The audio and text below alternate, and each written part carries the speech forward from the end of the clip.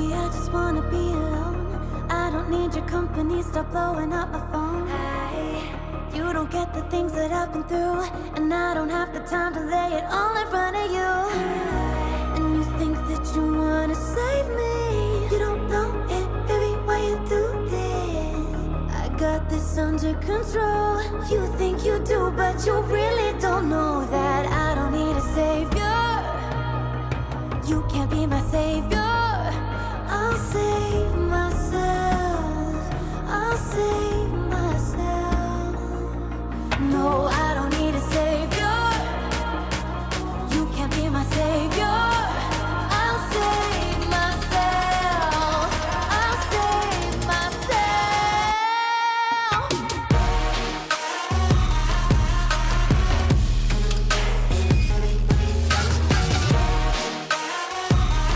I'll save myself.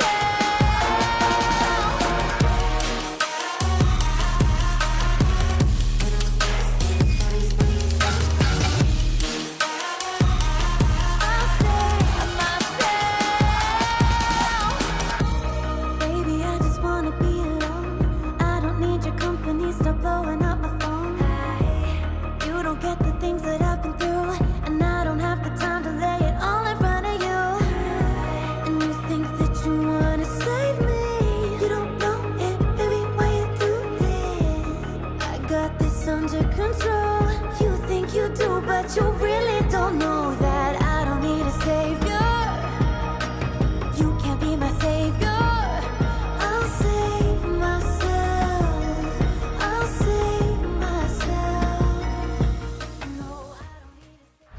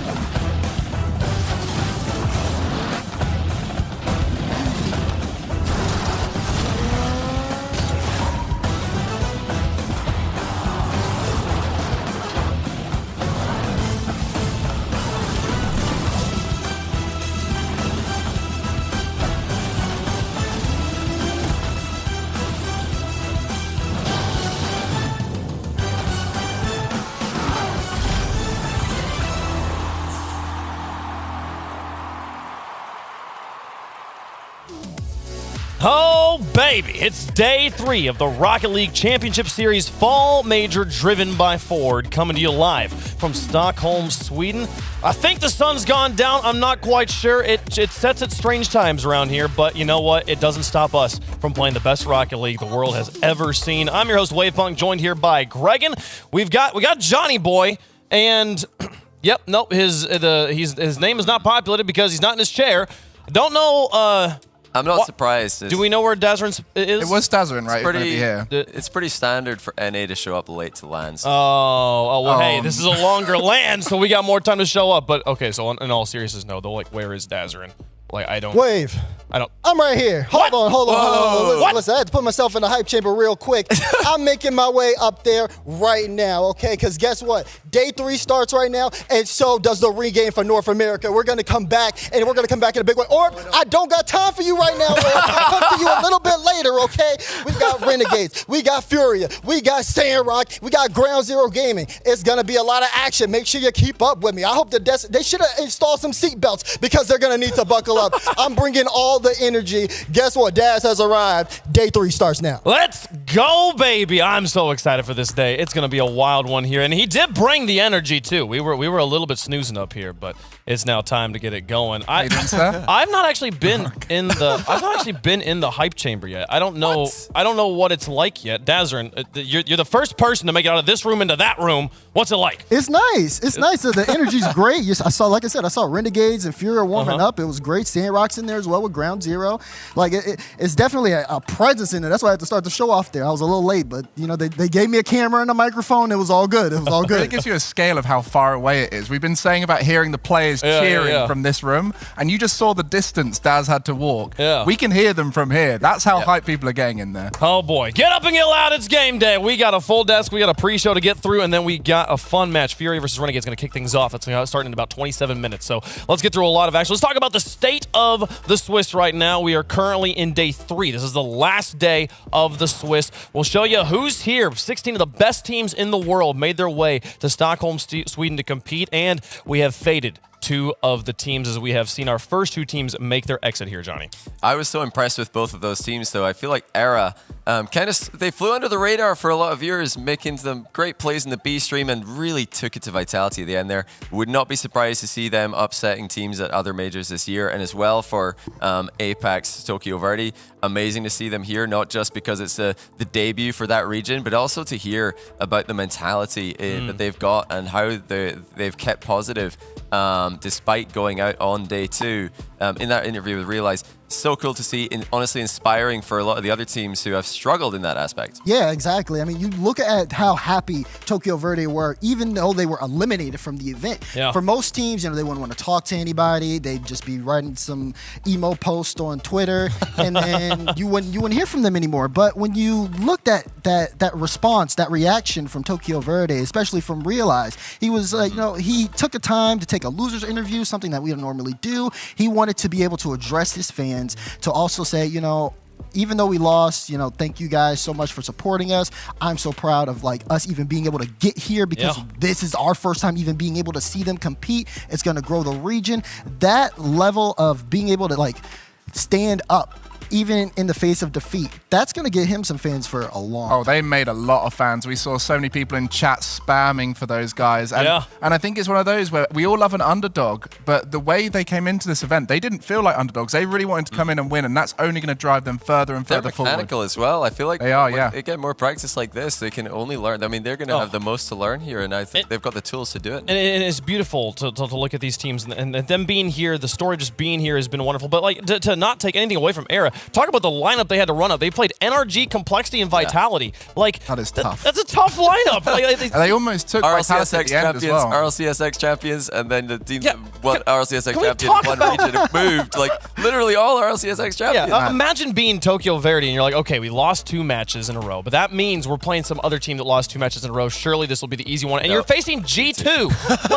What? It's such the difficult roads for all those teams, but hey, you get to play difficult games when you're here. So. And that's Swiss. Yeah, that's what Swiss does. How Swiss works. So, what a day. That's the state of the Swiss right now. Let's take a look at the format to kind of give you the updates of how everything else went. We saw Dignitas and FaZe qualify yesterday. They get to skip today. Do not have to play any games here on day 3. We'll see them again for day 4, but that leaves round 4 and round 5 to play through, Gregan. Yeah, 3 rounds complete, and that means we've now got 6 teams going through today. 6 teams will be going home. This is the most teams we'll see leave the tournament throughout the whole 5-day event, and there's going to be 6 teams very happy making it through. And right now, we're wondering which regions those teams going to be from, because they're going to be making points for their region going into Worlds later on. Yeah, that's the real story here. EU versus NA, all the regions having these rivalries is great, but it's never mattered more when we're in the context of this season. This day is going to decide who locks in those top 8 seeds. And remember, the average across all 3 majors this season, the average top 8 is going to be your auto-qual spots to Worlds. So if you want as many NA teams to be at Worlds, NA needs to make a comeback today. If EU stays strong, they're going to be maybe looking up 4-2 and getting that first advantage, that first win in the 2021. Yeah, you can see on the graphic down there. There's 6 red spots still open with no teams on it. Those are all the teams we're losing here, Greg. So this is going to be the most bloody day of the competition as far as losing teams in one go. But they're also going to be such a big deal for the top teams. They're qualifying for or getting the world spots. They're getting points for Worlds. If you're confused about how the Worlds points works, don't worry. We got 2 more days for Johnny Boy to explain it to us. We'll talk about the point system here in a little bit. Let's talk about yesterday though and what went down everyone talking about your series of the day. What was your series of the day, Daz? Oh, come on now. You should already know. I know what it is, but I want to hear you say it. Can we pull up the clips? We got FaZe versus BDS series of the day. Everybody was putting all of their weight. If you were a North American fan, you were a fan of FaZe for the day. I had the jersey on the desk. I had Johnny with the glasses on. It didn't matter. You can have all. We might need some EU copium at this point because these guys look unstoppable. I do have to give some shout outs though to Mark by 8. He played fantastically in that series, but it just wasn't enough to stop these dogs on FaZe Clan. Just check out Illusion. I love to see that because he gets overshadowed by AJ and First Killer. Who wouldn't? But Illusion started off the series with that incredible goal off the sidewall, and then the back wall as well. But he continued that all the way through the series. He didn't just get that one goal and then kind of let First Killer and AJ take over. These guys all showed up. BDS didn't. FaZe deserved the win. It was huge. It was huge. They're the first North American team to qualify for the top 8. And again, they do not play today because of that win. Now, my favorite series of the day, I think I'm going to go over to match happened on the B stream. We're actually having a couple B stream highlights here because there was some bangers over there. You got to be watching there. Envy versus Complexity, a regional battle. These teams have been playing each other all season, and then here they run into each other in the Swiss. This one featured so much overtime. You had such a close battle between the two of them, but ultimately at the end, Complexity able to get the win over Turbo. Yeah, 6-minute overtime in the middle of the series, and then it ended in the final game. You can see that equalizer, 4 seconds less. That's it. That's very familiar. 4 seconds left. Seeing Turbo getting a goal at 4 seconds, but it did go to that 5-minute 17 overtime. Complexity winning at the end. You can essentially put that down to a coin flip when a game goes on that long, game 5 overtime. Yeah. But also, not the only former SAM team who had success. Furia, a lot of success for SAM, and that's got to be in the series of the day contention because they've won in game 5 overtime as well against G2. But this whole series was stunning. I remember I was watching this right here in the studio, watching the cast, watching the match. G2 took that lead 2-1, but there was just this feeling that Furia can come back. These guys have got the ice, and G2 have not looked bad this weekend. I think that they can still make the run back to top 8, but they just didn't have the same class in the business end of the series. Yeah, I mean, you look at Furia and how much they've looked going into this tournament. They look like a very dominant team. You talk about scrims that they played against G2. They were slapping G2 up and down the scrims. But when it came down to it, G2 Esports stepped up when they needed to. And, wait, I think I just got the... Yeah, it was G2, they stepped up to make it closer, but they stepped up when they needed to, except for like the last second. The difference are getting slapped in scrims. I'm like so in a copium right now. I was like, I thought they won that one. Oh gosh. Yeah, G2 did have a tough schedule. They did. They won at the end, but they did have a tough schedule with Furia and Sandrock. Definitely two teams from the newer regions were expecting to make the top 8 out of anyone. But my game was an EU versus NA clash. The number 1 seeds from their regions fighting out on the B stream. We had NRG versus Endpoint, and this was another great game that finished with a game 5 overtime. It was really back and forth. There was a lot of hype around this game, and this is definitely one to watch back if you missed it, because this is the kind of battle we love to see at LAN. I was so rooting for NRG to win this because FaZe had just won. They had just won against BDS, and then we're seeing these goals from NRG here. Justin, how do you put that in? I don't know. And then look here, game 5, we're in overtime. We're on the desk waiting for this match to end as we're talking about. I don't even remember what match was happening here. I'm like, just give me FaZe and NRG winning back to back. I want to see it happen, but not quite there. Endpoint stands up strong. This shows you how close it is between the two regions. We joke back and forth about how these two regions, one is better than the other. Yeah. At the end of the day, we've had a lot of game 5s, and many of them have been 1-goal game 5s in OT. So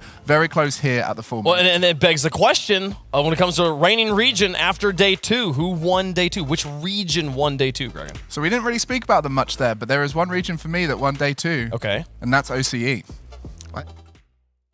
I would absolutely love to win this major. I think it's not the be-all and end-all, but it'll be incredible. To the other teams, watch out for us. It's been 2 years. We've been stuck on an island down the south of the world. No one's been around us. We're hungry. We're ready to go. Look out.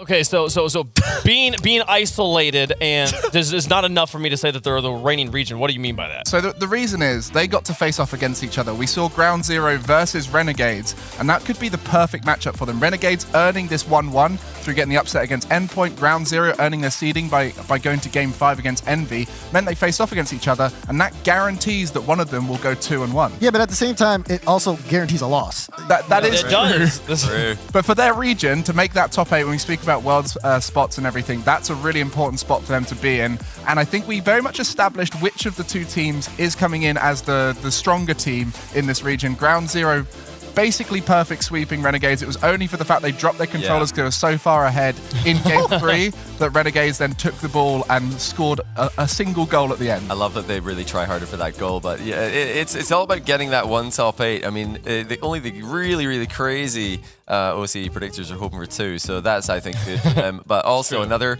new region looking for that top 8.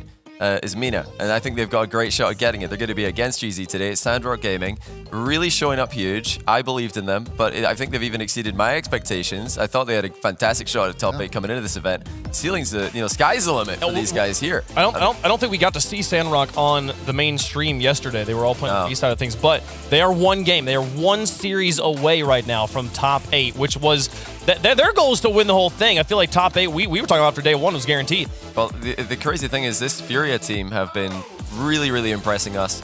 Sandrock won Game 1 5-1. They were winning 6-1 in Game 2 as well. They completely destroyed them, and then they kind of started throwing a little bit. Lost Game 3 before they, clamped it down and won 2-0 in the 4th game as well. Just ridiculous series. If you want to see firepower and offense, check out that one on the B stream from yesterday. Okay, OCE, MENA, definitely cases for reigning region there. We haven't mentioned so EU and NA, like they're pretty even right now. I feel like, right? I mean, we got one North American team, one European team in the bracket. So not quite. I mean, Europe. No, that's exactly how many it is. Be careful with what you say next, Greg, and I'm right here. Look, it's the Swiss, okay, so there is always potential for 1-2 teams to make it through, but at the moment, the 2-1 teams are more European, and the 1 and 2 teams are more North American, so we're in a better spot as Europe. But it's team qualification matches, it's region qualification matches for Europe, and region elimination matches for NA right now. But I do believe in NA's ability to bounce back. If you want proof, I've tweeted out before today that I think they're going to get that they're going to come back. There's 3-3. Every possibility it could be 3-3. I really think it could happen 3-3, but right now EU on top. Dazrin, what was the result phase, BDS? It was a 3-1. It was a 3-1. That's what I thought. Listen. Speaking of fun regional stuff, Turbo, who's been sitting down with some players, giving them some fun Swedish foods. It's time for Turbo's Swedish Feast.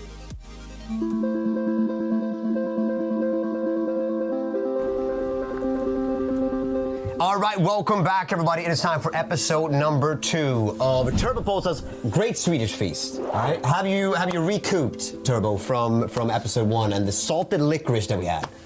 I just can't wait to see what we have. He sounds excited, and he should be, because coming up right now is a breakfast item that is one of the most common things in Sweden. We're, of course, talking about caviar. So I say we bring in some caviar på knäckebröd, and let's have you guys try a proper Swedish breakfast. All right, so here we have it. It's out in front of you guys, okay? This is fish eggs. Turbo, did you eat this a lot as a kid? Nope. I ate it a lot as a kid, and then I stopped because I just ate ham. That's it. I thought it was gross. It's a little strange. Yeah, so why are you making us eat it? It's for content. Oh, okay. Do a smell test. What is that? Do a smell test. Definitely smell like fish. Yeah, they've got that part right over. Yeah. Actually, I can tell this is fishing. Let's go ahead and dig in, boys. I'm just gonna check so everybody has a bite that contains. All right, the flavors start to come at you. What are you feeling? It's actually not bad. Not bad? Might go for another one. Oh. No. No? No. Is it better or worse than Swedish meatballs? It's a bit too like I just caught a fish and I licked it. No, it's better than the first one though, definitely. More edible. I could eat that if I was forced to. If I was forced to. I love that that's like if somebody put a gun to my head and they said, you got it, I guess I can stomach up the courage to eat it. Turbo, what do you think? You ate it now again. What did you eat? Wow. Can we get a zoom in? How do you zoom in on Turbo's massive bite? You just ate it. I got some piece of it. I don't need to, taste it again. No. All right, so what would be a rating? I'll give it a 2. 2? I was 2 hoping for more. So if you went in for a second bite. But a 2? Yeah, 2. Can I get a 2.5? 2.5? I'll I'll be 2.5. I'll be 2.5. Well, I'll go 1.5 then. I think the bread saved it underneath. That was nice. But if I was just to eat the fish by itself, it's not pleasant. Turbo. Do you still hate it? I'm gonna be honest, but it's not that bad. So I'm gonna say it's like a 4. What? 4's good though. Wait, you're 5? I just once again, can we get Like a a zoom in 5 on? is like the best thing you've ever Can we get a zoom in Out on? of 10. I think it's 5. No, it's out of 5. Yeah. Oh, then it's a 1. Wait. No, Oh, it sounds like the ranking going up, and it's like rank 1. It's a 2. It's a 2. It's a 2. Okay. So the overall rating for Caviar, we leave it at a 2. That seems fair. Rating 2 for Caviar. It moved up from Salt and Liquors. We got a fat 0. So we're moving up. The question is, for episode 3, the next episode, we got a famous Swedish dish, which actually inspired your name in some capacity. So I wonder what that could be. Tune in for episode 3. Let's see. Are we going to get higher than a 2? Find out in the next episode. Coming up soon. Oh man. I love that. Look, love them this so is much. why I wasn't talking to Orb when I did that walk-in, okay? Yeah. He even eating all them weird foods. I'm not touching none of those, okay? I'm just letting you know. You want some salted licorice? I'm like, I got a job to do, or I got a job to do. Okay, so let's talk about some players, though, as we look forward towards day 3, towards the action we're about to have. We got some teams that are on and in the hot seats, the teams that need to have some players pop off here. Gregan, we'll talk about players that you're watching, players that our viewers need to keep their eyes on.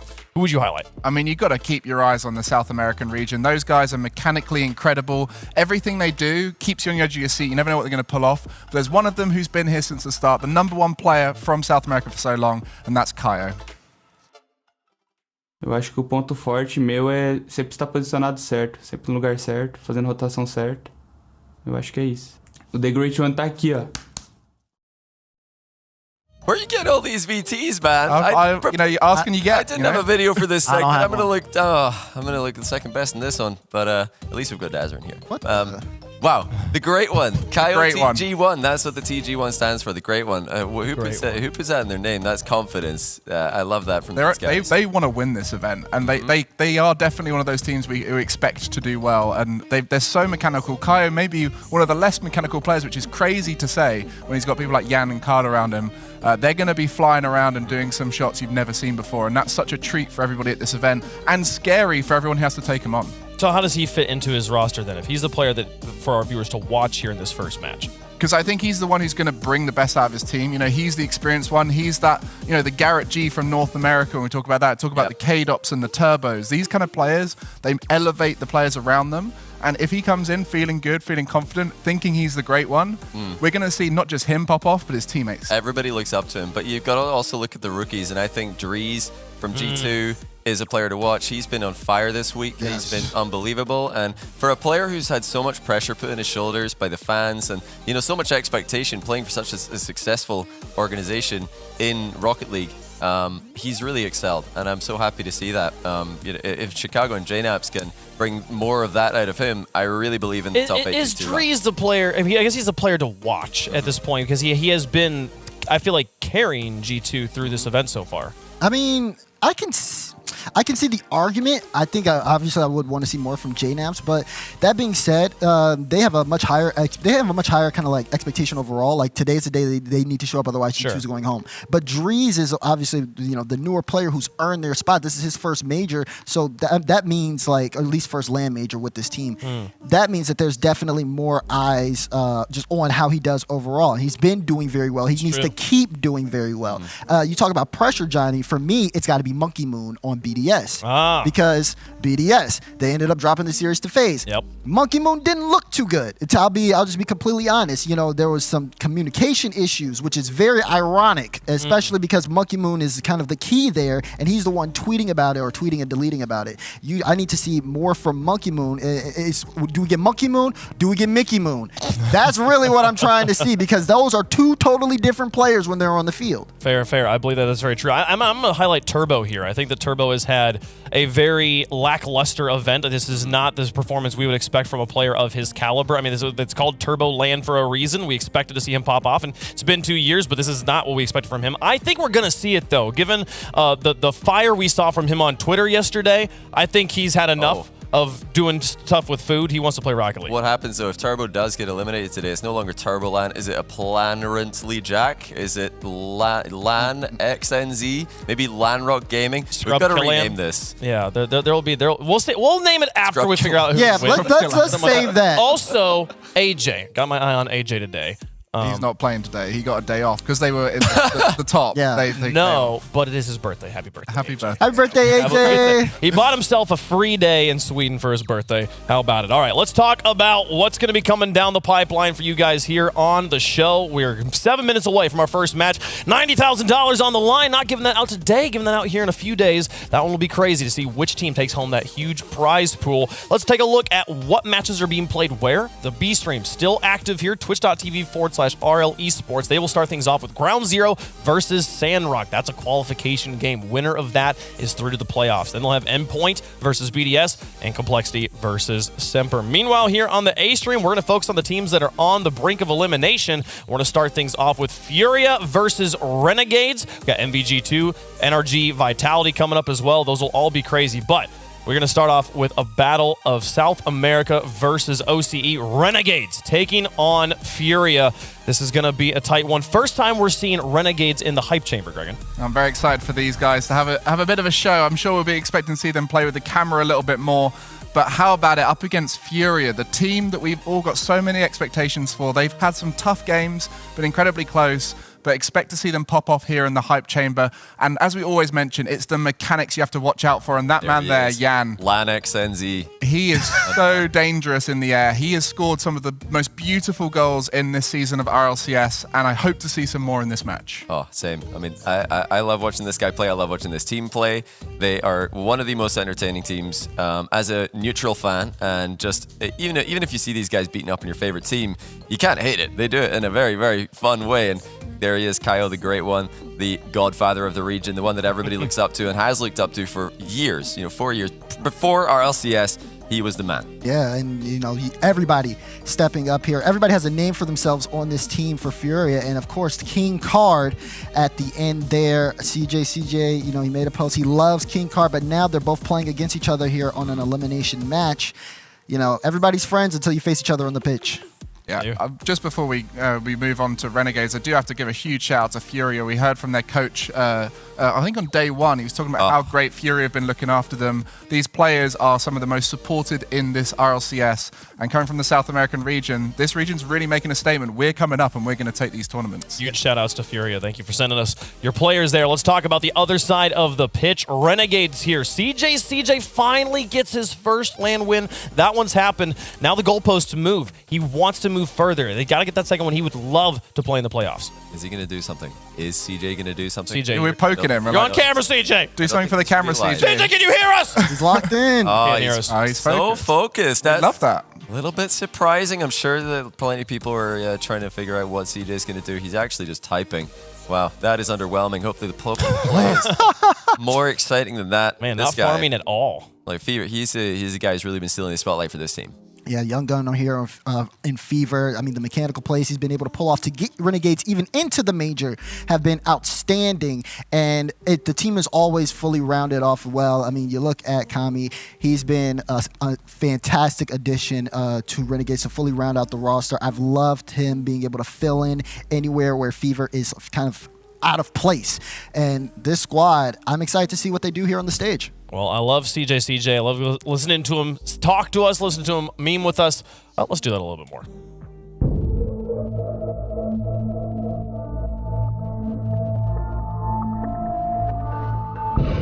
Renegades is the best team because we've got the best chemistry, we've got the synergy, we've got the best coach in the business. He doesn't know a thing about Rocket League. He's no good, but he has got the mental side of things. And that's what it's been all about for us. When we've got the pressure situations like an international event, we can really back each other in and have some fun. So I think that's why we're the best team. Domestically, when we have just had fun and enjoyed ourselves is when we've had the most success. If we can really keep that up, I can't see any reason why we wouldn't be able to crack into sort of the top 8.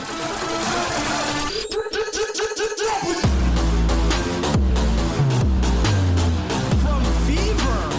I'm not sure how Fever got behind that in time, but that shuts down any hope why it might have had. Get a reset goal on top of it. I think other teams should definitely fear us because we're just coming in with absolutely no fear, I think, this time. And we're ready to absolutely do some damage. I think that we've really got a lot of aggression and teamwork. And if we're having some fun out there, we can really stop some teams.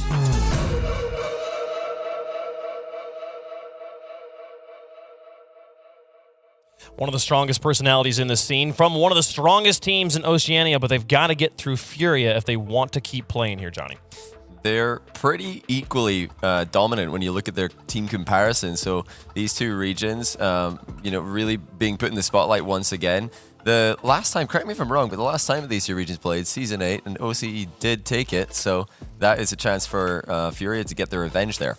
A lot of firepower from both of these guys. You look at those goals per game, and we're only really seeing that from the newer regions coming into this event. You can't score that many goals against North American, European teams normally, but because they're so dominant in their regions, they do just score 3, 4, 5 goals per game against some of these teams. They've played before, and the story continues today.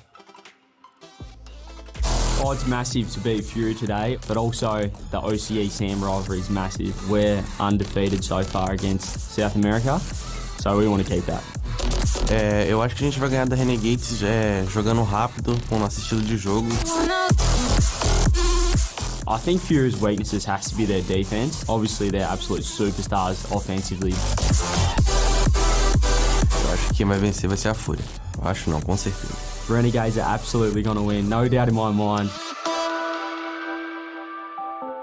The players are confident and they're ready to go, so let's not hold them up any longer. Chat, let me know who you think is going to win this match. Use hashtag RNG to vote for Renegades and hashtag FUR in the chat to vote for Furia. Let's go down the line. Gentlemen, we've talked about these teams individually, not too much together here. Johnny, who do you think is going to win? I've got to go Furia here. I just believe, I backed them coming into the event and nothing has changed. I've not seen anything so far this event to change my expectation of them having a shot at top 8. And now I think I'm going to go ahead and say, I think they make top 8. And you don't get top 8 without first beating Renegades. Wow, bold statement, but there's been a lot of bold claims being made going into this tournament and even now. I will say, though, Johnny isn't completely wrong here. I'm going to also go with Furia. So I'm absolutely right then. Right now, what I mean is like now, like there are times you're always wrong, or other times where you're wrong, but this time I'm with you on this one. I'll say Furia will absolutely win. You talk about the history between Sam and OCE, that's going to change with this matchup. Now, I said yesterday I wouldn't do another accent on stream, but out of respect for my boys from Oceania, I think my boys CJ Fever and Kemi are going to win today. No, I'm joking. They're going to get absolutely destroyed by Furia. I'm going to say bye-bye, CJ. Enjoy your trip home. Safe travels, boys. Out of respect for my boys from Oceania, and then you pull that stuff. I don't think they make it. I don't think they got it. There's no chance. Man. Surely Why did Furia he do that? got this. Well, not to add insult to injury, but I'm also going Furia here. So it's a full prediction. We haven't done that very often. It's not very often that the desk goes all one way, but we'll see. Chat, what do you feel? How's it going? Are they a little more split here? Actually, yes, but also in favor of Furia, though. So close. Furia is clearly the favorite as we get day 3 kicked off. Let's head over to the forward skybox. We've got Furia versus Renegades to start things off. The loser is done and out of the tournament, so you've got to win. A must-win series between these two teams. Let's head down to Manfield Night.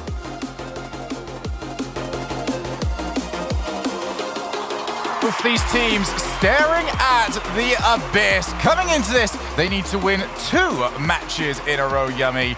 And it is the most difficult of situations to be in. But the good news is that compared to the other side of the bracket that we are seeing played over on the B stream, twitch.tv/RL Esports, you do get to go into that round 5 game with the momentum, with the win, should you get past this. And maybe a short history between these two teams. With Renegades and Furia, the only time that Sam have versed each other before, Sam and OC have versed each other before when Furia was low-key in the last event, and it went all the way to Game 5. Both these teams desperate to represent their region well, desperate to represent themselves well, get them through to the top 8. Oh, what a shot! Card smashes it through! Over the top of Renegades as well, the team that deemed him King Card. And we might even see Jester CJ as Furia get off the mark well. Can't really start much better than that. Hit it as clean as you like. Almost managed to buckle our crossbar if it managed to hit it even that much better. Kami looking to go for the chase. Did hear CJ talking about how he expects the speed. It's been the worst kept secret about South American Rocket League for the longest time. You know the speed is there, but you still got to deal with it. But for Renegades, they like playing against the faster teams. In fact, part of their struggles against some of the lower teams in OC has been not being able to play fast, and that's a huge scream coming out from Renegades. I think they're both having a competition right now. It's less about the goals and more about the decibels. CJ off the post, and Fever, this is the player that Renegades want to get going, and that is going to be a good way to do it. They got completely swept out yesterday by their regional rivals, Ground Zero, and now they finally get a goal on the board in that first game. Got swept out, but Torsos did not exactly give them any real confidence coming out of that. It said it was easy. Well, nothing easy about that goal. Yan finds an angle. 2-1. Defense, what's that? You can tell how excited these guys are. As you said, the decibels being fought over. And Furia, they are going to be dominant in the air. You can't let them get it clear like that. Renegades, boost control, boost management. All of it needs to be on point. Cannot allow that level of advantage, and yeah, a whiff like that. I mean, it doesn't mean much right now, but you just can't let that become repetitive. However, we've seen both of these teams play a nervous game before. Yesterday against Ground Zero, of course, Renegades played nervously, and as well, Furia against G2, even though they took that series win in game number 5, they started missing, they started having some struggles in the midfield, getting those clean touches they've had in the rest of the tournament. Looking for the challenge. Oh, Kami didn't even quite get contact initially. Did require some help. CJ desperate to recover. Does do exactly that. He can keep going on the charge. Wanted to find some sort of contact on the cart. Unfortunately, Jan just a little bit too elusive. Kaio pops the ball up. This is where Furia want this game to be played. An aerial battle between the two. Furia getting the better of it so far. Over to the far side. Card pops it, looking for the backboard one more time. Furia just backing down, looking to maintain some boost advantage and see if Renegades will give them a mistake. They played that very relaxed. They didn't want to push too hard. And I think that's great signs for Furia. Sometimes they have over-aggressed. This time, they're just trying to keep the ball in that Renegades half. You can see at the moment, Fever's the one struggling to boost as Kaio gets his center. A chance here for Jan, but there's not going to be a follow-up. Renegades still on the defense for a long time. Finally, they get the mistake that allows them an opportunity to leave. Half the game gone. 2 goals to 1 for Furia. They've started off fantastically. Kami, where's the support? There it is. CJ off the backboard. They're going to need a third player. And in situations like that, you just need a shot on target, something to disrupt Furia, because that was 2 players used, a lot of boost used, and Furia could just sit there and watch. The Renegades, they've had one of the worst shot accuracies of anyone across this event so far. It's just sitting over the top of 10%. They've got less than 1 goal a game, so increasing their average just in this first one. They've struggled with their shots on land. Good block, CJ. Hesitates for a moment, sets up, pop, over the top of one. And unfortunately not able to get it past the second. Now he goes and looks over to the help that he's got. Fever! Fever! Unreal, my friend! How does he find that angle? He's found the backboard, and he's found the net! And he's found that second goal that Renegades so desperately needed. In some style, don't mind you. Well, I was wondering whether or not we would see some mistakes that would lead to goals. Not for that one. The only mistake was being on the same server as Fever. Ladies and gentlemen, Fever's woken up, and oh no, CJ's missed one. Not too surprising, considering CJ has got a reputation for missing open nets, but it was one that he needed to seize. Everyone at home, Yummy's the one that's allowed to take digs at CJ. I'll be sitting here just watching and nodding my head. Furia as well over on the other side. I mean, this team, it just reminds me of my favorite team of all time, the Chiefs Season 6 run, all the way to 4th place. This is the true super team, the 3 best players in SAM. Kami looks for the step. CJ! Sat right where he needed to be. Goal poach or not, it was needed. I cannot believe it. Kami with the double off the corner, but it was a overcommit from Furia. Renegades being given the opportunity here in game 1. Furia looked calm when they had the lead. Yeah. But it's when... Oh, Nice. okay, I like that. Where we got next, over to the far side, CJ. I don't think I've ever seen CJ pre-jump something that early. I think he's seen that one before. Will now be called in, couldn't find the infield pass, but at the same time, his team's not the one that needs the goals. Faked out, it's gonna be a bit too high to start with. Fever.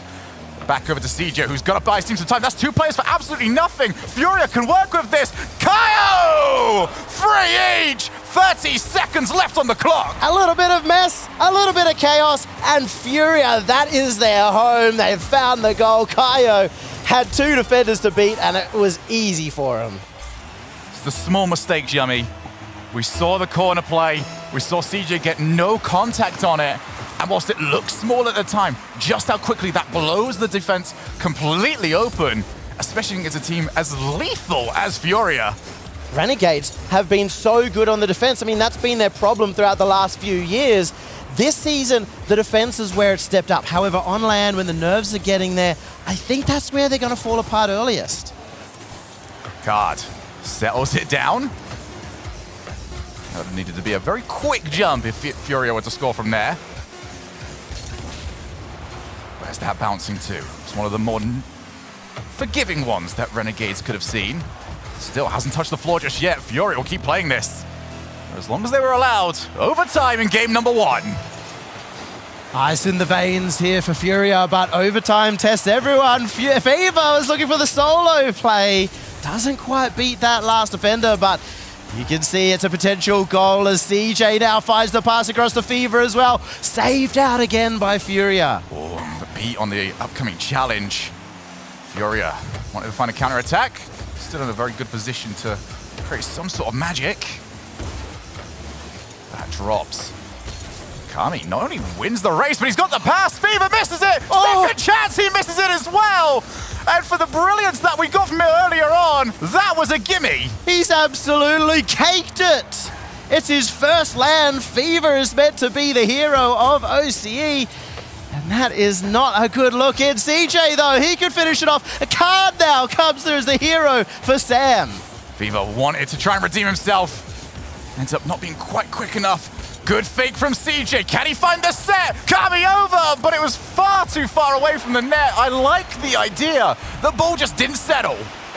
This is going to be worrying for me if Renegades do lose. Mentality-wise, it's going to be in the dumpster if you fail to win after that close opportunity. Furia is given a second life and may be able to take the wind out of the Renegade sails right in this game. And even despite that, we said how Fever is the one they wanted to get the goals on. Give him that momentum, give the confidence over to him. That play instantly just wipes that out. Oh, card bumped. Renegades have been the better team, so in this overtime. Fever in field. Kami's got a lot of work to do. Decides to set himself up for the double. Leaves it for CJ. Unreal communication. And Renegades have got the OT. They have done this against all odds, against everyone's predictions. No one believes in Renegades here. And in 1 minute 45, they take the overtime. We wouldn't exactly call it ice in the veins, but it was lukewarm at the very least. Renegades, enough opportunities to put it past the net.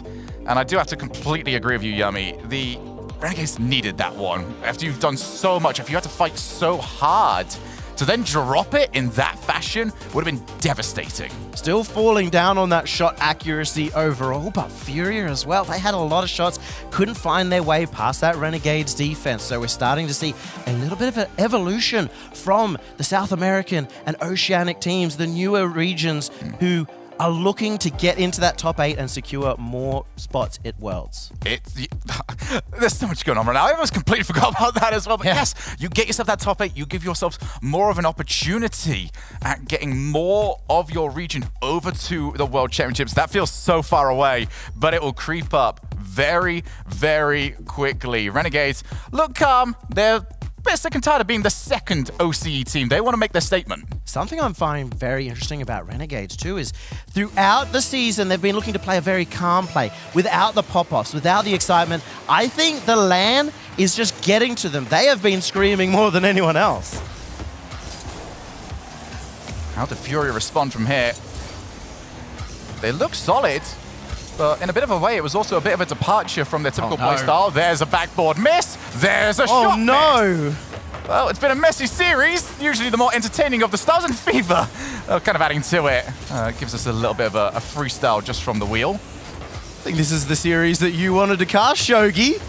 We've got messy play from both ends, and now Yan has found top corner. Oh, just a brilliant shot right into the top corner. Take a look at this. There is no angle that South American Rocket League players will not go for. If it is in that side of the field, it is a shot opportunity. We've seen that from Yan in particular multiple times yesterday, outpacing Chicago to find a top corner shot of his own. And this is the danger here for Renegades. If they can't get some counterattacks going, they can't get out of defense quickly, we'll find more shot opportunities for Furia. Furia, for me, it's about what they're doing off the ball when they're in defense. I think they're doing a decent enough job, but they're not giving themselves any options. This is significantly better to me. Leave someone in the midfield. You've got players that are this prolific at redirect plays as, all right, maybe not quite helping my point there, Kyle, as the backboard miss comes through. But if you've got these players that are so good at redirecting, have that option there, blast the ball towards them. It's a much easier way to escape than trying to air dribble past a very stout Renegades defense. It does take a lot of confidence, though, to push somebody forward on LAN into a position where you're now leaving your two teammates further back. And even though that is the right play, it can be a big mental block for these teams. And we are seeing on the other side, Renegades playing a lot more spread out than we normally see, playing it very safe. And interestingly enough, it's leading to them getting into these positions where they're looking for more solo plays than usual. Kami, backboard set up. The cavalry doesn't arrive for a little while, but still play on. Kami dodges away. Demo on the back line. Kyle gone at least for now, but that doesn't matter because Yan, he's hitting bangers after banger! Kyle sets him up, and there is the knockdown. Somebody stop this man, because Renegades can't. Yan's got another one, and that's 2-0 down for Furia. Well, I want them downfield. I think he's more than capable of that. Oh no, he's listening to Shogi. Normally that's a mistake, but it's working out beautifully for somebody as mechanical as Yan, somebody so good at striking. And you can see again, he's already in the face of Renegades. Last time any of these teams took any of my advice, we saw the Monkey Moon and I believe extra double commit yesterday. So there's definitely a little bit of a scale there in terms of how often it's worked. I try and just block out anything you say, but sometimes you come out with an absolute perler. Furia having a perler of a game. They have been finding this opening on the Renegades defenses. It's been a little bit messy at times. I know you often don't want to give full credit to CG, but Furia have looked exactly how he expected them to, where the offense, crystal clean, as we might get yet another one, and defensively, Furia have had some mishaps. Over on the other side, though, we're looking at mistakes from Renegades too, and in particular looking at Kami, who is probably the most consistent player. Oh, that was the only place! There was one car right there! The entire rest of the goal was open! You could have put it middle, top left, top right, just don't put it right there! You could have even hit the backboard and there probably would have been a follow-up shot. At least he makes up for it. Finally, CJ getting on the board. Yeah, the scream from the background. That was more of a relief more than anything else. There you go, CJ, right there. That was the place you wanted it first time around. I'm surprised there wasn't a scream of pain on the first one. I've seen some misses coming out from CJ that would flabbergast anyone, and still I've been surprised by the fact that he had an entire net to hit. back to your point that you were making earlier on, I do agree. Renegades have had mistakes in them. It's just been almost random of sorts. You can't really designate it as an offensive mistake, a defensive mistake. It's just, why didn't you hit that very well? It's been insane to watch. And to give credit to CJ, that's kind of part of his style. He's so chaotic. He's so willing to go for boost steals, for bumps, for demos, and play really close that it catches the opponents off guard, but it's also causing him to rush at certain periods of time, as well as Fever. He's found the shot. That should be in. Fever snuck it by. Everybody gave so much respect to CJ. Gets the second touch, and it wipes out 2 players. Jan just lands, and unfortunately, the ball landed on him. Furia have struggled a lot when they're stacking the net like this. And you can tell when you're on nervous land pressure, you end up double committing if you're so close like that. There's a team that wants to go full pelt all the time. And when you are stuck in that position, there's no real range of motion for your car to work with. So CJ, that's open. He's not even in it. Is he going to steal it? Of course he's going to steal it. They were 2 goals behind a second ago. This entire series is a whirlwind, and I'd have it no other way. What are we looking at score-wise right now? Is it 8 goals Renegades, 6 goals Furia, if my memory serves correct? Yeah, it was a 5-4 in the last one. And, well, if you were worried about whether OC or Sam were a more defensive or offensive couple of regions, this has got to be your answer. I don't hear any arguments to the contrary. Kami, backboard, maybe a bit too obvious. Kyle, very happy to take that away, even happier to see the ball on the other side of the field. CJ, under pressure, knows he needs to keep it away from Jan. Infield, that's so well played! And CJ had to just guide the ball away from the net. You're looking for Card to come in on this play, and he does. Kaio's there, maybe to finish it off. It's right in front of net, off the backboard with 10 seconds left to go, but Renegades hold on. I knew he had to try for something, but it didn't work out. Fever stealing as much time, might even steal a goal. It's a little bit wide, but Renegades are on triple match points. At the beginning of the day, Renegades must have got up, had their Wheat Bix, had their Vegemite, had everything, and Renegades now have put themselves in the position that nobody expected them. We've spoken so long, and I know we talk a lot about how much of a personality that the Renegade squad have got. But this is the moment where, you know, behind the scenes, off the camera, they are sick and tired of being the content team for OC. Fantastic, we're here. We'll watch the other squad go and do well, and we'll kind of just be out of it. This is their opportunity right now, Yummy, to not be that team, but to be true contenders.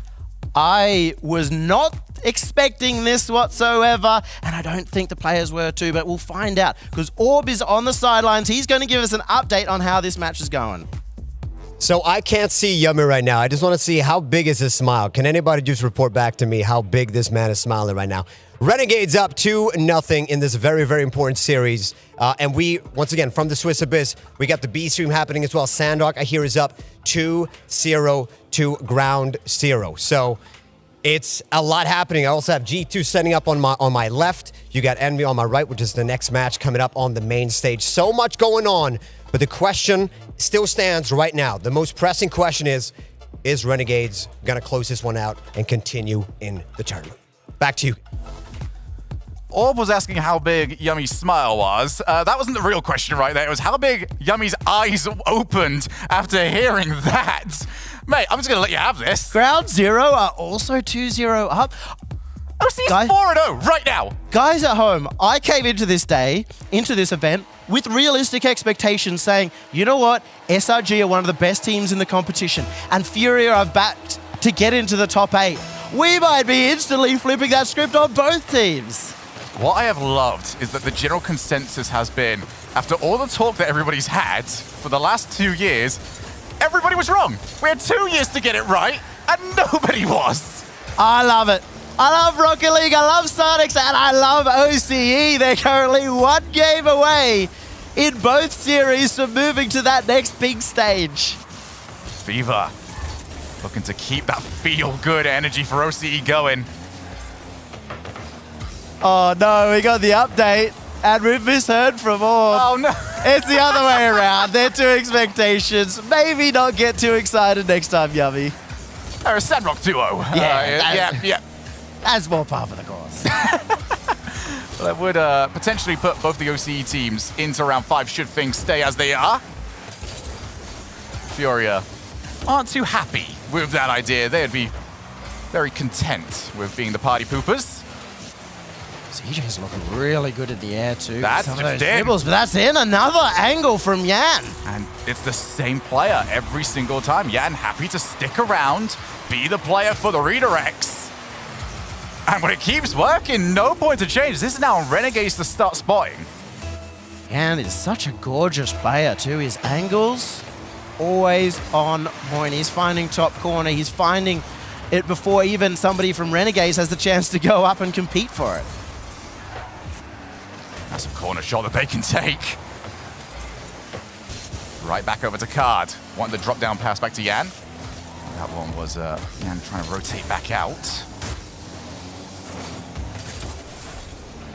So, Renegades have been in this position quite a bit. Oh, the demo ends up setting up CJ.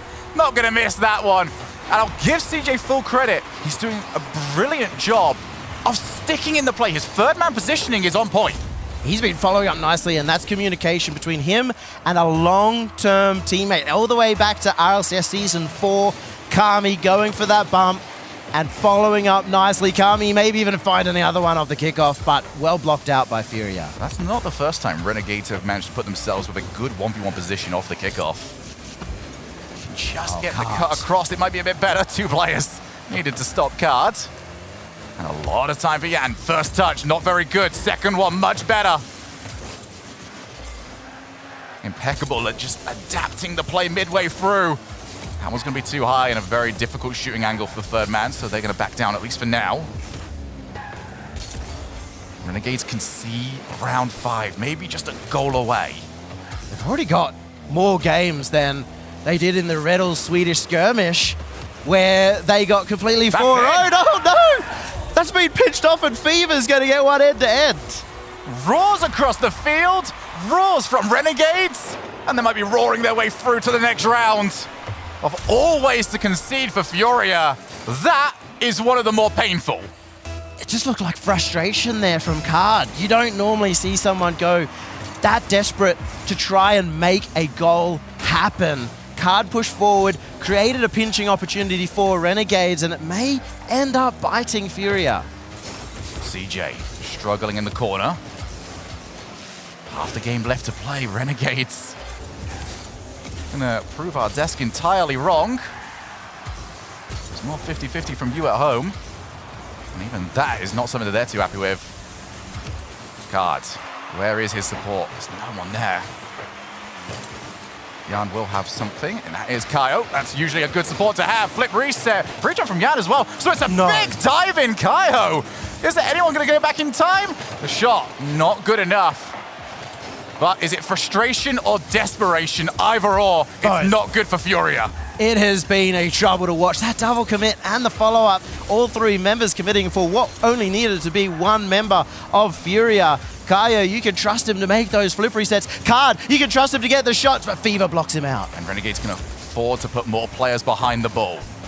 Furia, for me, they've got to look for the infield. That's going to be available. Renegades do like to group up on the backboard, on the goal line. Fever, what a goal this could be! Set up!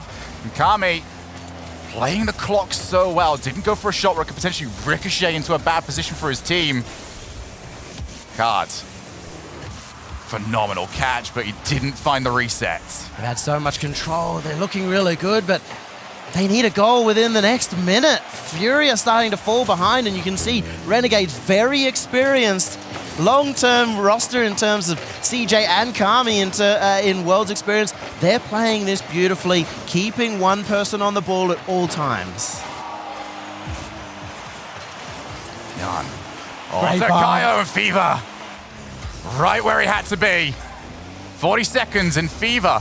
So good with these transitional plays. Daring anyone to challenge him. Furia do not want to be here right now. want the challenge, want to find the orange side of the field. Card is trying to clear it out, working Furia into that offensive zone. This is where they're dangerous. This is where they could score.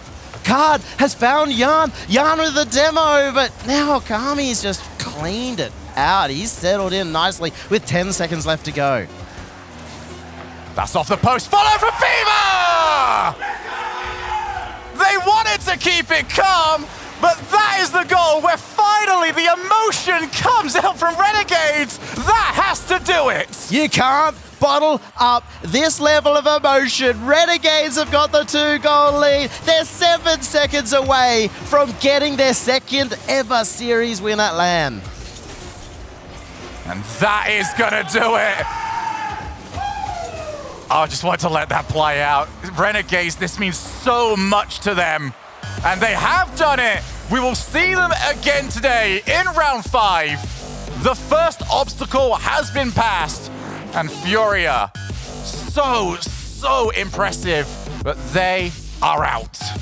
Renegades were down and out themselves after they got perfect swept by Ground Zero yesterday. The hopes were low, the desk was low, and now CJ celebrating with the Aussie flag. It's upside down, mate. It's upside down. I think he's trying to show like where he meant to shoot earlier on. It was that corner he was after. There was the target down the bottom left corner, and Furia, unfortunately, will be going home. It is the second ever Sam versus OCE match, and both of them now have gone to OCE. Furia knocked out of the competition after we had such high hopes. And for OCE, can't get everything your way right now, as Sandrock have booked their spot over in top 8. They have swept Ground Zero. Huge congratulations to Sandrock, and I'm looking forward to seeing what they can do. But that also means 2 OCE teams. You've got a very stressful day ahead of you, Yummy. Well, they as well. I only predicted one team to go 1 and 2, and one team to go 2 and 2. This has been the region of rebuilding, or the season of rebuilding for OCE. We're expecting them to get stronger and stronger. They've already outperformed expectations, and maybe they go that next extra step later today. Well, what a way for us to start off today's broadcast. We've got more coming your way, as after this break, it is Team Envy against G2. My team's greatest strength is our defense. My personal strength as a player is really good defense and holding it down for my teammates.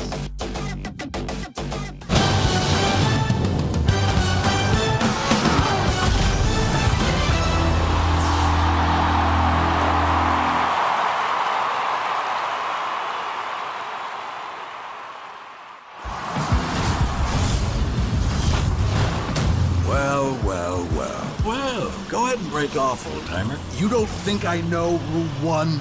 You break off. I'd never break a Rule 2. Rule 2? Oh, you're one of them. I've got all day, baby. Break off? You know you want to. Never. Well, respect. Respect. But seriously, break off.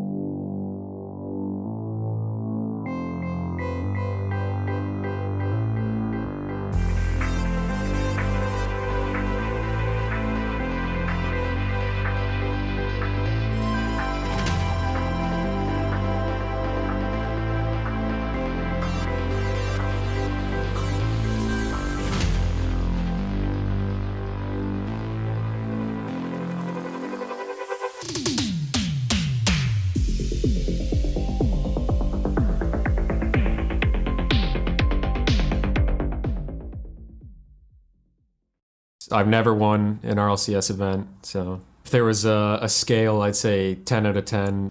I think my strengths as a player is shooting and communication.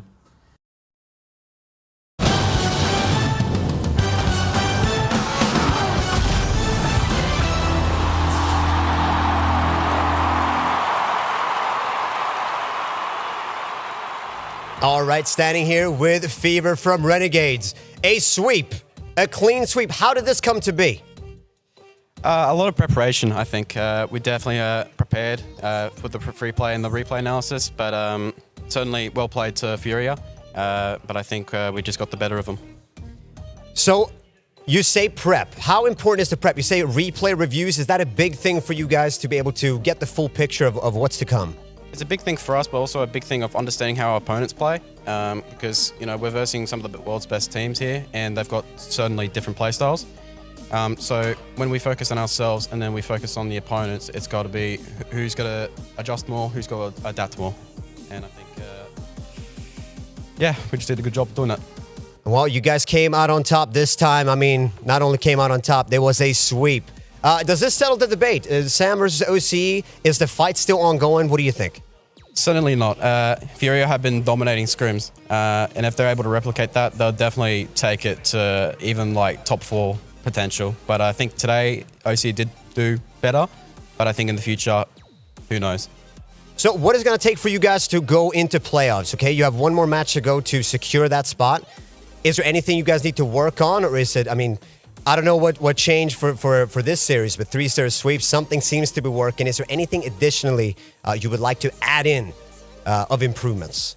I think the main thing for us is composure, because like certainly for me, I was a nervous wreck. I was spilling water on the stage. I couldn't even like just move properly. But I think the composure for my thing, or like for my part, but then I think just working on ourselves. I think if we're stronger than the opponent, we'll be able to take it. I mean, you say composure, but you guys were screaming and yelling and cheering. Is that important for you guys? I mean, you guys seem like a very cheerful team.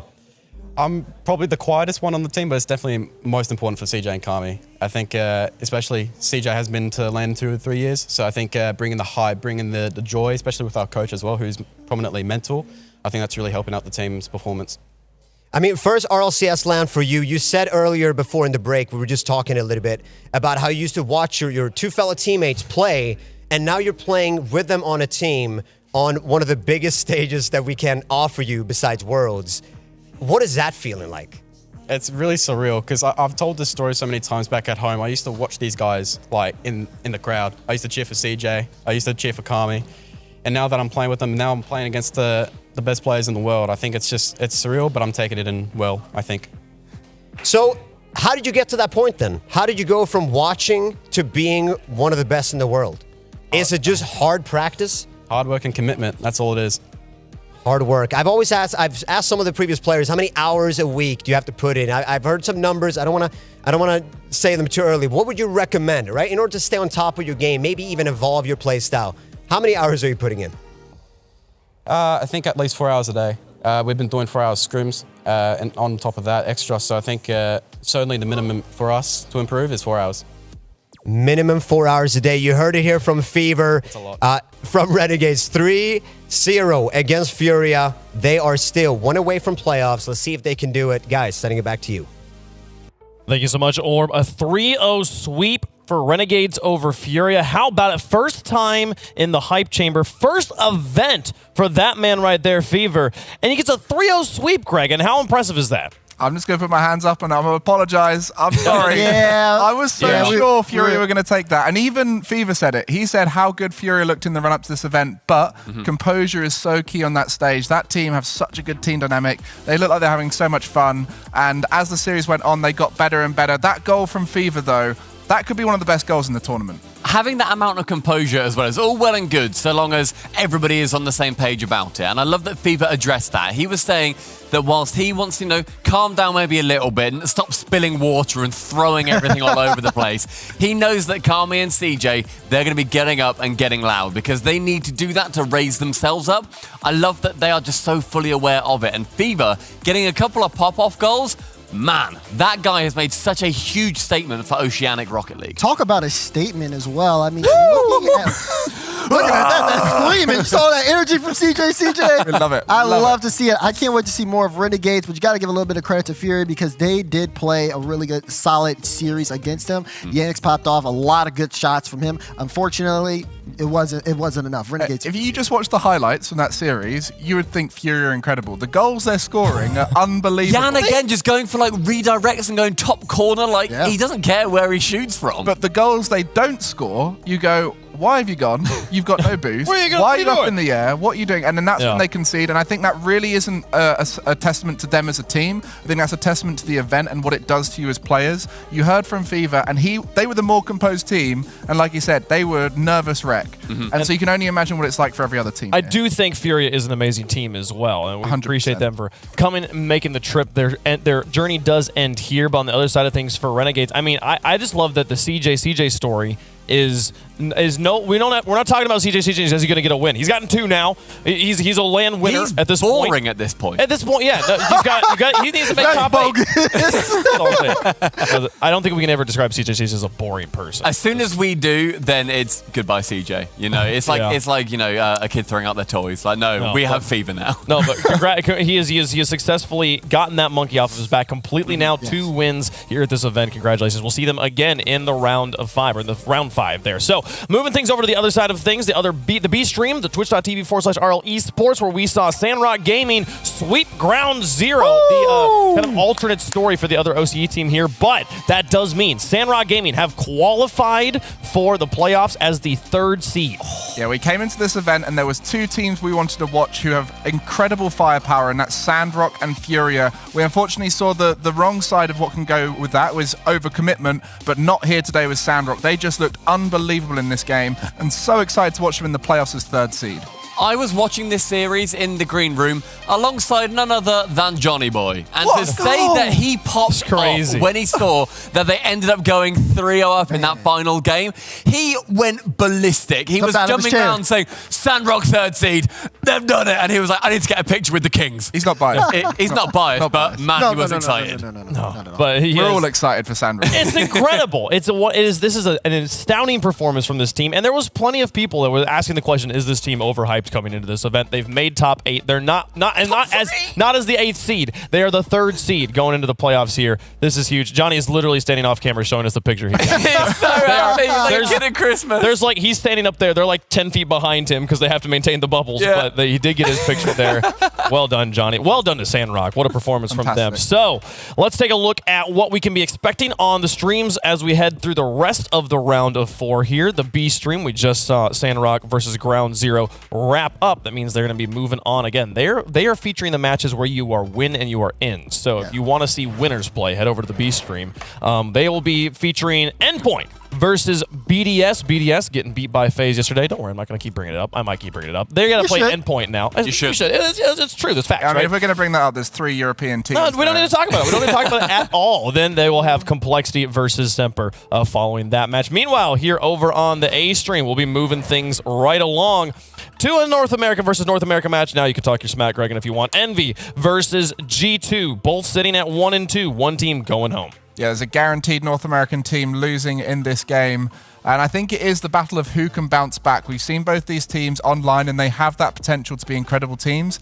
Envy, one of the most scary teams to try and score against. So solid in defense, but here they look like they've got a lot of gaps in their defense. And G2, the offensive powerhouse, haven't been quite connecting as much as they have online. Yeah, it's tough because like both of them had some pretty shaky starts. Even though Envy even started off with a win against Ground Zero, they looked very sloppy, and then that sloppiness kind of poured over into the next series. G2, they went against Sandrock, and I really like that. But we'll get to those matchups when we get to them. It's going to be a crazy schedule. It's going to be crazy. NRG will take on Vitality after that. But for now, G2 versus Envy.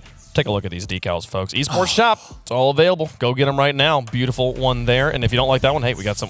There's like 30 of them right now for the Dominus, Octane, and the Fennec. But they're on the hype chamber now. We're going to start off here with Envy, Dazzern. Yeah, and already, you got to look at this man that we have in front, Atomic. When Atomic steps up to the plate, he looks like a very strong proponent to Envy's offense, almost looking unbeatable on the field. We've seen that in the North American region, so we expect that when it's an NA versus in a matchup. But there was somebody who was getting a little chatty on Twitter. Yeah. It was Turbo Pulsa. He said, I'm tired of this. Who am I playing against? I'm downloading them so we can destroy them tomorrow. Unfortunately, with G2, he said, he didn't even say sorry to Chicago. He said, you pack your bags. He said, pack your bags. Pack your bags, you're going home. You're going home. And of course, there's also at the end there Mist, who a lot of people describe as one of the best defenders in North America. This is why this roster is called the Machine, because they are so well-rounded. It's honestly hard to beat them. They keep going like a machine. When you think about teams that so heavily rely on the way they work together, when you put yourself in a high-pressure situation, you change the environment,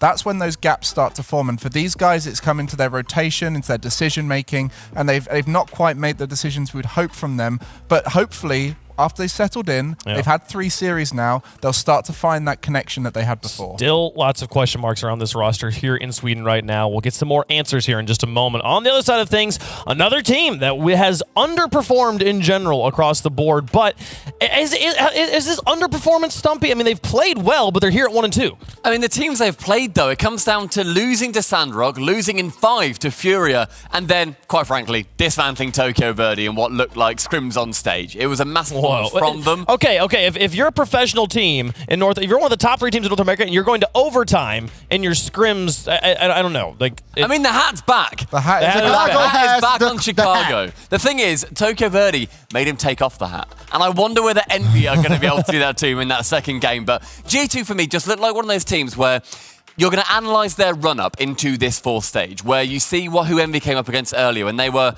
big ground zero, lost to Dig, lost to Complexity, massive teams. The fact that Sandrock, ultimately a brilliant team, Furia, another brilliant team, but then Tokyo Verde got them here, that's more question marks for me. Yeah, Sandrock Gaming game was the one that I think really defined where they are now in the Swiss. G2 looked good in that game in terms of they were doing their game plan, they were making opportunities, they were just making small mistakes, errors in attack, errors in saving on the goal line, and it just meant they lost the series on tiny little differences.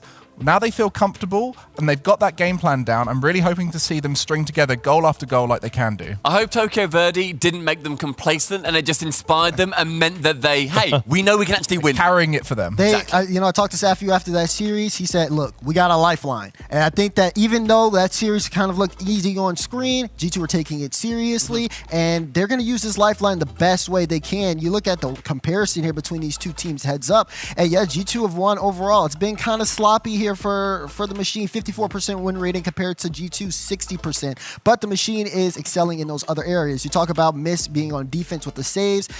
It's really going to be a tough competition between these two Titans. Well, the teams are in the stations and ready to go. Let's hear what they had to say about each other. I mean, life's on the line with this game against Envy. If we lose, we're out, we're going home. We've worked for this the entire season, and now we're under the most pressure, so we have to perform.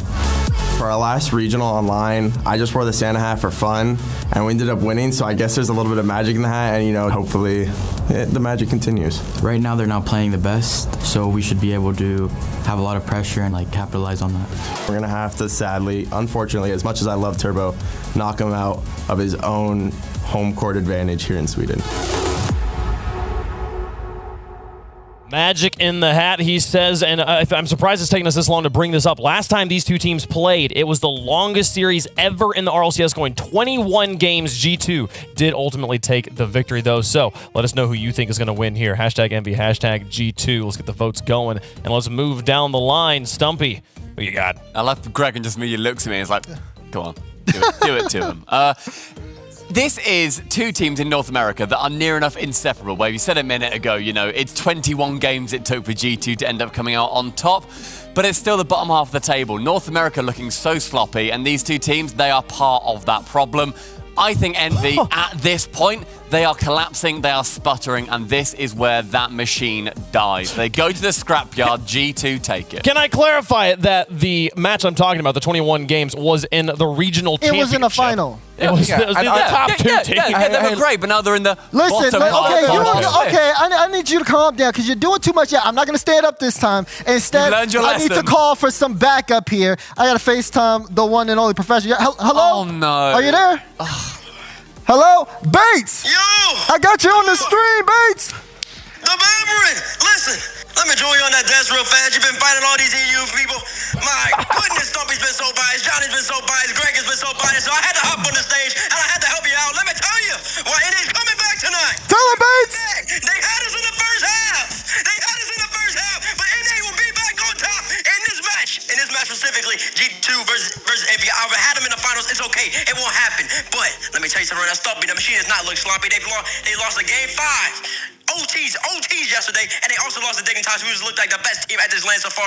And Turbo is tweeting out with the fire against Chicago, saying that they will send G2 back at home. I got the G2 jersey on, but it's only because I'm trying to rep the Americas right now, and I don't have an Envy jersey. The machine will win in 5. And now BDS will lose against Endpoint, and Energy will play BDS. Where's mute on that? Where's mute? Can we mute him? It's mute. So you just take it away from the microphone. He's had his moment. Thank you, Bates. Thank you. He looks so angry. He was ready to go. I love it how he was like NA on top when talking about a game where one North American team is guaranteed to win and one is guaranteed to go home. He's not wrong, Greg. Who you predict? Look. I think this is one that, as we said, it was a very close one online, and it could go either way. For me, I've seen more convincing gameplay from G2 than I have from Envy at this event, and based off of that alone, I'm going to go with G2 because I feel like they are better at this event. If it was online, I don't know which way it would go. Okay. All right. Listen. Hold up. Whoa. What's going on? Hold up. Everybody jumping in. Everyone's having a go. Shall I call my mum and get her involved? Well. Let me see. Stumpy, G2, that's good. Thank you.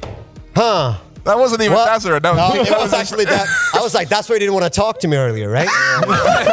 You know what? It's okay to be biased if you're not. Wait, can you be biased It's okay to be biased if you're part of the organization. That's right. Vote G2. Please, get your votes in.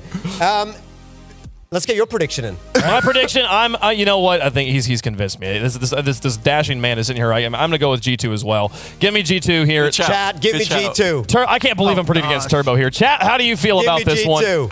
Oh my goodness. Nice. 46. Nice. It's Come G2. on, Let's man. go. Give me G2. Either we're all right or Bates is about to look genius. Let's get into gameplay. We got NA versus NA. Envy taking on G2 in the Hype Chamber. Loser goes home. Could the stakes be any higher? Well, maybe a little bit, but I don't know. This is going to be crazy. I can't wait for it. Let's get over to the Ford Skybox with Turtle and Jorby.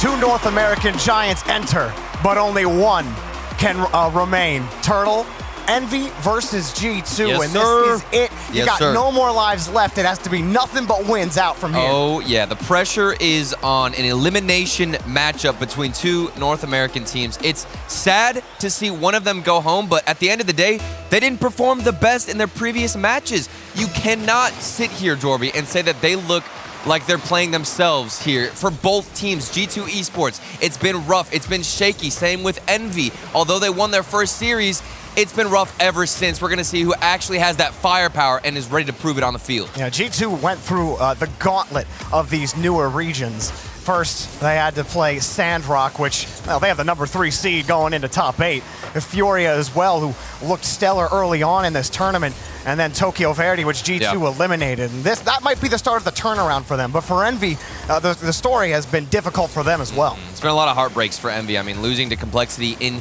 game number 5. Turbo Pulsa, of course, talking a lot of smack on Twitter, which seemed like banter at first. Then he ended it with something a little bit more hostile. Here's Mist with the first goal. I think it was from the midfield. What happened here? Yeah, Mist coming up for this, and it just looks like Chicago just a little slow to that one. Jane took a wide angle to that.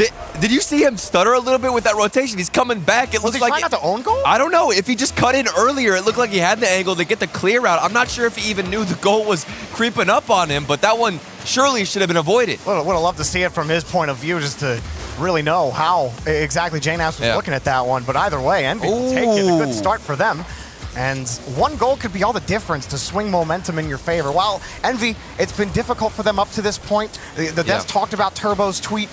They got to switch the mentality somehow and find a way to stabilize. And the nerves have got to be fixed at this point, not only from Turbo Pulsa, but also from Chicago. I mean, the veterans on each team. You've also got JNAPS, who actually has more experience than Chicago. We're talking about LAN experience. So there's got to be some improvement here from both teams. Chicago, the demo on Turbo Pulse, some space is going to be opened up, and an early shot from the midfield off the crossbar. The follow-up, even another touch after the left post bounce, and they still don't get it in. A good 50 from Mist, but that's a good step from JNAVs to Chicago. It's just a little high off the crossbar again, so the early shots from G2 a little off target. They're going to have to try again. And that's something that drains your energy, Jorby. I mean, you put on a lot of pressure, especially at LAN as a player. You get some nice shots, and you work so hard just to see it go off the crossbar. Even another touch, you don't get the goal. It's depleting. You have to stay hungry and keep that stamina up. Oh, JNAV's nice pass in front, and Turbo Pulsar gets there quickly. Chicago pops that one up high into the corner, and Turbo can put it back down for Envy. Envy, during the season, had so many great defensive stands against the best that North America had to offer. They can hold this 1-goal lead for as long as possible. And this is a very comfortable matchup for Envy and G2. They're used to playing against each other. The Des talked about it. They went the longest game of Rocket League we've ever seen was that best of 7 set. I mean, it was ridiculous, or best of 3 set of best of 7s, excuse me. And that went all 21 games. They're used to playing against each other, and that's an understatement. Well, Envy still in their own half. G2 looking for a way in. Another 50 will keep them locked in the blue half for now. Midfield, all important to hold, and Envy break through. Turbo, full boost in the corner. G2 not giving Envy any good looks yet at the net. Envy will keep things locked in, still holding that 1-goal lead. G2 still playing in this left corner. Envy are happy to play this style, and you got Mist in the backfield, who even talked about it during his interview. He brings the defensive side to this team. This is why they picked him up, and then you let Atomic and Turbo Pulsar run the midfield, open up some shots. Maybe Mist can come in as that third man, but for the most part, we're going to be seeing them do this. Atomic in the corner, Turbo Pulsar in the midfield. They're going to set something up, and hopefully the defense can at least withstand that G2 offense. G2 were able to, release that pressure gauge a little bit, but they're still playing in their own half. Dree's going to keep this one close. Goes underneath on the 50. And the 50? JNAV's got the shot. It's too high. Chicago's there. Shot is good. G2 tie it up. And at first I was about to roast their accuracy. It seemed to be a little bit off, but I think this shot here from JNAVs was planned to be high. He didn't even flip into it. He wanted to set up Chicago to have the easier shot. A beautiful play from G2 involving everybody, and that's how you tie it up in the first game. Love seeing those sets from Drees where, there's so many different options you could take. He's been so good. Absolutely. For me, he's been the best performing player on G2 this week so far. Which is very surprising. Everybody likes to roast Drees. Everybody likes to talk I don't know if many people are roasting him anymore, though. Absolutely not. I'm not seeing anything. It's pretty quiet so far for the newcomer Drees. He has surpassed our expectations, and he just keeps going. Another set here for Envy. With Turbo in front, he'll take the boost for his efforts and keep the rotation churning for Envy. Turbo coming across again. But G2 are there to stop the shot. Next up is Atomic, the X Factor for Envy. Got the 50 in front of the box, but there's just not an angle for Turbo to take. He'll happily take that boost as Envy continue to whittle down this G2 defense. Look at that dribble from Mist. He's not only wasting time, but also trying to get that flick forward for his teammates to rotate back and potentially get back on offense. Then the follow-up from Turbo Pulsar. You can see Chicago getting a little bit frustrated, shaking his head as that one falls in. Yeah, that one going right over JNAVs in Chicago. Just that little touch right there. It's gonna be those little things, Turtle, that will be the difference in this matchup. And you see how fast Turbo Pulsar was to get that read. He knew exactly that, or what Chicago wanted to do in that situation, which was take it slow, go for the dribble on the ground. Turbo Pulsar, the veteran, so much respect. He didn't look too good, to be honest with you, until this series. This is the best we've seen. That's a good touch from Turbo as well. Mist picking this one up, but cut off by Drees. Atomic gets the win in the corner. G2. And they put together any kind of offense here at the end of regulation. Envy have midfield locked down, keeping that ball high and away, forcing G2 to use all of that boost. Ball will touch the ground, and Envy take game one. I'm a bit shocked. I think going into this series, I had Chicago alongside G2 as the favorites, and we did not see anything special out of G2 Esports. Very uncharacteristic defensive mistakes. That slow touch from Chicago was such an easy read for Turbo Pulsar. And then this one from JNAVs. What is happening in that situation? it's almost like he faked himself. He was going in for the clear, thought he couldn't get the touch, and maybe assumed he had more time, but it just slipped in. I think he thought he was going to own goal if he cut in on that. It was difficult to tell from where he was going because he didn't have a lot of speed, so he couldn't get around the ball fast enough. And the last thing you want to do is give Envy a free goal. Right. So it's like between a rock and a hard place for JNABs. What do you do? But Envy took full advantage. And it's nice to see them have some composure on stage. We've been waiting the entire tournament to see Envy look themselves with this defensive play style. It has been back and forth for them, not really sure how to note what they're doing, and you see Turbo Pulsa having a lot of shakiness and nerves that we even saw on the online play. So for him to come out here, take the first game against G2, when their lives are on the line, their tournament lives are on the line, we need to reiterate that. One of these North American teams is going home. It's the first LAN in 2 years. You don't want it to be you. And G2 would love to start Forbidden Temple off a lot stronger. Chicago popping this one up in the corner. But Envy's midfield game on Manfield Turtle was so strong. G2 had so many issues breaking out of the long stints in the orange half. But G2 start off strong here. JNAB's up top. JNAB's on the bottom. Can't put it on target. Oh, Andres, it's a slower rotation. I like what he's doing. Takes the boost, but then doesn't do anything of it. Just gives it right away to Turbo Pulsa. Nothing fancy or flashy from G2, but they're moving down very nicely, back and forth with some bigger clears. And what we're going to expect here in Game 2 is something more of G2. We need to see some firepower, something like that with that pass quickly out to JNABs. Maybe Dries can come in for the follow-up, anything to spice it up. Pop for Envy, and all of G2 waiting for missed touch.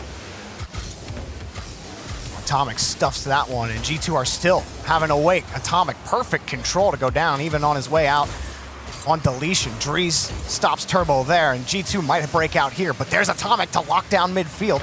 And G2 struggling to break out. Dries will try again. He's got space. Lets it drop underneath over Turbo. Chicago gets around it. Can he swing quickly? Only one in net. Atomic swings across. That shot is good. Excellence from G2. And the duo is coming alive here for G2 Chicago. The pass out into the midfield. It was actually reversed coming into this tournament. Chicago normally scores the most goals per game from North America, and JNABs is assisting him, but it gets reversed. JNABs on the offensive strike, finds the accuracy, and G2 score first. And you saw Atomic. He thought that play was going way differently. He thought JNABs was going to play it hard around the corner, but that soft touch right out to his teammate really tripped up Envy. And Dries gets another touch over Turbo. Here's JNABs. He overshot it and missed. Gonna find Atomic? No one can get there. Chicago will cut it off. Now let's see what Envy have as a response to that G2 passing play. They're stuck on defense yet again. Atomic, a nice little touch there. Maybe something off the sidewall, looking to keep possession. Envy seemed to be bunched up, not too spread out. Turbo Pulsa was cheating up a bit. Now he can't get the challenge. It's out to JNABs. And this all started with Turbo Pulsa, his hesitation in the backfield. He was right behind Mist and then got the boost as a result, was super late in the rotation and couldn't find a challenge. He did take a weird approach to that. He gave the opportunity for the pass to come out.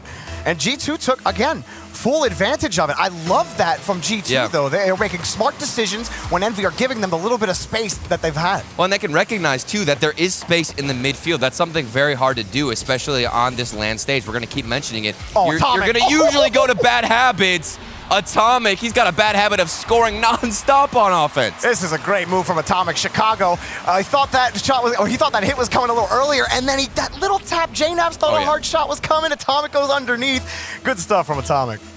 Oh man, this is crazy. You love seeing Atomic start to pop off a little bit more on the offensive side. Maybe that'll fuel his confidence. He can do some crazy things in the goal line, finding those saves that we saw throughout the regional events. Maybe something here, again, from Envy. They look to mount something on offense, but it's quickly turned around by Chicago. And you may have heard screams on the stream. That is because BDS are up 2-0 against Endpoint. And they may find a sweep against the #1 seed in Europe. Are BDS back?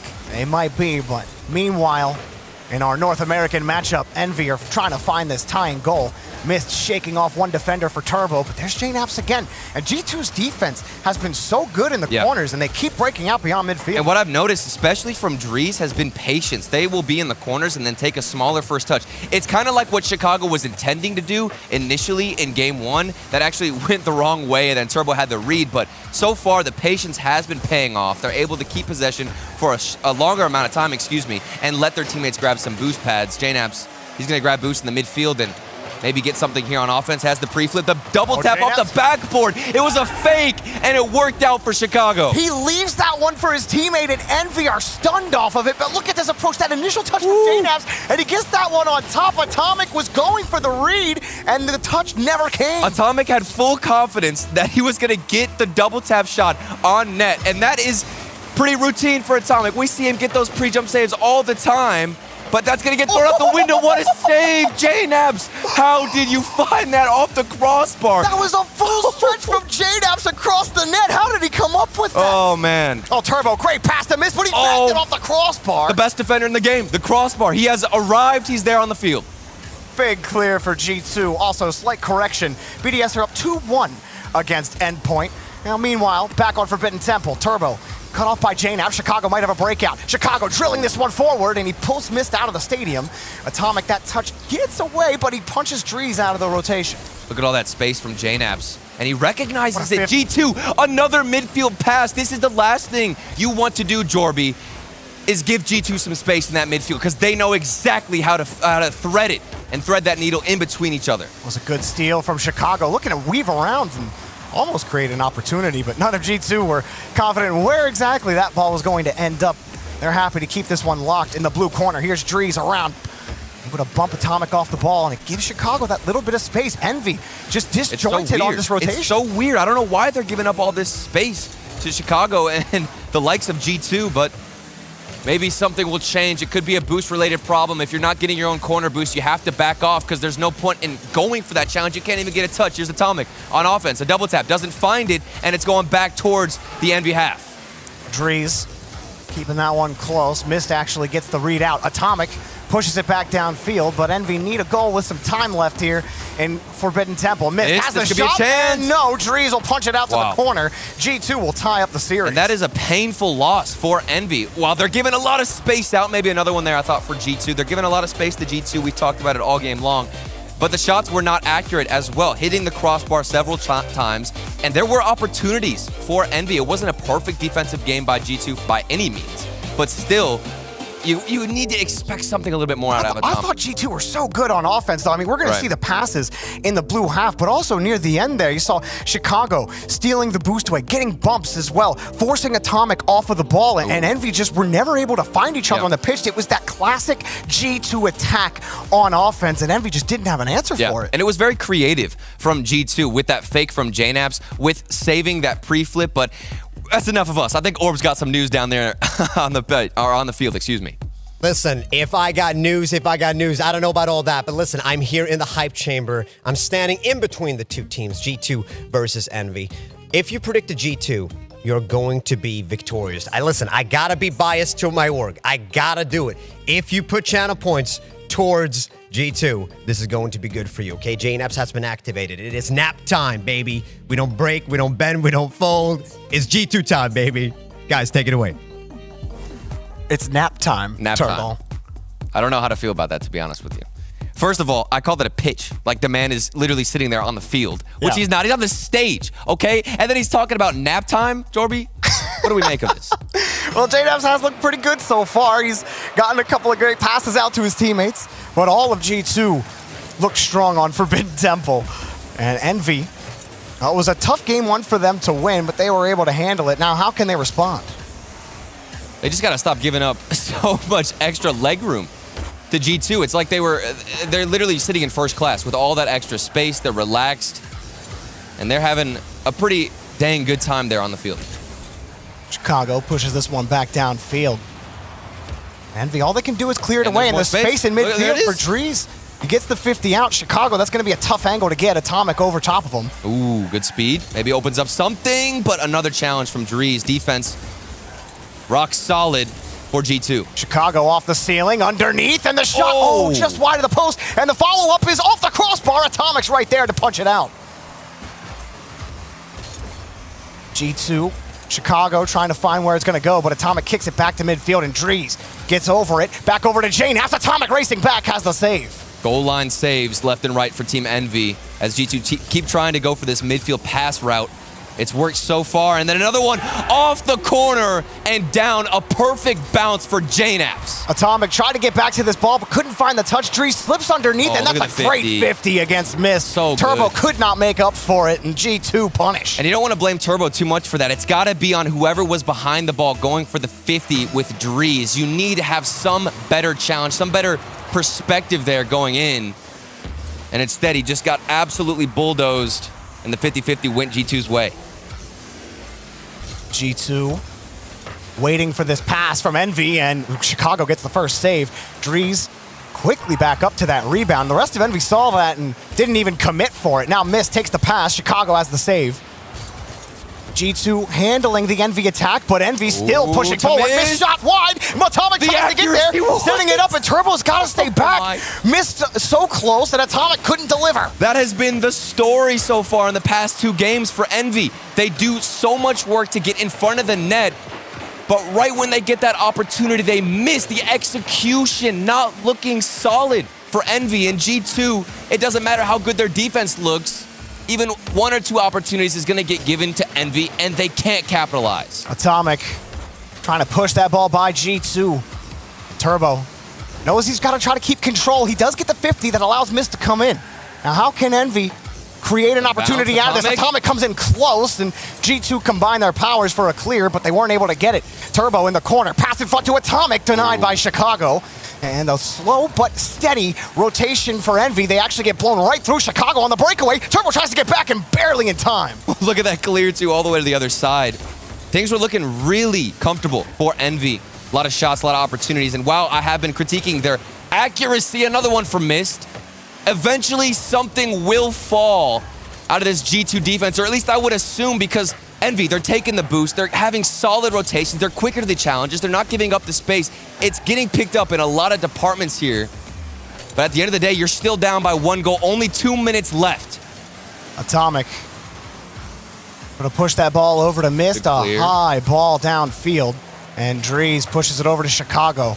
G2 not making it easy on Envy, and they're forced back the whole way to their own back wall. Dries underneath it, and Mist can push it back out to the corner, but Chicago closes it down, and G2 stealing the boost.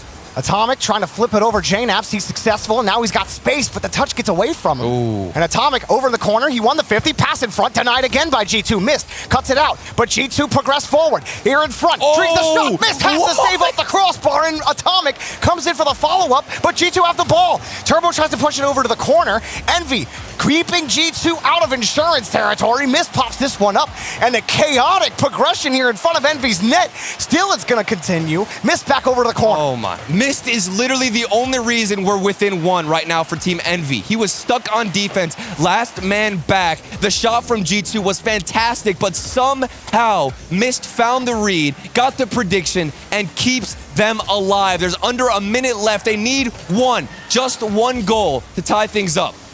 High touch from Mist. Dries is there again. Big demo from Mist. He gets the boost as well. Forces the defense to stay away. Can he make a good touch out to Turbo? He can, but Chicago is right there to get the big clear. And it's a breakaway. It's open. Dries can't put it on target. Oh, it goes the other way. A roller into the net. Envy tie. Envy have been waiting for this all game long, and it's going to be 1 shot from their own end. Mist, of course, the star player on the field. Turbo Pulsa, he's trailing the ball, but there's nothing else needed of them. They caught G2 way too aggressive, way too out of position, and it's all tied up.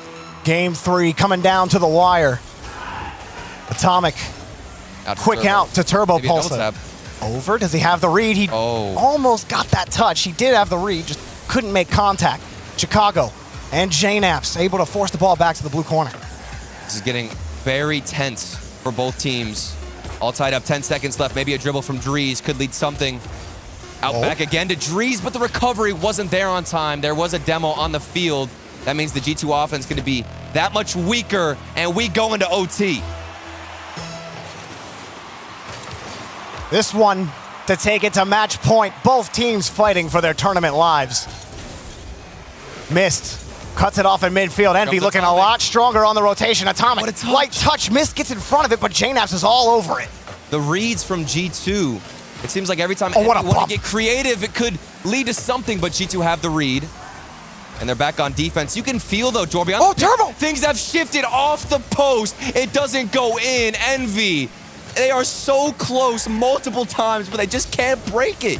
Turbo gets a big clear. Chicago almost found that touch. JKnaps trying to keep that ball away from Mist, but now Atomic's got a little bit of space. JKnaps to contend with. Got the 50 over to Turbo. Turbo slowing it down. Back over to Mist. Mist hard shot denied by Chicago. JKnaps quickly follows it up. G2 counterattack stopped by Atomic. Mist back to Atomic. Up high, too high, and Drees gets the clear. Such good-looking passes back and forth in the midfield. Envy, they have been warmed up. They're ready to go. We are waiting. Just waiting on the execution. That's all it is here, Jorby. Turbo falling back down on it, but Chicago wins another 50. Missed.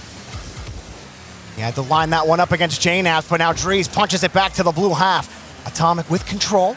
It's a little bit of space to look this one down the field, and Chicago's up quickly to do it. G2 got full tanks. Yeah. They're expending it here to move down to the blue half. Oh, Misses the ball. Big demo, and JKnaps scores! Mist had so much to do with the fact that Envy kept themselves in this game, but in the dire moment, off the backboard, doesn't get the read, and it's left wide open for G2. That one stings so bad, Jorby. A big opportunity for G2 and a big demo in front of the box as well. What a fight in that overtime. And it was Mist the whole time. It was literally just him the whole game. I don't want to just discredit everybody else, but he was playing phenomenally. He got every single read. It felt like the pre-jump and the prediction earlier on to stop out G2's counterattack. And then just that one moment, that's all it took for G2 to take it. And there were a couple of tries for Envy too. You think back to the couple of chances, the passes between Mist and Atomic, where Mist hit the post and it bounced out, and Atomic couldn't wrap around to convert. And those chances, while they are half chances for Envy, it's been difficult, and this has been just part of the journey for them as far as the fall major has gone. And you have to give so much credit to G2's defense and their ability to stay calm and composed here, because a lot of teams under pressure like that against Team Envy would panic so easily, but because they've kept their composure, they've remained calm. They are on match point and look to knock Team Envy out of the tournament. Hey, how many channel points do you think Orb has on this one? He's got to have a big smile on his face right now, up 2-1. Oh, a big miss! Chicago delivers a goal, but Envy a complete blunder on defense. And you got to wonder what happened here. We've got two players rotating back at Atomic. He's got to find a touch, and he can't make it happen. Another defensive whiff from Team Envy, and that's a free one given to G2. G2 can't be given free goals if you're Envy. Not at this stage. You're talking about your tournament life right now. Envy have no more lives left. They have to find a way now to not only just tie the game, but score multiple against G2, something they've struggled with all series. And this hurts for Team Envy. I mean, if we're looking at the trajectory of their entire fall split, in the first regional, they got top 8, the second regional, top 4, the third regional, top 2. They want to make it back to the grand finals and keep that story, that pattern going, but it might not happen against G2 if you're giving away those goals. G2 just getting in front of every touch before Envy can get there in the orange half. The defense has been excellent from G2. Is that another one? And there is another one! Chicago scores again! It's one player that they have to beat from G2. And then you're done. It's a free net. Turbo Pulsar, he overshot the aerial. Didn't expect Chicago to go low on the shot. And just like that, a minute in, 2 goals for G2. Envy completely dismantled in just the first minute of Game 4. They gotta find a way to piece it back together quickly. Space. Atomic. A hard shot from Atomic, and what a save from Drees, and the follow-up from JKnaps is quick to keep that ball out. And JKnaps, he kept the boost too, but then here we go. That could start something. Another shot off the post, and then the pre-jump. What is going on? Finally. I'm losing my mind here, Jorby. I can't tell you how many shots I've seen from Envy go off the post. Oh, it skipped so nicely for Atomic and then forced G2 to hustle back. While the shot was poor, the bounce was perfect for Envy, caused G2 to panic. This is crazy. You have to literally take out every single defender from G2 just to get one solid shot. I mean, maybe that the first one wasn't off the post and it was a little bit more accurate, sure. You've finally relieved a little bit of the pressure, but either way, the G2 defense, it's standing tall. Envy were able to break through once. Now they need to do it again. Drees stuffing them in front of the box. Chicago around the corner. Atomic and Mist, both coming off the backboard. There's a little bit of space for them to move downfield, but Mist just kicks it right back over to JNAPS. JNAPS passing for the Drees. He's got the net. It's in on the crossbar. G2 up by 2. Another midfield pass, and this one is from JNAPS. He followed it up, and JNAPS has been preserving his boost like an absolute legend this game. He has been keeping every single boost pad, making sure he's efficient, and he gets another follow-up because of it, setting up Drees. Another big goal for G2, but Atomic gets it on the kickoff, and Envy will not go quietly. Oh, we were talking about free goals earlier. This is one for Envy. They get one back, and they are feeling good. And it wasn't necessarily a free one, but something you easily could have avoided, G2. The rotation doesn't come out. The cheat makes no contact, and Envy strike. Now this turned high scoring real quick. It's been heavily defensive. Game 4 breakout as far as goals are concerned.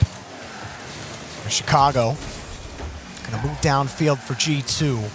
Now Envy, they cannot let G2 just set up shop for free. Mist has a save, but Drees there to cut it off. He's got the boost to chase, and Turbo able to get that one out. And that actually is gonna put Atomic on offense. Atomic keeping that one close. He didn't have any boost, just trying to keep control. Here comes Drees, a lot of space. Relatively predictable pass out, but nobody was there. There's 2 defenders from Envy in the same spot on defense. Somehow it works out. They're going and opting for these pre-jump saves, Jorby, instead of meeting G2 at the shot. Up high, JNAPS. Not going to be able to get to that. Drees was expecting a touch. Atomic, the last man back, and that is not the spot you want to be in if you're Atomic. He's able to make that touch, and Turbo will actually get a clear. Envy, it could have been a tough spot on defense. Turbo getting the demo on JNAPS. Here's Mist off the back wall and another defend. Turbo, one touch. Turbo! Score! Tie game! Turbo Pulsa. He was frustrated earlier, but he has avenged himself. The double tap, and he hits it. Chicago can't make the read, and Turbo Pulsa, he's home. Big goal for Envy. They have struggled to find consistency on offense, but they come up with 3 big ones when they need it the most. Atomic slows it down on the 50, and Turbo pass over to Mist. That one just a little far off. Drees can play it out, but Turbo's ready for it. Back in the corner. G2 looking for a clearance, and JNAPS gets it back downfield. A lot of space here, giving a Mist. The speed was there. Good boost usage. Maybe a follow-up. Lovely touch there from G2, and things are getting down to the nitty-gritty. This is where you start to panic, Jorby. We saw the composure get slipped up a bit from Mist earlier on. Will that happen again? Chicago pushes that one over to Drees. Chicago, conductor on defense, dishing that one out over to Drees. It's gonna, they tie each other up, and that one's headed back to the orange half. I'd almost prefer that giant clear all the way back into your own end. You can keep the pressure going and then find the pass. Drees off the backboard. The pass into the midfield, that was ridiculous, and he turns instantly and keeps going. He's not done. Turbo pushes it back over to the corner. G2, Chicago crashes in front. In front of the box, there's JNAPS, one touch. What a bounce. Oh, the block from Turbo. Mist gonna get there quickly for a follow-up. Atomic missing the ball, but you see G2, Drees, he was waiting, and Chicago in midfield fought off by Atomic. Mist back over to Atomic. Back to Mist. Mist up high. Drees picks up the save. JNAPS there quickly. Turbo crashes in front, and G2 hold on. The classic Envy and G2 defense so far, holding up. Pre-jump after pre-jump, finding the saves. 33 seconds left. If Envy drop this game, they're out. G2 in midfield. Big 50. Turbo, last man back. Keeping that one close. Mist trying to pull Drees off the ball, but Drees across the box. Atomic, high ball for Envy. And there's JNAPS off the ceiling. Chicago met by Atomic. Back into the corner. A fight for possession, and G2 still holding on to midfield. Chicago in front of it. Chicago on! Oh, it's on the post! Score! G2 got the lead! 6 seconds left, and Chicago pulls this one off. The angle, the accuracy. How did that even fall in off the bounce? What is going on, Jorby? That was the only spot on that post that's going to bounce back into the net. And they have 6 seconds left, or they're out of this tournament. Off the kickoff. They need to make a move. Mist, dive it quickly. Pass it front. Off the kickoff. JNAPS, dunked by Turbo. Up high. Atomic the shot. Denied. G2 sends Envy to the scrapyard. Survive. Turbo Pulsa sent home by that man there, Chicago, who hit that incredible shot. You can't find a spot better in the goal that you would want to hit. Top corner and down. Just watch Envy Look at that ball slowly rotating. The pain. It hurts so much for Turbo Pulsar. The emotions all out there on the stage.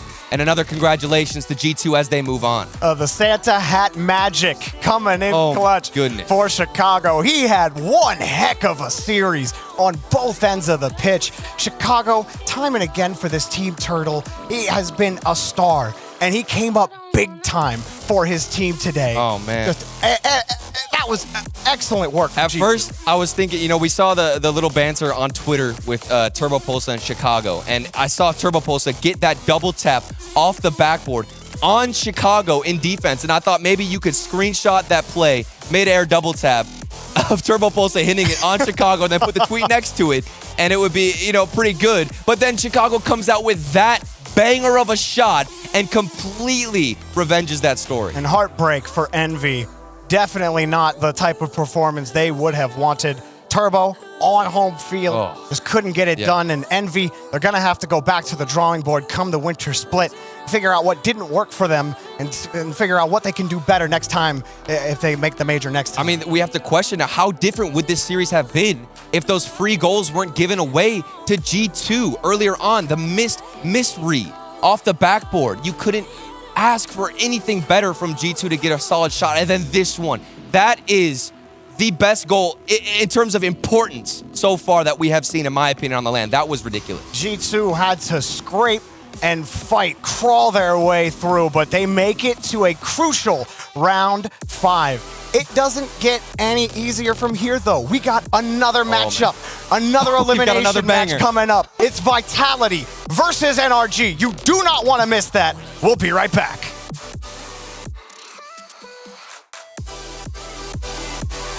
Our bigger strength is regularity.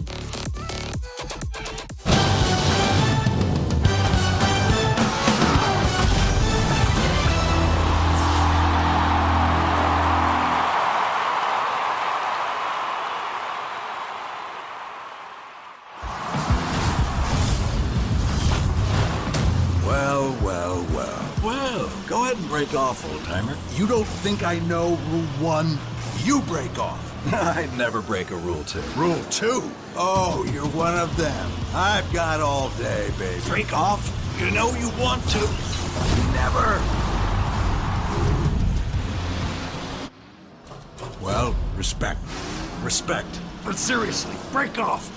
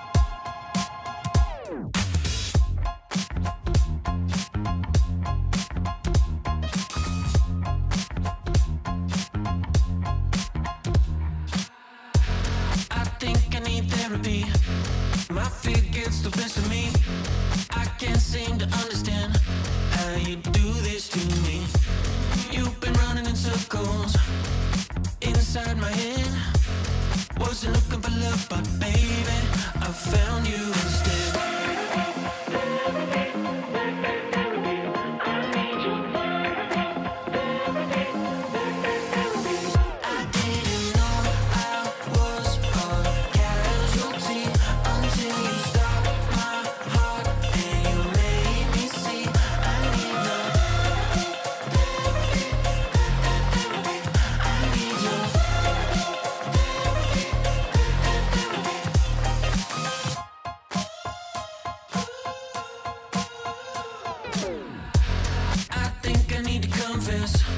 Saw you in the red dress. I can't seem to understand how you got all that finesse. Still been running in circles inside my head. Wasn't looking for love, but baby, I found you instead.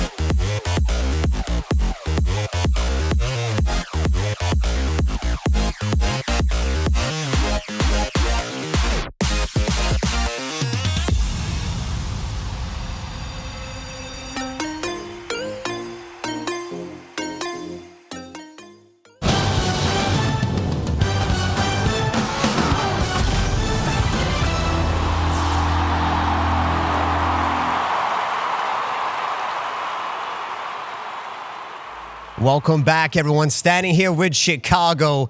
First of all, congratulations. 3-1 against Envy. Anything in particular that made this work so well? Going down 0-2, you know, we kind of just threw everything out the window. We were like, let's have fun. We're here to play a video game. Let's get back to our old selves. And against Tokyo, I think we didn't really get to that point, but versus Envy, we started feeling it. In that first game, I was like, wait, we're actually playing well. I was like, this is good. And you know, we just kept going, and I think we just prevailed. Oh my God, my voice, sorry. I was just doing so much screaming because I was celebrating beating Turbo, sending him home in his own country. Sorry. You know, that stings a little bit because, you know, Turbo's Swedish, and, you know, we have that show going on in the pre-show. I hope Turbo's not mad at me, but they played phenomenally. Big shout out to Envy. You guys talked about playing for fun, all right? Trying to find the fun in it all. Is the hat a part of the deal? Yeah, so in the third regional we won, I was wearing the hat, and we ended up winning. It was quote-unquote Rita Claus. And then I brought it here as a joke, and I was like, you know what? We're down 0-2 again. Let me just throw on the hat. And then we won. Just won against Envy. We got to keep it going, you know? So now the hat is just locked in for the future. Yeah, as far as this tournament goes, then I'll probably retire after Christmas. But yeah, for now, it stays. So coming back from that rough start, you said having fun is something you guys focus on. Is there anything strat-wise, practice-wise that you guys try to do? Anything you tell yourselves to kind of get back in the game? Because yes, you definitely don't want to start 0-2. Yeah. What are your thoughts on that? You know, like every team has their playstyle, and usually how a series goes is which team can implement their playstyle the best. And that's what we feel like we didn't do. So we have like our base playstyle that we like, and we have, you know, certain points we like to hit that makes that happen. Excuse me. But during that MV series, I think we started finally clicking. It's okay. Get it out. Excuse me, bro. A lot of screaming. But I think we just hit those base things that we try and work on all the time, literally every day while we're scrimming, and it showed in that match. So talk about your teammates, okay? JNAPS and the young Drees. Talk about them for a second and their parts on the team and your feelings towards your teammates. I mean, I love my teammates. We all played insane in that series. In that series, I think Drees, the young god, showing up on LAN. It's crazy. JNAPS, the knapsack, he was popping off. And, you know, I think as a team, we just have to be one cohesive unit, and that's when it works so well. So sometimes it might miss, and people see that, but we're not going to stop playing together and trying to work together to win. We're not going to abandon it, just every man for himself. So we're going to keep going through the hard times, through the ups, through the downs. And I think because of that, my teammates, and that's why we work so well together. I mean, it is young Drees' first RLCS LAN experience. Are you guys taking care of him? You guys feeding him right? Making sure that he's comfortable around here? The cameras, the lights, everything? Yeah, I mean, he handles it really well. I think he's a little bit shy about the media. He's 15, guys. Yeah, he's 15. He's 15 years of age. I did not compete at a LAN when I was 15, but... I feel so old. Trust me, I'm a boomer too in this scene, but... You can't say you're a boomer when you're 20. It's illegal. Hey, like... It's illegal, and I will not have it on my stage. He's 15. Yeah, 15 is crazy. But okay, so moving forward, you came back from the 0-2. Now you're looking at potentially making playoffs. You have one more game to go. What do you guys need to keep doing or improve upon to get to that stage and continue the G2 dream in this tournament? I think, honestly, playstyle we got to keep doing. I think we found our groove. We just got to keep it going. And honestly, a lot of those goals we gave up in that MV series were just terrible at communication, maybe some panic moments. So if we just calm down on those, I think our series will look a lot cleaner. We should keep doing what we're doing. I think we'll have a fun Series 5. Is there anything you want to say to the G2 fans back home or that are watching right now? Hey, I know all you guys counted us out. O2, G2, blah, blah, blah. Not me. Come on, you know, guys gotta wait till it's finished. And, you know, we're not finished yet. We're definitely not finished yet. G2 Chicago here winning over Envy. It is going to be interesting to see what's coming up next. And if G2 can go all the way, we hope so. Okay, G2 all the way. If I can be a little bit biased. Guys, please take it away.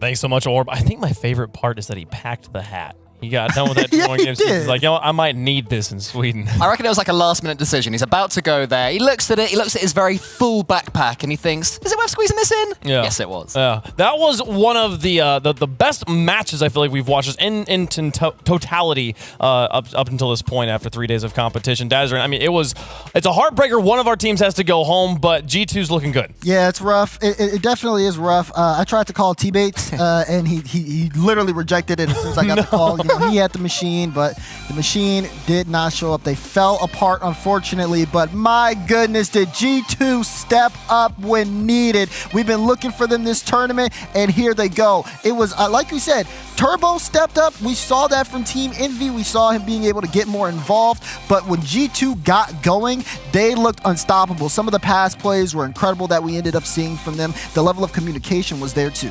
Just really nice to see these teams starting to feel comfortable in this environment. The gameplay is getting better and better as this event goes on, and you guys better be excited for playoffs. We're going to see some of the highest level of Rocket League we've ever seen on LAN, and that goal to win it from Chicago was unbelievable. To do it at that final moment, to find that angle, it couldn't have been more top right. Yeah. What a way to win it. I mean, I felt like both teams were just, even during that Envy as well, they were playing their natural way, but G2, they are stepping up. And Daz, can I just say, you've taken a lot of flack about North America, and That's finally right. in that series, a North American team had the win that they really deserved. So come here, I'm proud, I'm happy, I'm really, really pleased for you, man. North America deserved that. Hey, Daz. Hey, look, it's all right. We're sending a North American team home. Commiserations for your loss. Congratulations, Daz. I'm really happy for you, buddy. This is the most condescending compliment I think I've ever gotten. Listen, stop. Okay, you stop. It's all Because- right. You stop too. Someone It's high all five me, right. please. What is going on Please, here? please stop assaulting my desk person, please.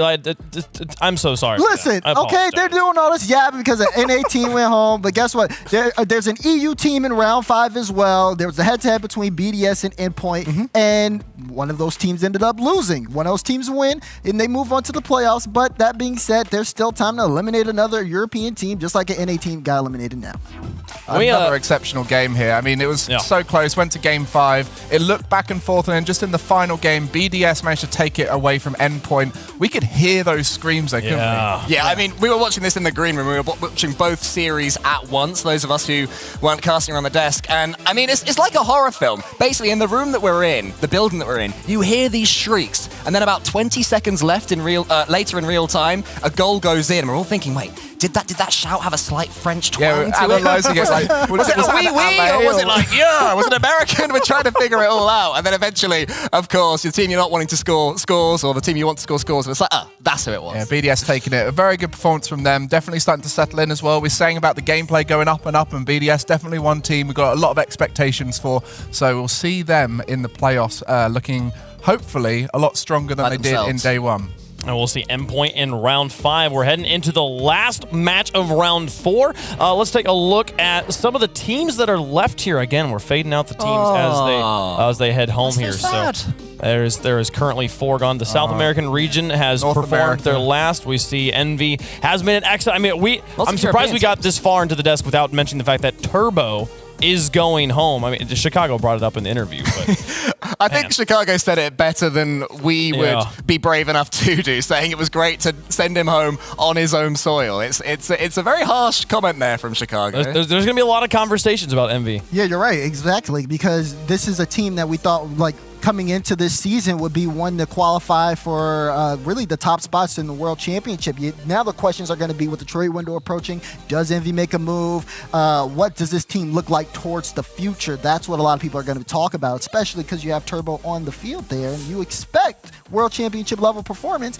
and we just didn't get that there. We did not, absolutely. So we'll see how things adjust for them in the future, but that's conversations for another day. Let's talk about the last match here of the round of 4. There's 2 more to go. We'll have one on the B stream and one on the A. Here for the B stream, it's going to be Complexity versus Semper. Complexity looking to try and get through without having to play round 4. That game is currently ongoing, I'm being told. So head over to twitch.tv/RL Esports to watch that one go down. Here on the A stream, though, we got 1 more to go between 2 teams we did not expect to be talking about at this stage. Vitality taking on NRG. Both teams sitting at 1 and 2. Loser goes home. This is crazy. Garrett G tweeted about this about 5 minutes ago saying, hey, you know, I was asked in an interview before this whole event started if I was looking forward to play KDOP. He said yes, because that means I'm doing well. But now they're playing 1 and 2 match. The loser goes home. Vitality versus NRG. I mean, Greg, what do you make of this? I mean, these are 2 teams that have been part of the history of Rocket League for so long. During the 2019 season, when we had lots of LANs, it was always the excitement of when are these teams going to match up? Is it going to be the final? Are they going to meet each other earlier? And we ended that LAN era with them playing off in the finals, going to that Game 7 overtime. And to see them back on LAN again, it's a very different circumstance here, as both teams not looking their former selves on LAN. They've had some strong performances online. NRG have been #1 seed in the full split, and that is due to this man here. Justin has looked incredible online. But what about on LAN? And honestly, that's what we really want to see. We've seen him pop off, but we haven't seen him reach that next step. And it's going to be up to the man himself, Captain America, Garrett G. He's going to have to lead this team the best way possible. And he's also going to have to do some individual popping off himself, because for me, you know, we haven't necessarily seen him hit that level this event. He's going to need a lot of help as well. Squishy's been doing that too. We've seen days where Justin pops off. We've seen days where Squishy pops off. NRG, the general NRG, are going to be they have to be a unit here in a matchup against a Day 3 Vitality. It is Day 3 Vitality. This is the first time we're going to see them here on the stream. KDOP on this form, always legendary. Can NRG find the answer? Can they dig deep in a situation where they must win on the other side of the pitch? Vitality preparing for the matches here. You can see Mout over the top of all the players here. I mean, Cole, as much as we didn't expect to see NRG here, I feel like I at least equally did not expect to see Vitality in this situation. I mean, based on the performance in their first series that they started off with against FaZe, I'm not too surprised to see them here. I'd say the one shining star they've had so far is Alpha 54, and the little pockets of offensive prowess that Vitality have had, he has been at the heart of it, and he is their mechanical player at the heart of everything they do normally in attack as well. In the middle, it's K-Dop, and he, to me, has been struggling in the few series they have. They managed to grind out that 3-2 victory over Era Eternity, and against Endpoint as well, he was really just struggling with his place on the field. His defending wasn't quite as good as historically it's been.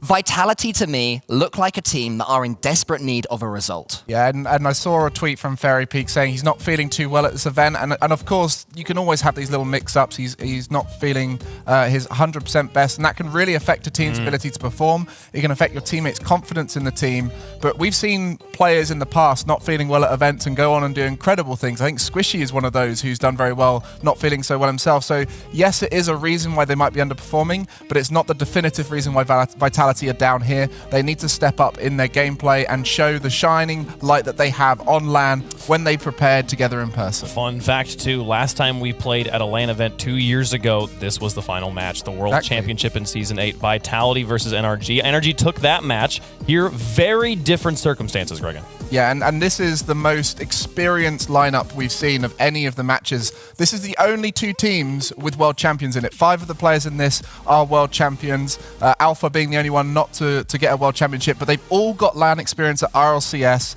and you can see here their online performances very different. The win rate really represents how they've been performing as of recently. Yeah, and for me, all that online experience does matter leading up to this point, and you see it on the field here, but the LAN experience is going to have to shine. We're going to need to see Day 3 K-Dop. He made it this far, but is it going to be that performance that has gotten him to grand finals before? And then how does NRG respond to that? They're in the same position. We didn't expect to see him here. I don't believe they expected to see each other here, but here they are, and here are the players' mentalities heading into the match. We need to beat NRG because if we lose, we are out of the tournament, so of course we need to win. We're going to have to beat Vitality and beat another team today if we want to go to the playoffs. Our game plan versus NRG is to ball chase a bit because they don't like this, and to bump a lot. At the end of the day, you can't overthink it. You just have to play your game. We feel really good today, so I think today we are the best team. We do feel pretty confident today. We have to feel confident today, like I was saying, because if we lose any games, we're actually out of the event already. I think they might get a game or two off of us, but with confidence and teamwork, we can take it. Today, we are gonna win. Good to see Musty there. He said that they have to feel confident. He didn't say that incredibly confidently, though, Cole. I'm not going to lie. Yeah, I mean, sure, but I'm not incredibly confident about Vitality. I would love to come out here and say, EU versus NA, Team Vitality. I truly believe they're going to take it. But I think, I don't want to lie to the good people out there. I would be a monster to do that. So my prediction, I've got to say it, is for NRG to take this one. I can't lie. Okay. I can't lie, Dubs. Whoa. My boy Cole just went with NRG. My goodness, we got one. We converted one. I need to celebrate that just automatically. I've been sitting here with Stumpy. He's tall. He's massive. He's massive. Hideous. And when you argue with a tall person, it's tough. Thing and they've put your prediction in. That's fair. Because they already know. There's no question. We might as well just pan the camera past us. Just like, we know what you're going to say. That's fine. Okay, we can let Greg go because I feel like he's going to go with Vitality. No. Be honest, Gregan. I'll be completely honest with you. My brain is telling me to go for NRG based off of what we've seen so far. I think NRG are the better team. But I still bleed black and gold. My heart goes towards Vitality. What are your rules? You said you had to be correct and a monster yesterday. Now you're being wrong and a monster. It's the Vitality pin. I'm going to go with my heart. And I'm going to say what I Monster. used to say to the boys before every single series back in the day. Bon chance and good luck. And they will get it, I believe. Oh, I'm sure they will get it. It's too bad they can't. They won't hear it, yeah. So we have a bingo card for Gregan, and if he speaks French, we get to cross one off. So that's one there. Thank you, Gregan. Give me NRG. Give me NRG That's on right. this one. Of course. There you go. This is not even Come on now. at this point. Garrett G is going to play in the playoffs tomorrow. We'll see him there. How does chat feel about it? 76. That's pretty one-sided here. It's about right. Vitality. This is the regain. This is it. Vitality has not won any fans so far over the course of this event. This is their last chance to do so. We got one more match here in the round of 4. 4, and it's a doozy. NRG taking on Vitality. Let's head over to the Ford Skybox to hear the call of the match. 2 dynasties on the brink of elimination.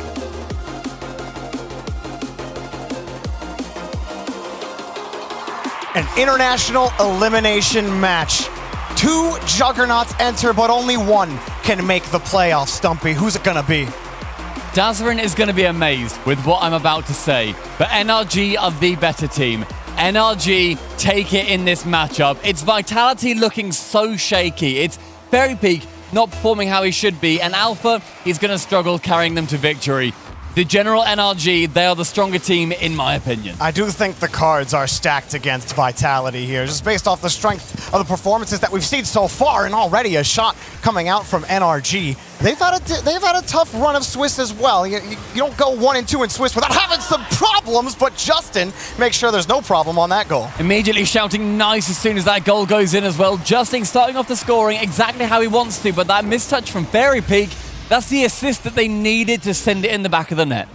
You know, NRG, good goal to start things off, 17 seconds in. And Vitality, their last match against Era Eternity, it was a difficult one, Stumpy. They had some struggles against them, and it looked at times like Era Eternity were going to take it and take them down then, but Alpha 54 and Fairy Peak able to put together some good sequences. K-Dop was delivering balls to the back of the net. They're going to need that kind of team performance here against NRG. I mean, so many chances for Era Eternity to take it as well, Jorby, as you said, and Vitality, they squoze out a win. They managed to get it. That's the reason why they are here today, and they didn't join Tokyo Verdy down in that 0-3. Vitality need to run off that confidence, know that they can beat these South American teams that have dominated previously, but Squishy, right place, right time, goal number 2. That was a tough one for Vitality to contend with. That's a perfect bounce for Squishy, and Alpha rushing back was hoping that Fairy Peak would get a decent clear out of it, but it kicked out right on the opposite side of Vitality's rotation. NRG took advantage. Vitality, 2 goals down inside 1 minute. And you do have to think about how Alpha is feeling on this team right now, because although he's the only non-world champion on the pitch, he is the only one playing like it, I feel. He has been leading up at the top of the stats out of both of these teams. He's top of Vitality. He beats out NRG on so many vital statistics. Fairy Peak right at the bottom, K-Dop somewhere in the middle of the pack, and despite the fact that Alpha has done those brilliant performances, it just means that he is going to have to be carrying from the top. Garrett G getting 3 for North America. Well, Vitality lost a couple of wheels on this play. That ball bounced right over K-Dop's, right off of his hood, and NRG coming out to a quick 3-0 lead. Vitality a little stunned here to start off. Not how you want to start if you're Vitality. Looking so flat, I feel, as well. NRG taking so much advantage of this game, having their space. The confident players like Garrett going for that dunk, you know, making sure he's in the right position to steal the ball away from Vitality as soon as they start to bear down on that blue net. They're starting as they mean to go on, and they are looking very mean. Justin, what a fake! My goodness, what a dominant start from NRG. Like you said, Justin starting off well. That punch from K-Dop, he had to contend with Squishy, and the little stutter step from Justin to get NRG the 4th goal. He aimed for the ball, and yet the Vitality player flies into the corner. No contact on it whatsoever. Justin, we had so many questions about him, Jorby, whether this is going to be the series that he was going to be able to step it back up in. When he's on the line, that man is a beast. It felt like he started to figure it out versus Endpoint. And while they didn't win that match, that felt like the turning point for NRG. They weren't able to win it, but they were starting to put together those plays that you know NRG are capable of. And Justin, so many times, is at the head of that attack. Alpha missing this touch, and Vitality, if you're going to get out the jitters and make the mistakes, at least it's in game 1. And they have to stabilize, though, here about halfway through game 1. Justin just gets a free look, and Alpha pitches it across. And you talk about Alpha and his significance to this Vitality roster. It's not just at the LAN that Alpha's been performing, but all fall he has been putting Vitality in a position to be in. What does it matter? I mean, Justin just can't stop scoring. We've had half of the game. NRG dismantling Vitality. We normally save that call for game number 5. If it's a 3-0, whatever. We're 2.5 minutes in, Jorby. It's 5 goals. It's undeniably NRG's performance right now that is tearing through Vitality and smashing French hearts in half. A statement saying NRG are here to play, and the previous days of Swiss are not indicative of their future performance. A great start for the boys on the blue half. Fairy Peak tips this one up. And you're already thinking with 2 minutes left, you're already thinking NRG, this is the best position you could possibly be in. But if you're Vitality, how do you stop this attack? Gary G gets a 6th one. They're smashing them. What is happening? This is Vitality. This is the Season 8 World Championship Grand Finals. And this is the performance from NRG that they put up. It's just, this time, they don't have an opponent. I'm a little stunned. I thought, this was going to be more of a battle, just from start to finish. Who knows what's going to happen when Game 2 gets here, but Game 1 is certainly raises a couple of eyebrows. It makes you wonder what is going on with Vitality. K-Dop puts that one close around. Fairy Peak puts that one close. Alpha comes across. Actually, it's K-Dop, and it bounces off the post. That was a chance then for Vitality just to get a confidence goal. They're not going to be getting 6 in 1 minute 40 to bring it even. That's going to be a near impossible task. But just to get one to start off that scoring, and also to banish the thought that you're not going to get perfect swept by your biggest international rival. That would have been huge for Vitality. They just couldn't do it, though. Yet again, it is NRG going for the push. At the backside of things, though, Vitality looking somewhat more confident, a bit more stable after the first start to the game did go so heavily against them. They've started to just reinforce and make sure that they don't just get scored on over and over again. Great block by Garrett, Squishy to follow. With a minute left, we're already looking at Game 2. Though I'm still going to be a little worried for Vitality when they get back on the orange half. I felt like they've had some good progressions when they get to NRG territory, but then those 50s from Justin and just finding those holes. Vitality have to have some good defensive stops when NRG get to the orange half. Here they come again. Squishy just punches it back. They know they could just play with their food right now with 40 seconds left. It's just brutal. It's 6-0 this first game. This is how G2 were treating Tokyo Verde. That is how dominant they have been. It's how Dignitas were treating Tokyo Verde. It is Vitality so far behind that if this was a marathon, they still haven't entered. I feel like this is the NRG everybody expected at the start of the tournament. Where they just come out and they be that #2 international seed, but the #1 North American seed. They haven't looked like it so far in this tournament, but this is the best that they've ever started so far in the Fall Major. Unbelievable beginnings for NRG where they needed to come out confidently. And I've never seen a more confident start than that. Against a former world champion. Against the only other world champions here in this tournament in Sweden. The General NRG. Kicking off this series by kicking Vitality hard. Well, the good news for Vitality is that there's not much room to fall from here. Only going up, right, Stumpy? 6 goals. I don't think NRG are going to get that many again against Vitality. I'd be amazed at this point, honestly, if Vitality got 6 goals in the series. Because that is just, I can't believe how dominant that is. Justin getting a hat-trick, and the hat-trick between Garrett and Squishy as well. Awesome, awesome beginnings for North America to, have that feeling of hope. We can do this. NRG was one of the teams at the top where everyone thought, that's how they performed at the beginning of this LAN. I'm happy they are finally doing it here. When their backs are against the wall, we see some teams crumble, we see some teams elevate themselves, and it's no surprise which one is which after game #1. Forbidden Temple has to have something a little bit different in the juice for Vitality. You just take out whatever wasn't working in game 1, whatever your mindset was, just a quick reset. It's 5 minutes 0-0. Those 6 goals aren't there anymore. And if Vitality start off strong, they could certainly flip the script. K-Dop going to carry this one out and try to pinch it out, but that's just a free ball for Justin. Underneath, he's got the boost. He doesn't get the dunk.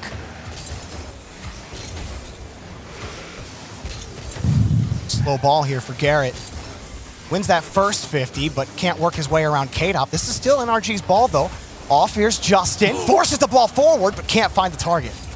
Miraculously, though, catches that ball going for the air dribble, making sure that he's showing off the confidence plays. With 1 minute gone, NRG, maybe a little bit on the ropes. They've not scored just yet. Chance for Vitality to break out, but NRG are there again. They're going to need some consistent defense. NRG were able to score quickly and often in game #1. This time, it's a little more difficult to find the back of the net. Justin keeping this ball away and over to Squishy, and NRG are clicking like a well-oiled machine right now. Good demo on the back as well. Squishy onto Fairy Peak, and so far it has been nothing but Blue in that orange half. I mean, finally it enters into the blue half. Fairy cutting it off at the halfway line too. We're going to need to see a couple of convincing shots come out from Vitality. Even if they don't go in, register them on the scoreboard. They did have quite a few in game number 1. I think they had 9 in total. It's just that the defense from NRG was holding so firm, and Vitality saves were near non-existent. That first minute looked promising from Vitality in game 1. They had good passes in the attacking third, and then this just happens. A blunder from Vitality. Justin gets a freebie. Heartbreaking if you're a Vitality fan watching that one roll so devastatingly close, but Justin getting the dunk. Fairy watches it trickle into the orange net. The Dragons fly out. They are not able to banish them. Game number 1. And we know Vitality have been dealing with some issues. Fairy obviously with the illness issues, and that can absolutely affect your performance, but they have to find a way to fight through that. I don't want to use the illness either as an excuse, but it is a reason, because if you're feeling terrible when you're playing Rocket League, typically at home, you can just turn off ranked. It's not a big issue. But if you've traveled here, you're challenging the other international competition, it's so hard to try and get past it. And I feel honestly dreadful for him that he feels physically sick, at this point. He said that he was having food poisoning problems. So it's rough. It's really, really harsh to deal with, but it's competition. Sometimes that happens. NRG, they have dealt with it, regardless, incredibly well. They still look like a strong team, even if Vitality are suffering from problems. Fairy quick shot. Justin has the save over to the corner. Vitality, an extended stint in the blue half. Can they convert? Alpha can't get the dunk against Justin. Fairy will collect that corner boost again. Still locking NRG into the blue half, but very poised on defense. NRG haven't started sweating yet, but another quick shot. Justin and Squishy, they both commit. It's a free ball, but nobody from Vitality was able to follow up.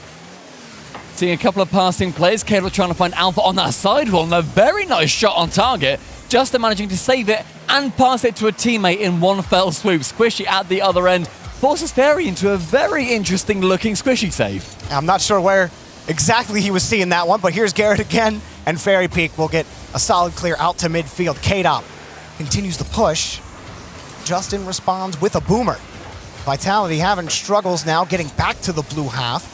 After staying there for a little while, they really weren't able to get some quality opportunities. There's another one. Garrett is keeping them locked in. K-Dop on the air dribble. K-Dop in front of the box. Forces it out in front, and Garrett's first to the ball. Fairy not wanting to overcommit, and Garrett racing towards the orange. Garrett misses the ball. Justin swings back around, and the play's dead for NRG. I love that idea from Garrett, though. Not having enough boost to go for the first shot, so goes for the pass to himself on the sidewall, and then faking the shot. Brilliant ideas, ingenuity, and just so much confidence from NRG when they go on the attack. Big hit from Justin forces Alpha into the defense.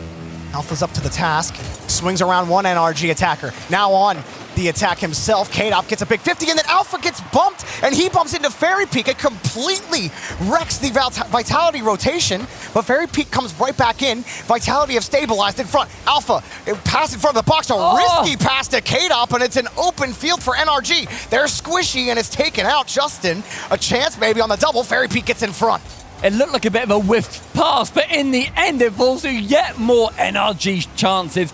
Able to fly in. Garrett with the backflip. Wide of the net though. Final 20, Vitality yet to score in the series. While they haven't let 5 more go in, they still have yet to score a single goal in this series. Alpha pops this one up, but that's Squishy's ball. Justin's downfield. Fairy cuts him off, and Squishy still pushing downfield. K-Dop, one last chance maybe, and Garrett G cuts him off in midfield. NRG will not let Vitality breathe. Here comes K-Dop again. Light touch to Alpha. He's going to play this one high. Alpha cannot beat Squishy to the ball, and NRG one away from eliminating Vitality. I cannot overstate how much better that was from Vitality, though. They may not have had quite as many shots, only racking up 6 in total, but the fact they did not get 6-0'd, I'm going to count that as a positive. It's an improvement. It's so much of an improvement, near infinite improvement, in fact. Only a 1-goal lead for NRG, but going 2-0 in that series is so vital for NRG to just continue pushing. We heard in our headsets there was a scream from Captain America. He shouted, "Nice." They know that this is exactly the matchup they needed. It's how they are wanting to play this series as well. The smiles on their faces, Jorby, they tell such a story. Absolutely. They were not happy with their performance early on in this tournament. Let's go down to Orb for an update. Well, Das, you've come to my neck of the woods. That's right.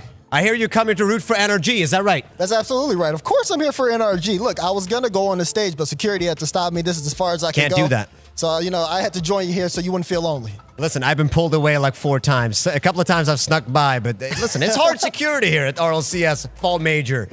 I have a question for you. You want to call up your friend T Bates? You want to have a conversation with him maybe about his prediction? Look, what happened with that prediction? He's not picking up the phone right now, okay? Envy lost, G2 won. It's the American phone in Sweden. Yeah, it's a connection. It's not really that good. I don't got... Hate when that happens. All right, so listen, how is Vitality going to win this? I'm flipping it on you. How is Vitality going to win this one? They're not. I don't even know why you asked me that. Did you see that game one? Did you see that 6-0 scoreline? I saw it. The general NRG's popping up. Have Vitality scored a goal yet? Listen, compare game 1 and game 2, though. Game 1 was, that was like just a That's stomp. true. Game 2 was definitely a lot closer. Maybe Vitality's finding their thing. I can see that. But backs against the wall. They lose one more. They're out of the tournament. We need to see something from them more. That is right. It is win or lose. Make it or break it. Guys, we're sending it back to you. Let's see how this all unfolds. Thank you, Orb. Thank you, Dazzlerin. That is just the biggest smile that I've seen on his face this entire day, where NRG, they are in the lead. We also have an update from the alternative stream over on twitch.tv/RL Esports. Complexity currently leading 2-1 in that series.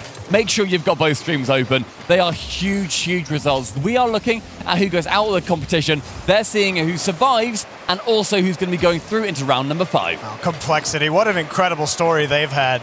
And meanwhile, over here, NRG and Vitality, 2 stalwart teams, and it's NRG putting it in the back of the net. Garrett G on top. The most animated man at the moment as he goes up from his own half, spends the boost, gains a goal from it. That's an investment that is going to pay dividends later on. And that has to feel gutting. If you're Vitality, you know it's been difficult to score goals against this team. You haven't scored any yet. And Vitality, to let that ball go in at the start of the game, that's not going to do anything for your mental. Squishy tried to get that shot, and Fairy Peak cuts in front of it. Garrett in front of it again. Fairy Peak, it's a good cutoff. And a good 50 as well, but Vitality, there's no immediate follow-up ready. They got to wait for Squishy. He pops it over K-Dop, forces Alpha to make the play. Squishy again in front of the box. He's got Justin, and he squeezes it through 3 defenders. NRG just keeps scoring. 2-0, minute 1, and it's just an error from Fairy Peak. Starts to go for the ball and then decides not to, threading that needle through Vitality with just a touch on the bumper from the defender. NRG, they are looking on track with 4 minutes left to perfect sweep their biggest rivals. And if NRG do take this, they're not out of the Swiss Abyss. They got to go to round 5. But what a statement you make. If you can close this game out right here, you all of a sudden turn into one of the strongest threats heading into the final round of Swiss. There's Justin again, popping it up into the corner. But nobody's ready for NRG. They'll happily wait here in midfield. Justin just sitting up in the orange half. He keeps winning these touches, and until he starts losing them, he might not leave.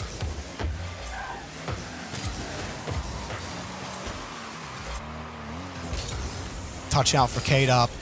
Vitality keep looking for an angle out, but NRG just swarm on the rotation. And when you think Vitality might find an opening, might find a clear, NRG are able to adapt and just swing back around and cut it off in midfield.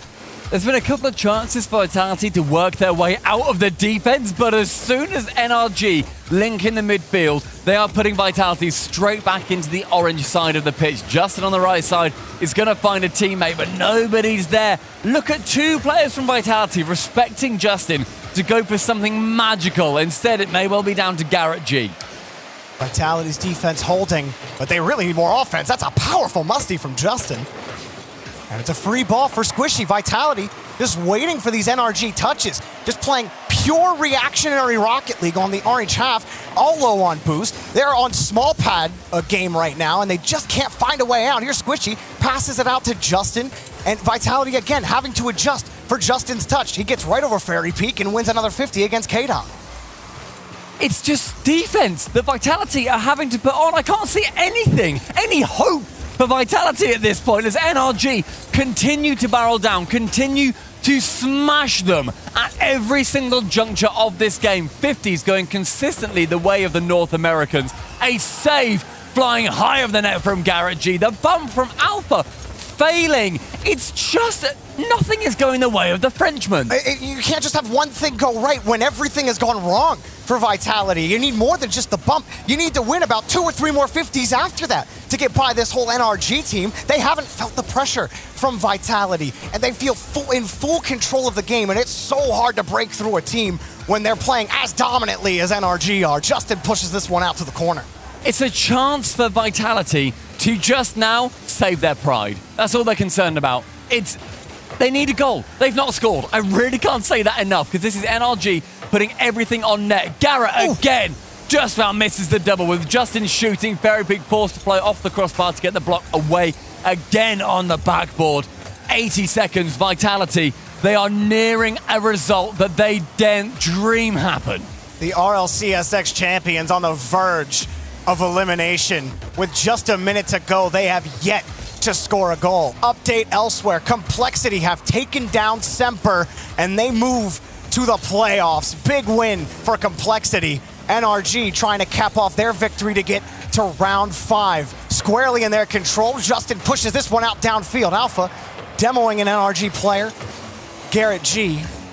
And just nothing again. Midfield's cut off. And Stumpy, there's just nothing working. There's a touch from K-Dop, but the rotation is just too slow for Vitality. They can't get a single follow-up to go in their favor. NRG looks so alive right now, and yeah, they could be playing half dead and they'd still be smashing Vitality. It is a chance for NRG to show the dominance that they have been able to give to North America throughout the entire season.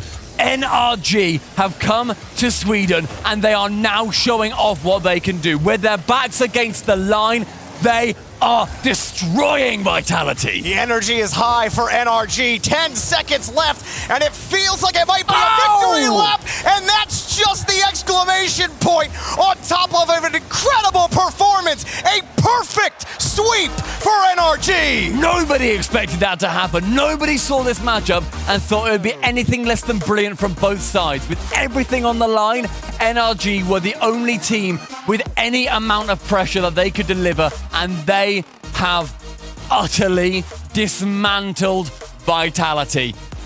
I'm going to use the word embarrassing because that was dreadful from Vitality, but I also want to lift up NRG because my God, did they look good. I mean, I think that Vitality certainly deserve the title, well, not the title, but that description. It was just a disappointing performance from them, despite the adversity that they faced this week, despite the gauntlet of teams that they had to go through. You expected better from them in a matchup as prolific as this one, with a team with so many accolades that K-Dop and Fairy Peak have just alone together. Alpha 54 has been a star on this team, but they just couldn't put it together today against NRG. It's a historic rivalry, but at this day, at this time, history has been secured and it may as well be rewritten. The General NRG are by far and away the dominant team in this matchup right now. Vitality had to scrape through Europe to get here.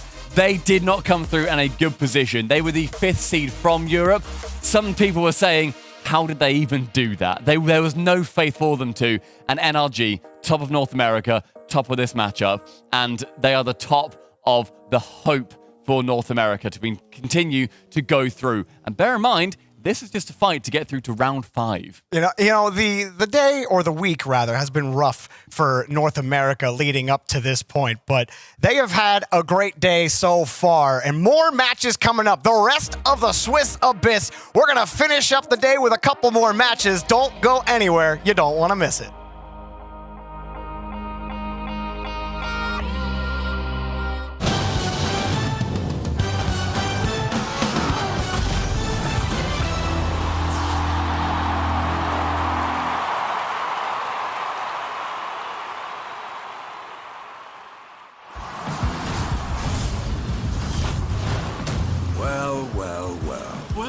Go ahead and break off, old-timer. You don't think I know Rule 1? You break off. I never break a Rule 2. Rule 2? Oh, you're one of them. I've got all day, baby. Break off? You know you want to. Never. Well, respect. Respect. But seriously, break off.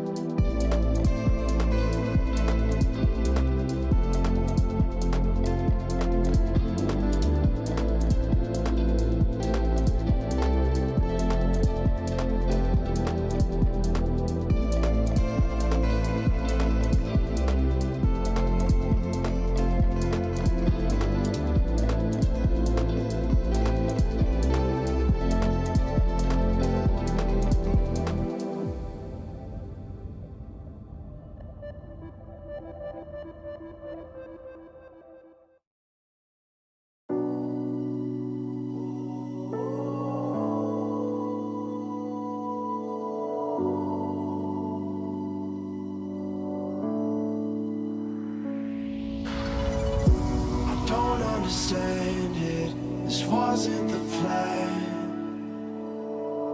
Don't wanna demand it. I've done what I can. And I never mentioned the times you were rude. And I never mentioned when you heard the truth. Scared to lose it all. I won't stand a chance. And I don't wanna fake it. What if I can't walk away?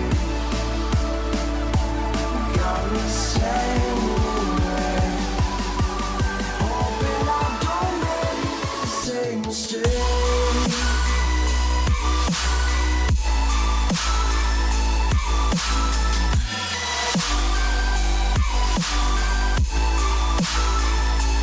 Same mistake.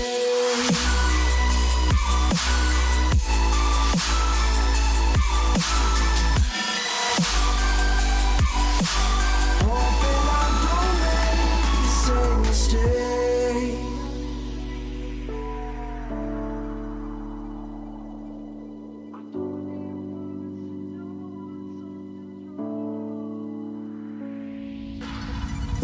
I don't like to leave things unresolved. Maybe it's madness.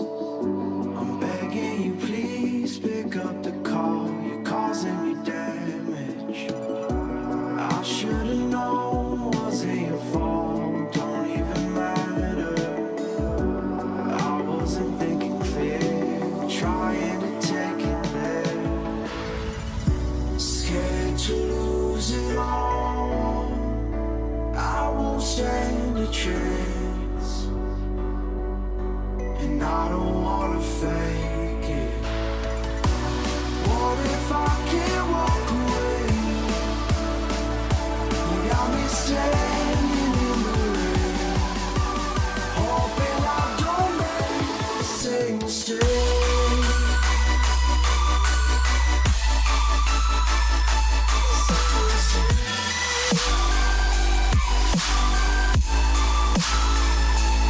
Same mistake.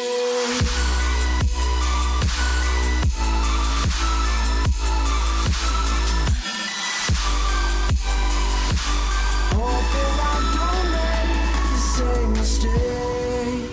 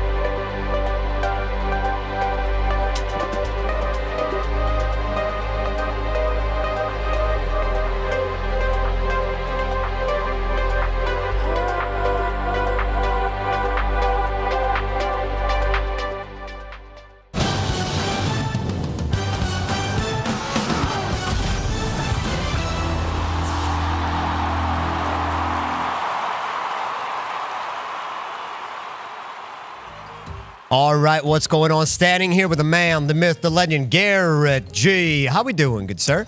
A lot better than yesterday. How was the match against Vitality? The stomp in game one. Let's start with, let's just break them down game by one. Game one, a stomp. We can call it that. Yeah. Why was it a stomp? I couldn't tell you. I'm just glad we had a good start. Honestly, in the back of my head, I was like, dang, we're going to win this 6-0, and then, Vitality's going to turn it up right after, and we're going to look silly. But no, it was just nice. It was like best of 5, like that first game. That was actually the first series we won game 1. So that was honestly in itself like a huge weight off our shoulders. Is that a big thing, just like starting the series off on the right foot, clearly right foot when it's, 6-0, 7-0, whatever. How important is that good start in that series? I mean, it's everything. It feels like with best of 5, like you lose the first game, that second game, that's almost do or die. Like obviously you can reverse sweep, but you go down 0-2 at a LAN, it's hard. It's hard to come back from that. So it was nice. It was really good. I was trying not to get too ahead of myself though, and being too overconfident. So we just we even said that in comms, like let's just take it back down. 0-0. Let's restart like game 2. So. You told me during the break a little bit that you guys kind of want to keep the lid on a little bit with your emotions. You don't want to scream too much. Maybe you have been screaming a little bit too much. Was that right? Your voice is starting to hurt a little bit. Well, we got 2 matches, so it's like not time to celebrate yet. There's more screaming after you win the next one. Yeah, then we can take a little nap, get our voices back. So maybe if we win the next one, you'll hear some screaming. The BDS game, going back a little bit. Yeah. That was a little bit tougher for you guys. What was it that didn't work in that series that you were able to? I mean, Vitality game speaks for itself. But the BDS game, what went wrong there? I mean, I think it's pretty obvious that EU is just doing a bit better right now. But I mean, if you go watch the replays, I mean, we were just not even doing simple stuff right. I mean, I don't think it was too hard for us. It's just we couldn't connect on shots, anything. I mean, it was the first series I was hitting my shots. I actually hit a double. I was really excited about that. So just the fundamentals, like we just were uncomfortable, and that is partially due to BDS. They're crazy. Their teamwork is insane, and getting the scrim all the EU teams, we've realized, we have some catching up to do, and we know that. So you're saying EU is better at LAN at this very moment, is that correct? Yeah, I'd say so. So what does NA have to do to catch up to Europe? I mean, I don't know. I think partially NA teams are simply just not performing at the same time, so I don't want to say it's like a huge gap. But I think just the teamwork from EU, like they just have each other's backs a lot more often. They're not random. On stream, when you're watching, it looks like they're so predictable, but you can't. I mean, what are you going to do when they're always there? So I think NA just has some teamwork stuff to work on, to be honest. I mean, you've not played on the main stage, the hype chamber, as we call it. What are your thoughts sitting under those lights, the cameras on, game on? Thoughts on that experience? Oh, I like it. Way better. It feels like it beats like playing land. At home. Of course. I couldn't have believed. No, it's got to feel special. I mean, you were definitely no stranger to the lights yourself. What is it going to take for you guys to win your last match? We have it confirmed. It is going to be ground zero for you guys in your final bout. Is that the opponent you guys wanted? Hey, I don't know. So far, I'm 0-2 versus Torsos on RLCS LAN, so it's looking rough. I heard he calls himself the Garrett G Slayer. Yeah. So I was gonna say they're saying he's the Garrett G Slayer. So how are you gonna stop that? Hey, I'm just gonna show up. So far, 0-2. So hopefully I can bring the win percentage a little bit back. We're gonna train like any other team. Like I think OCE has surprised everyone. I even people from OCE were saying it was looking rough coming into the event, and they've taken multiple series. So we're gonna take them serious and. Hopefully repeat what we did, earlier today. Anything you want to tell everybody watching at home, the NRG fans that are rooting for you guys to make it to the top 8? Sorry for the heart attacks. We're trying our best. We promise, had some issues along the way, but, hopefully we can, not let you guys down and give it a roll. Let's give it a roll. You heard it here from the man himself, Garrett G. Guys, sending it back to you at the desk. The consummate professional, always great to hear from Garrett G, and we will see them play one more time today and possibly see them play tomorrow if they're able to get the win there over Torsos, the Garrett G Slayer. I've never seen someone talk about, I've got a losing record against this guy. He always beats me, and been like more worried for the person with the winning record. Like he seems so confident and unafraid there. It's interesting. I mean, that sounded like a very honest interview from Garrett G. So. Really, really good takes all around. And that's what we've become used to that over the years from the guy. But truthfully, just so good to see energy show up. They've had a few moments up until now, but I think this is the first time that all 3 players really looked on form, and that's exactly what we want to see. No matter where you're from, who you are, Everybody loves watching that. peak They energy. did, though. And this was a historic series, the first ever perfect sweep on RLCS lane. Oh, yeah. And it was the general NRG taking down Makes Vitality no and sense. knocking him out of the tournament. It makes absolutely no sense. Vitality couldn't score a single goal on LAN. And you've got KDOP. Everybody talks about it. KDOP is just built differently on LAN, but apparently not against NRG. And they've got a lot more work to do, but this was the best start. What is this timeline? NRG versus Vitality, so one-sided. It's always been very close to them historically, but two teams that have developed very differently over the online era. It seems that NRG are finally feeling comfortable on LAN,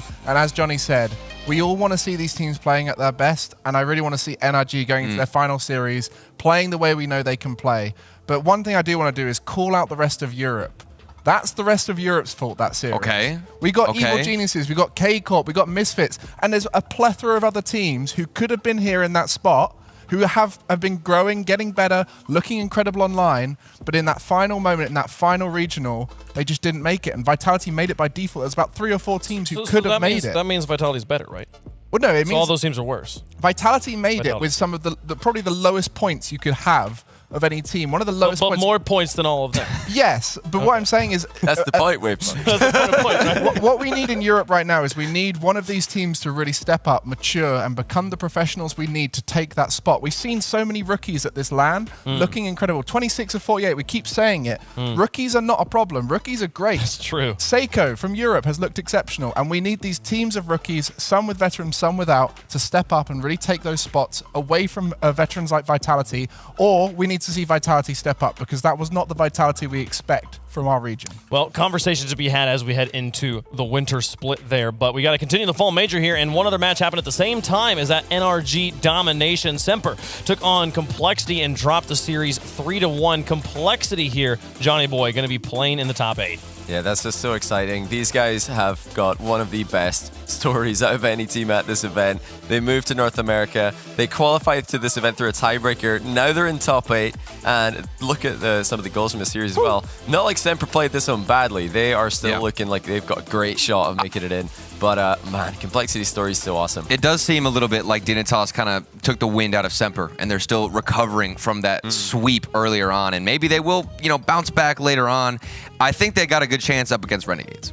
Yeah, I mean, Semper looked very good for a 3-0 sweep when they lost to Dignitas. It was so close between them.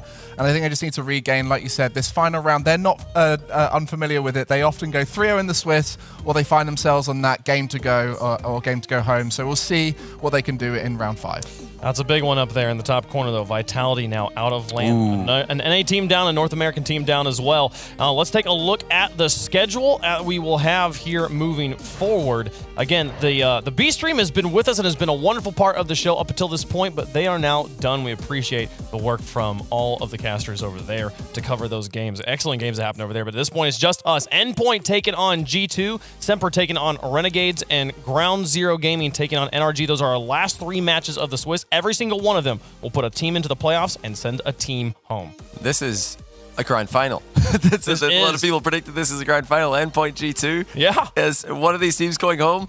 That's just crazy to think of pre-LAN. But for Endpoint, this isn't really that surprising in the context of their struggles in the Swiss. Swiss. They haven't looked all that great in Swiss, outperformed by BDS and Dignitas in the Swiss stage in Europe consistently.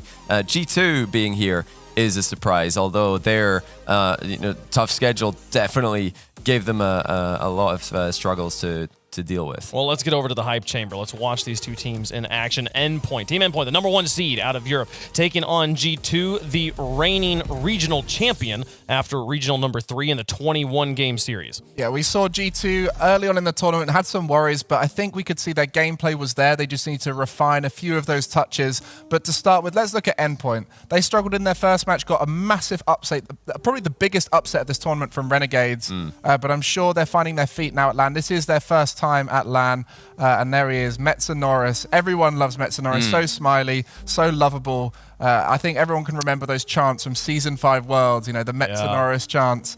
We all just want to see him do well, and it's great to see him doing well on Endpoint this season. It doesn't even look like this is an elimination match right now. You look at him smiling. They don't even care. They're He's happy. always smiling. They're excited to be here. Of course, you've got none other than Relating Wave there, looking smiley himself. And he seemed pretty confident. He was talking a lot with Orb, pretty proud of the comeback that they've made. They did beat NRG in Game 5, which is still huge, and they've got to be riding that momentum here, Johnny. Yeah, they look great, and this is the thing that's impressed us with Endpoint as a team all season.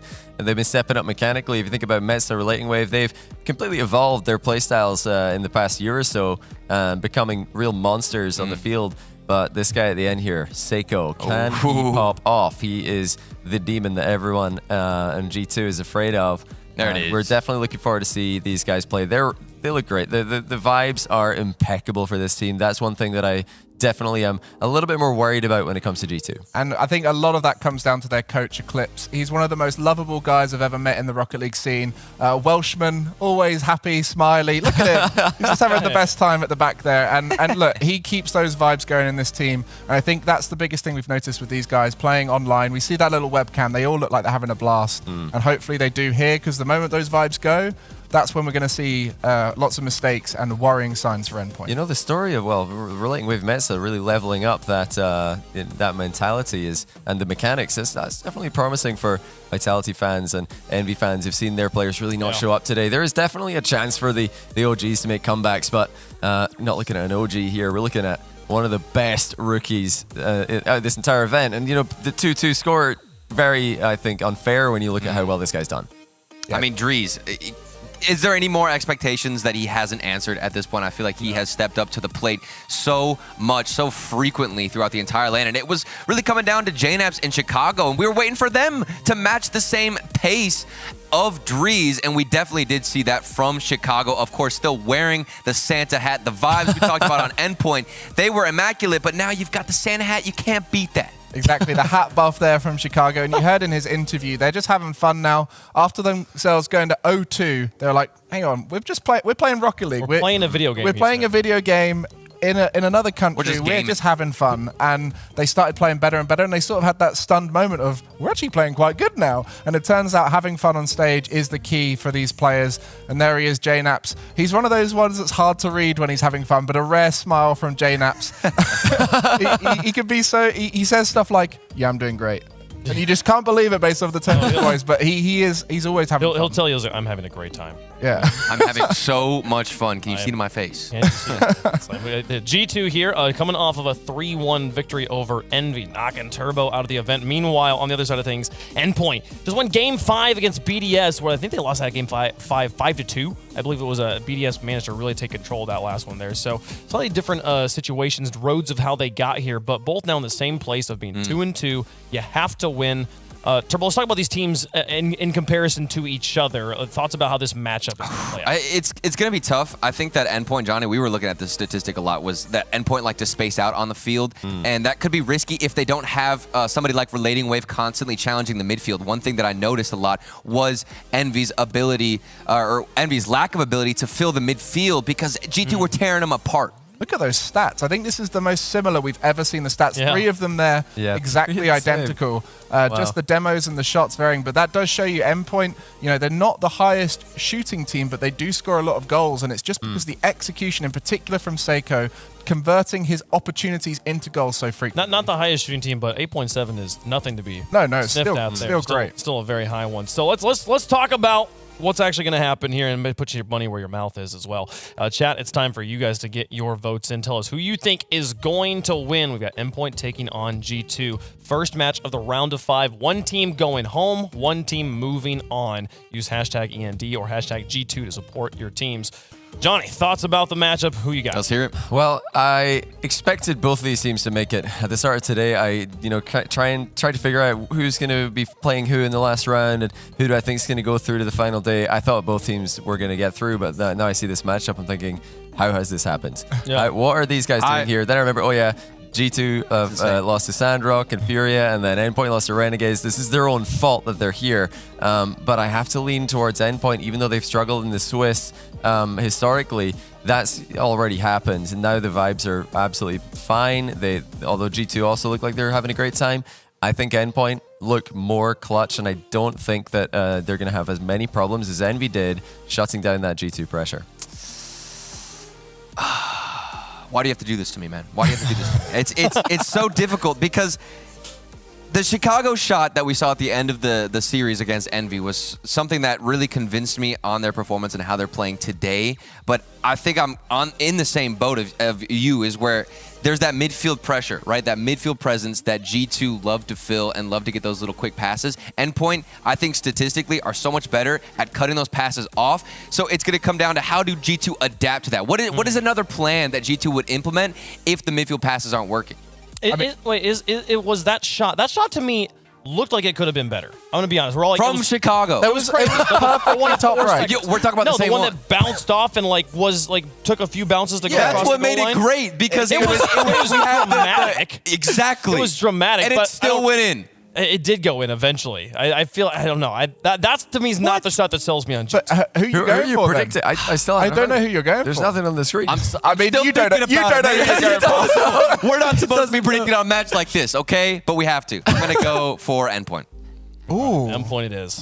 See, I'm very similar with you in what I'm thinking here is if both these teams are performing at their best, I think Endpoint win it. Based off of the way they play, they're incredibly good at keeping pressure. They're very well spread out. They take passes out of the game, and G2 relies so heavily on passes. And the other thing you mentioned is, do they have a plan for this? Now, I don't know how well prepared G2 are at the beginning of the day, but Swish is incredibly difficult to plan for the teams you're going to play against because there's so many opportunities who you could be up against. So I don't think G2 have a plan here. They have some vague plan, and I think Endpoint, when playing their best, will be able to beat them. I'm going to go Endpoint, but it's going to be incredibly close. I think G2 not having a plan is perfect for G2. I think that's exactly what they're just playing video games out here. They're just playing video games and wearing Santa hats in Sweden. I think I'm going to go for G2, especially because everyone else went for Endpoint. They should have one. They should have one. They do deserve one. Is wrong. Yeah. Also, chat's going to be on my side. I'm just telling you right now, chat's going to be on my side. Called that one. Easiest stuff. G2 Army's always got me. Let's get over to the game. Let's head to the Ford Skybox to hear who is in, who is out. One of these teams going home, and one of these teams getting to play in the playoffs, and we'll have a top 8 spot. Good for world points as well. It's the big ones. These are the matches you cannot lose. This is where legends are made. Let's get into it. Endpoint versus G2 starting now. The #1 seed in Europe against the #2 seed in North America in a match to make the playoffs. James Bott, I can't believe we're here. And you know what, Dazzler? There's been quite a bit of chatter about EU being better than NA. NA coming back. Well, there's 2 EU teams that have made it so far, top 8. 2 NA teams have played. That's right. And now we've got the NA-EU matchup. Only one can move on. And this is going to be absolutely incredible, seeing how we even got here, looking at all of their runs. Endpoint, they've been up and down. G2 started at the bottom at round 3 and have battled their way all the way back. They've been playing the best they've looked all tournament long, and you can see that with the offensive pressure right out the gate. And you heard Turtle pointed out, all the shot off the post rebound. Metza going to be denied. Drees, he's been a dream all tournament long. A nice drop shot, and that will be blocked. G2 giving away the ball a little bit early there, but watch out, Seiko in the air. That is dangerous. As soon as you see him pop up, you know that this one's at least going to go on target.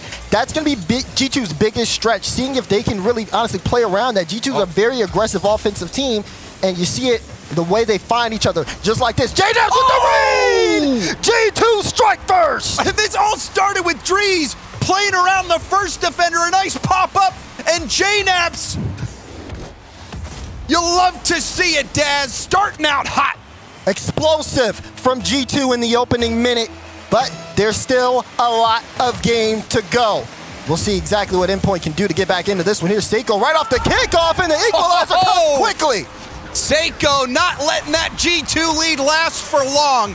You see JNaps getting beat by Metza. Wonderfully done off the kickoff. So already you think JNaps is getting hot. Seiko and Endpoint dumping a bucket of cold water on him. Yeah, you can see everybody locked in, 2 on the cams. A little bit of smiles before the game. That stops when they get on the field. Here's Drees playing that one off into the corner. JNap's gonna come for an assist. Seiko up early, but so Chicago gets that one straight down, and Mets will try to play it off to the side. Right now, G2 still picking up on that offensive pressure, but they have to be careful not to overcommit. We saw them end up making a kickoff goal happen earlier. There's a good shot. Seiko able to get there. Play by Seiko so far, but you see the demo come in. Relating Wave trying to buy time. Seiko, the tap to Meta. He's got Relating Wave over on the side. You saw the pass come through, but Drees cutting that play out. The pass. Oh, off the crossbar. Endpoint with just a bit of life. Still, more pressure coming through from G2. They haven't really let Endpoint get too set on offense. We haven't seen too many offensive strikes besides some solo plays from Seiko. This one, Drees looking for the low shot, Relating Wave there in time. Endpoint have been managing the pressure well here, James Bott, but still, they haven't been able to break out. We haven't really seen any consistent plays yet. We finally get to see some offense here for a little bit, but look, transition from G2 so fast. Drees, well, not able to make contact on that ball. Relating Wave wanted that demo. JNAP's getting around it. You wondered if nerves would come into play game one, but both teams coming out swinging, playing solid Rocket League. And we're just about to hit that halfway point. Oh man, here's danger. Seiko only at 26 boost there. That one might roll all the way back. Relating Wave will get there in time to end up making that touch out. But like you said, halfway point in the game. Still tied 1-1. G2, they're able to get control of the ball. You see them moving down the field really well. They play off of each other greatly. And Endpoint just barely ending up stopping them on the goal line. Tough to see G2 haven't been able to score yet with all the pressure they've amounted. And we've been seeing some physical plays. Even on that play, it looked like Relating Wave got a bump right on takeoff as Drees was going for the shot. And then Relating Wave also able to make that touch. Endpoint holding up on defense. G2, you heard it from Chicago. They want to play their game. So far they have been. Endpoint on the back foot. But still, we are all tied up thanks to that kickoff goal from Endpoint, and now tangled up at the midfield. Oh yeah, you can see Drees struggling to get back. Doesn't have a lot of boost. Chicago does and will intercept that play. And Relating Wave just trying to get G2 to throw the ball away. They do a good job of playing that in between JNAPS and Chicago, but still a little bit confused. Seiko with low boost, almost able to put that one on target. G2 barely get in front of that one, but now Endpoint starting to warm up on offense, and that can spell danger for G2. Seiko, all eyes on him. The air dribble, pinch out to the middle, shot opportunity. Rebound out, Metza goes to the post. Beautifully placed. You can see two defenders from G2 in net. And look at that, just so much more confusion. The confusion there between Drees and Chicago. It's a free shot, and Endpoint, they're going to take that every single time. But we've seen it before in other series, especially at this level. Even though you have a lot of the net to shoot at, you still have to focus on that placement. Metza placing that wonderfully. Saw the tangle. Drees running into his teammate in the net. And also it was that Seiko air dribble that set up the assault. Uh-oh, this is dangerous. Seiko almost was able to get there. You saw the follow-up, but not enough for Endpoint. 47 seconds left. Endpoint still looking to add some pressure. Midfield battle. Metza Norris will pick it up, has a decent amount of boost. Going up high, you can see even Endpoint trying to throw someone off, giving as much room for Seiko as possible when he gets the ball, but now he's in a tough spot. Pass middle, Drees can't get there in time.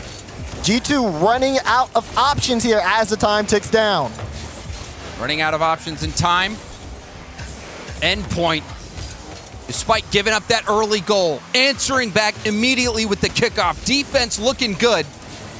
Meanwhile, that one mistake, Drees running into his opponent, or his teammate rather. Will that come back to bite him?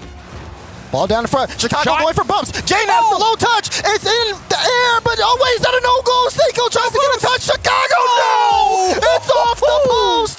Endpoint barely hold on. Oh, man, I'd love to get another look at that last shot. You saw Seiko going up, running on fumes, doing everything he could just to deny that first shot. Helpless on the rebound. You got Chicago barreling in, the top goal scorer in NA.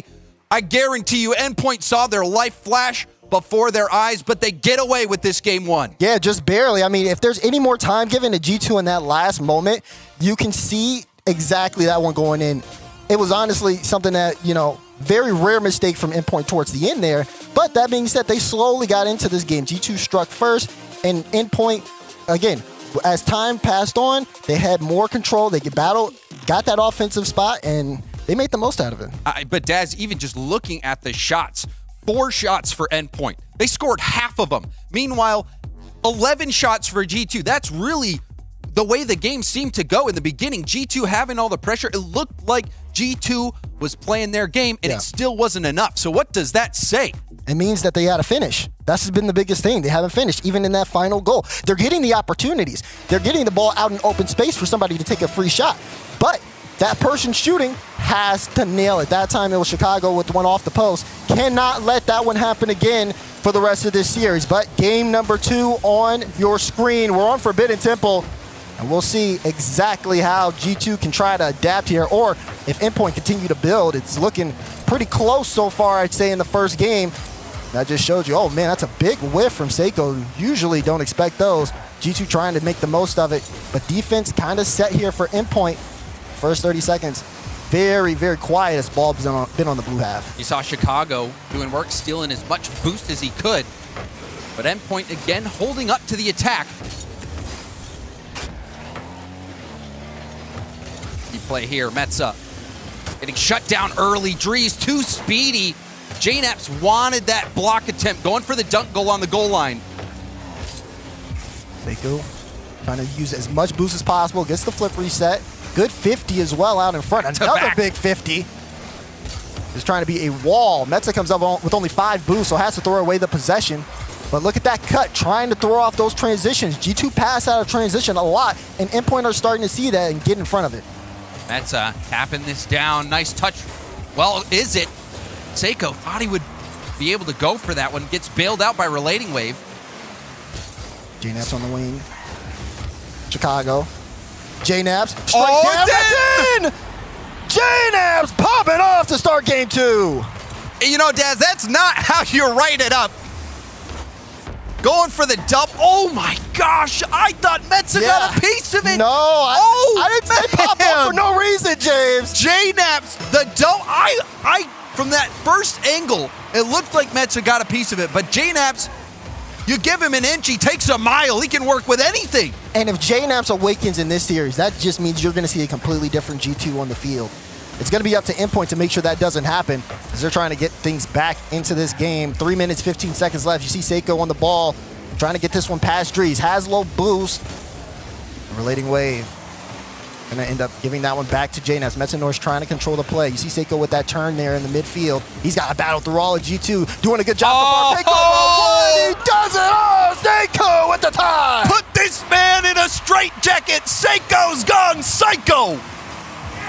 Look at that fake. Oh my goodness. And then into the flick. G2 had no idea. And they should have immediately challenged that ball, because when that guy gets any time, oh boy, does he make magic happen. JNaps trying to answer. Metza says no. Pass out.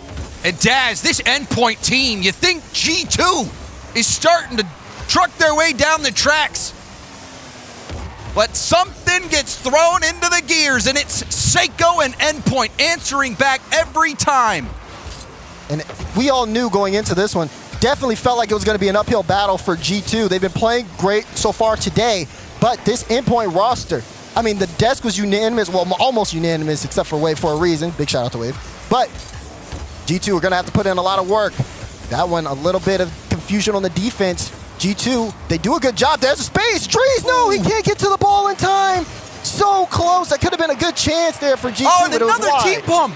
Drees running into Chicago at the midfield. JNaps, the nice 50 and the double commit now from Endpoint.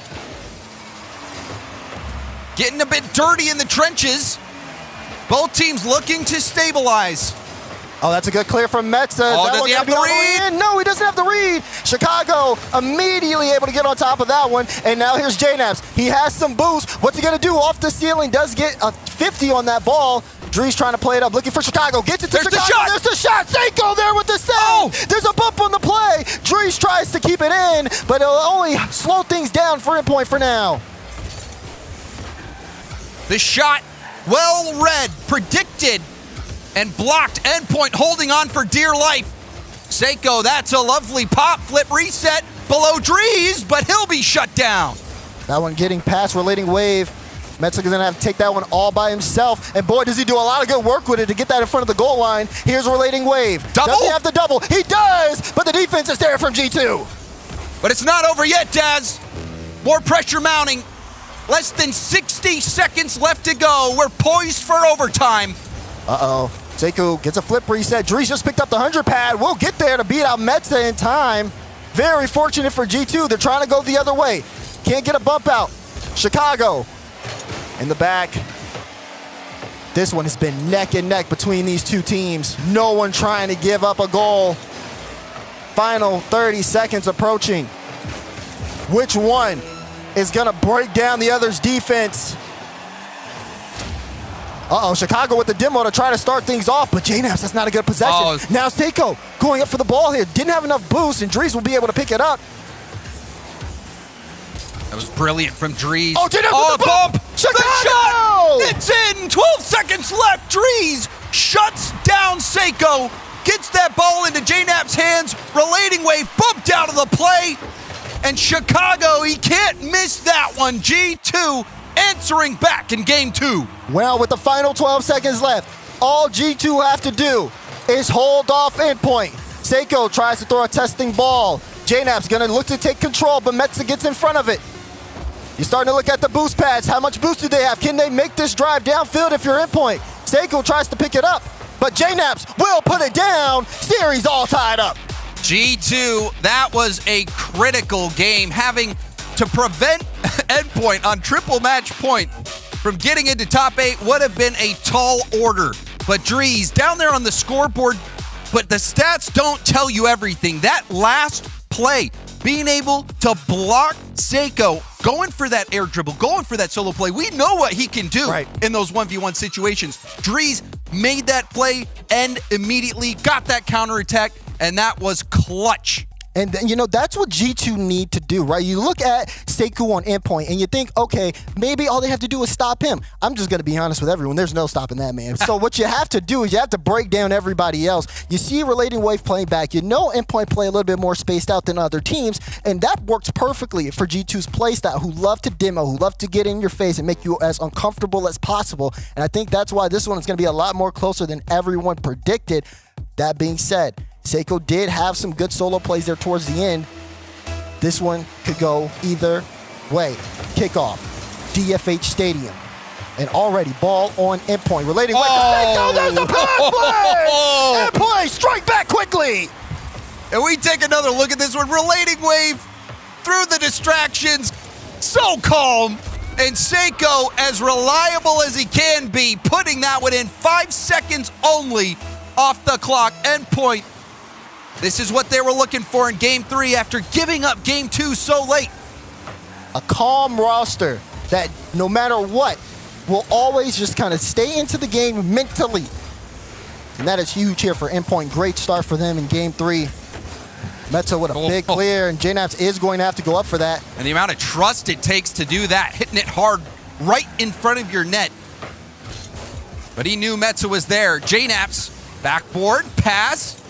Seiko having to give the ball up. Chicago shutting things back down. Oh, Drees the tip, but Relating Wave is there somehow, and JNaps couldn't make that read. And look at this, though. G2 still able to get some really good touches on the ball. JNaps with another shot, and it'll go in! G2 tie! Oh, and those bounce shots can be so difficult to block. It's like trying to hit a riser. Seiko trying to react, but could not off that bounce. Strong shot from JNaps. G2 and Endpoint, they have been matched up nicely. G2, despite playing their game, hasn't been able to score that many goals so far. Endpoint's defense has been rock solid. So far, 2 early goals, and now 3! Chicago taking the lead for G2. That momentum starting to swing in favor of G2. You see Drees go out. Chicago immediately, the turn was so fast to get to that ball.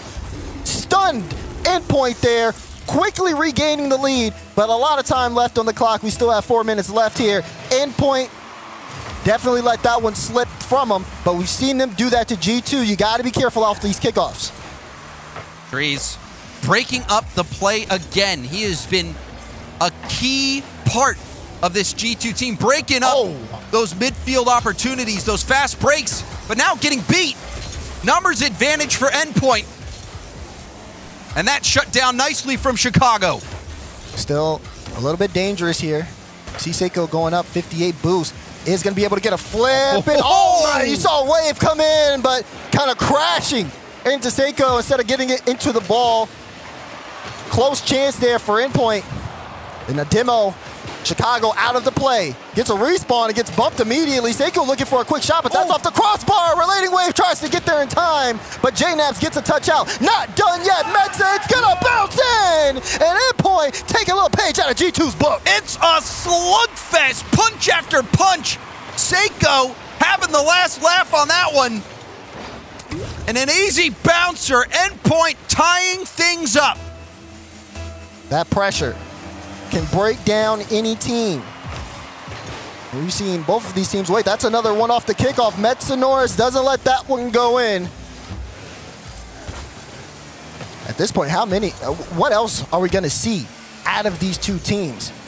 They're pulling out all the stops. We're only halfway through this series. They're pulling out all the stops because if they don't, their entire tournament comes to an end, Daz. This is it. JNaps, he has to be big on these 50s. Does so. Drees gets a touch. But Seiko's back in time.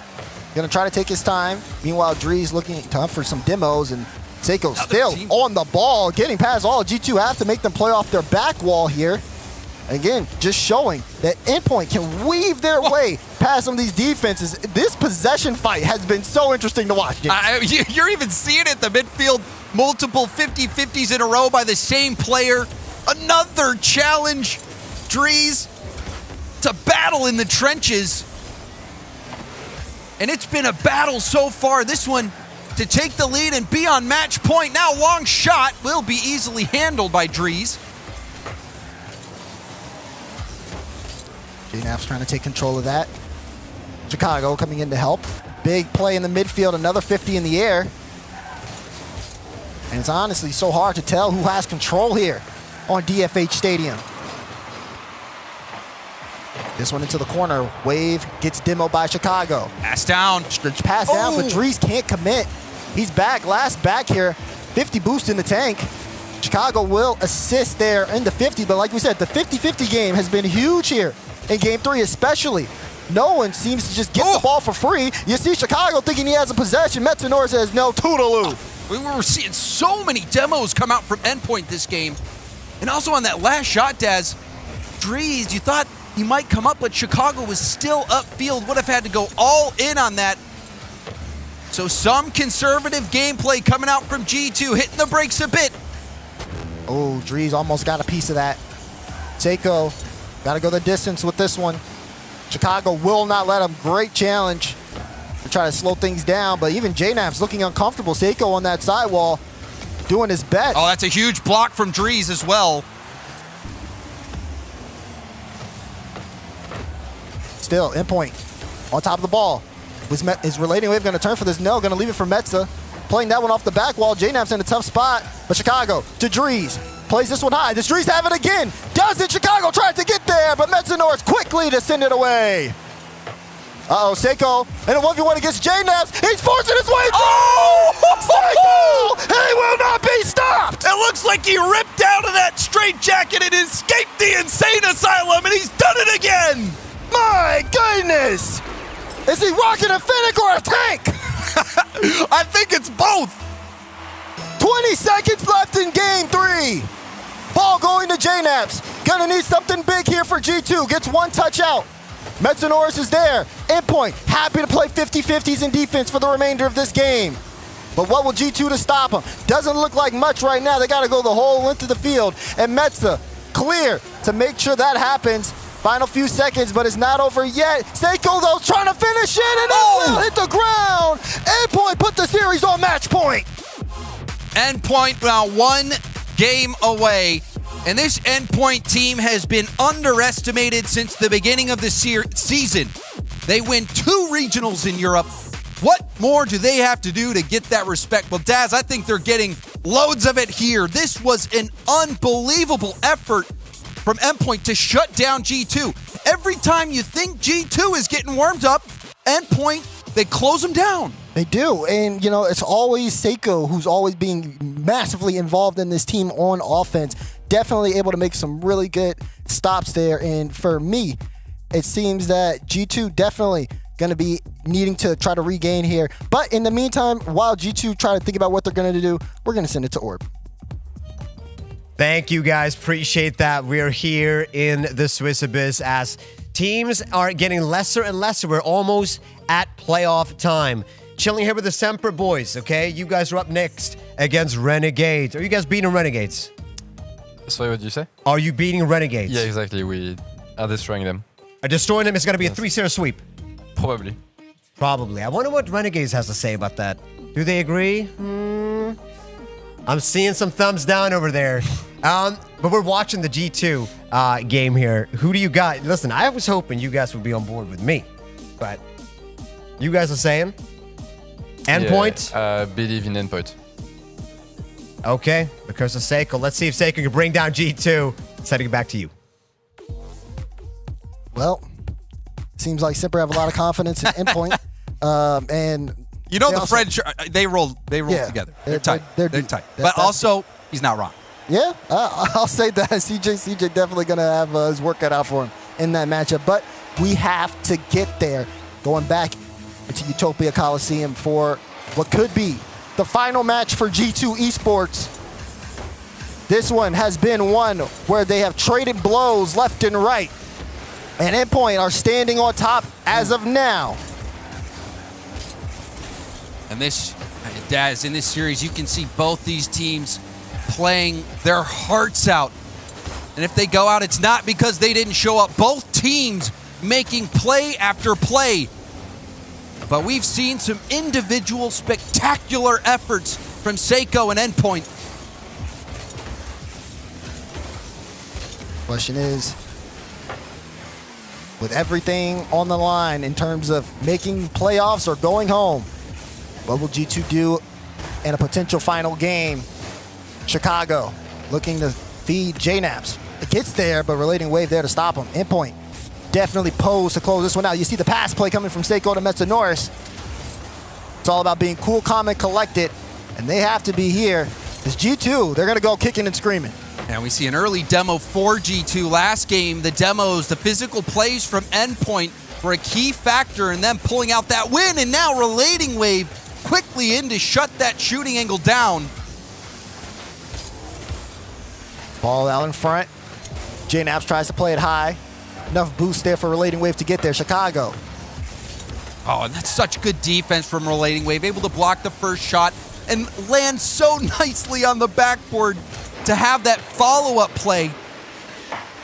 Excellent defense from Endpoint. We've seen it all series long. Look at this. Just trading the ball at this point. No team wants to overcommit. And everyone's trying to get that perfect pass, but they're playing with a lot of respect. Seiko out of the play, and what will G2 do now as he makes his way back? Still having trouble getting in front of that offensive zone. Seiko there quickly to put the ball where he put it last time, he even made a touch. It's back into that orange corner. That's a double commit.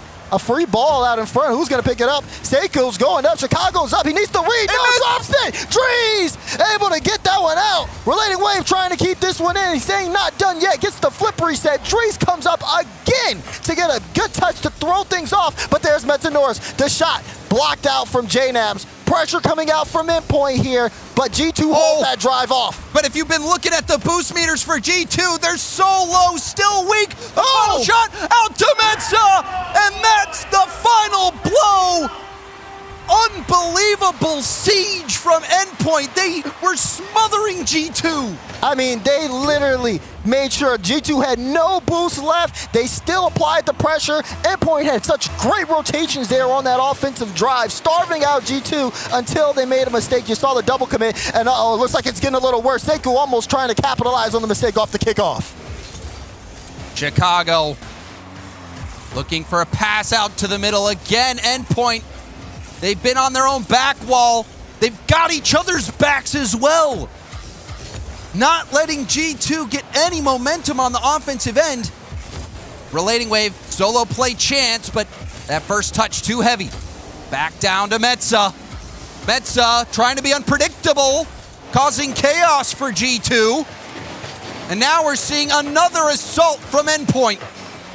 Oh man, good thing Drees gets that boost there in the corner. Otherwise, that could have been danger for G2. Seiko over there to kind of close things out. And JNaps, again, that's just going to be possession given. Look at that, almost a quick transition play. But Seiko not able to make a connection with the ball. 1:30 now. And G2, it's not looking good for them. They need to make something happen here, but Endpoint are not letting anything come into their box at all. They've been so good on staying on top of the ball and also applying pressure on offense. Will Relating Wave get They are here to stay. That's what Endpoint are trying to say there. Everyone from Endpoint having their moment. 2 defenders to get through, and Relating Wave was like a hot knife through butter. Dismantling the G2 defense. Can Chicago bring things back with that play? JNaps tries to get there to an open net, and Drees able to bring it within 1. G2 are on the clock. It is not over yet, Daz. Drees keeping hope alive for G2, but we've only got 68 seconds left for G2 to get one more. We're going to have to see something special if G2 want to even have a chance to force a Game 5. Endpoint on top of them right now. And in the final minute of gameplay, what will we see? We got a bump on the play. Chicago can't get around it. Seiko on top of it. He does get a demo on Metanoris, but if no one's in possession, does it matter? And Seiko on top of that with Relating Wave immediately crashing. And you saw Drees trying to be cute there, trying to fake out Relating Wave, but it was not going to happen. The drop down pass! Oh, the G2 counter! We said we needed to see some magic, James, and boy, do those boys show up. Chicago leaving it to Drees. The placement is perfect. Mets gets a piece of it, but it's just not enough. That last touch from Chicago, that was the cherry on top of the cake. And my goodness, Drees there the whole time. Oh, you saw Chicago trying to get there quickly. 30 seconds left. G2 aren't out of the woods just yet. Still need one if they want to force Game 5. Looking for a pass play middle. Oh, this is very dangerous. Relating Wave will get there. But Chicago with the pop. Seiko says, I'll take that. He's out of boost. So now a free one for Drees here. Meant to up early. Drees does win the challenge, and this one plays off into the corner. Final few seconds in regulation. Looking at overtime, JNaps has the ball. Oh, he wants to play it. Seiko trying to play that one on the sideline, and Drees trying to get it off him. Seiko's still going. That one is still up. It's in mid. Metza to win. Drees says no. Game 4 overtime. This is it for G2. If they want to stay alive in this major, they've got to score in this overtime. Endpoint. They've been proving the haters wrong. Another chance to do it. JNaps looking for some bumps, but Seiko has all the control there on that ball. Relating Wave. Gonna try to buy some space here for Endpoint. Drees up. Will he have another touch? Does to try to throw things off. JNaps, that one's dangerous. Metza, but he's running out of boost here. Chicago gonna try to play the 50. Seiko in a tough spot, but does wrap around it to beat out JNaps. Dangerous situation there for Endpoint to start this overtime off. And G2, they're not going to let them go easy. See how much pressure they're putting on Drees. 100 boost, but that just too far ahead of him. Metza looking for the backboard. Long clear. You can see Boom Ball playing out. Oh, Wave gets that one off the side. Is anyone going to be there for G2? That's a good touch. And Metza plays it over towards Chicago, who's going to leave it for Drees. There's the 50 out. Chicago still has possession. Looking for Drees to Chicago. Chicago playing it high. That one straight down in front. Metza gets a touch. That pretty much saves the game there. And Endpoint looking for a transition. Relating Wave. Oh my God! Endpoint do it! Unbelievable! Relating Wave dunks his way through to the top 8. Endpoint. What a statement! Again, they always have each other's backs. You can see it even in that play. Relating wave in a perfect position there, even though Chicago's clearing it right into him. Oh. But I mean, that one, you can see it on the cameras. That one's gotta hurt there. G2 definitely looked like they had a chance to force Game 5. But for Endpoint, they played it all the way through. You know, and they played like the #1 seed out of EU. Those guys playing with so much heart. The individual effort that we saw from Seiko, but then also the team effort on defense, being able to have each other's back, the trust that we saw them play with. This Endpoint, this team, they're grinders. Their heart is in the right place. Yeah. Their head is in the right place, and that is going to get you results. This hard work that this team has put in is paying off over and over again. But G2, despite playing their game, it was not enough, and their journey here in Sweden comes to an end. Fortunate for G2, they really worked hard to battle their way back into this round 5. Endpoint, though, this was a team that a lot of us knew coming in the potential that these guys have, and watching their journey to make it into the playoffs has been something that has just been absolutely astounding. You see it in some of the team plays, even in that last play. Again, always passing, always finding each other, and always keeping the vibes of the comms up. This is a true example of a team, and they've been leading Europe well. There's no more lives left at this point in the tournament. Every series, an elimination match. We've got one more. Semper versus Renegades. Only one team can move on. That's coming up after the break. Semper's the best team because we have great communication, and also our team spirit and motivation is really high right now.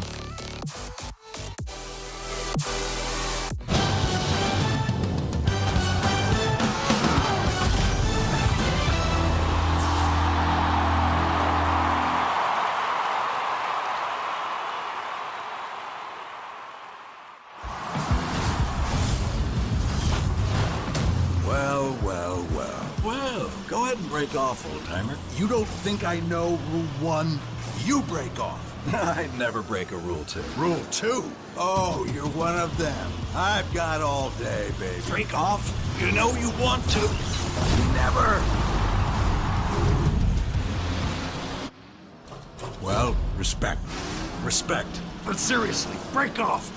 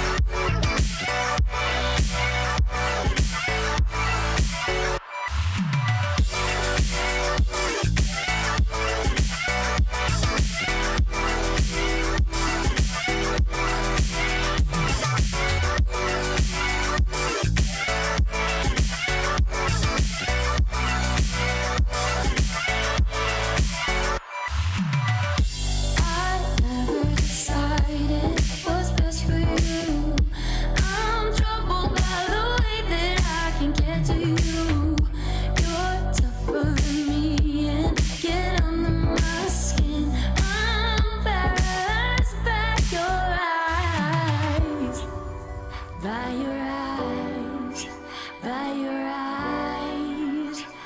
And I think that I'm right, that I'm right, that I'm right. But you were always on my mind, and you were never far away. And though you'd always take your time, you light the sky up like the day.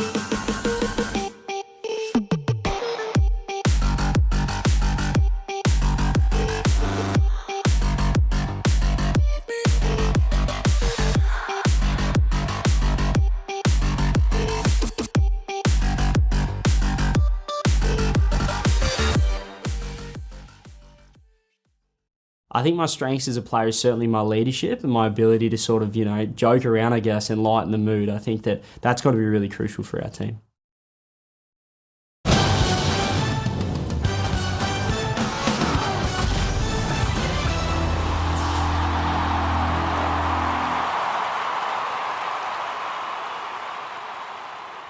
We are back from the break, standing here. Endpoint, you guys just went ahead and did it. You guys qualified now for the top 8. Is it weight off the shoulders now? Oh, definitely. It was Swiss has always been our really weak point, to say the least, in the regionals. I think everyone can see that. So knowing now that we can go into the bracket with that weight off, knowing we've made top 8, we can't. People can't say, "Oh, it was a fluke again" or anything like that. So it's going to be amazing. It's gonna be amazing top 8 for sure. Now, for the players, the series here against G2, my beloved G2, you guys did it. Fair and square, you beat them. Was it a tough game? I can take it. It was a really tough game, honestly, when it's such a high pressure situation, every single move you make double guess yourself all the time. It's an intense feeling you don't get anywhere else than on LAN. How do you keep the nerves under control? When it gets to that intense level, do you embrace the nerves maybe? Well, do you want to answer this?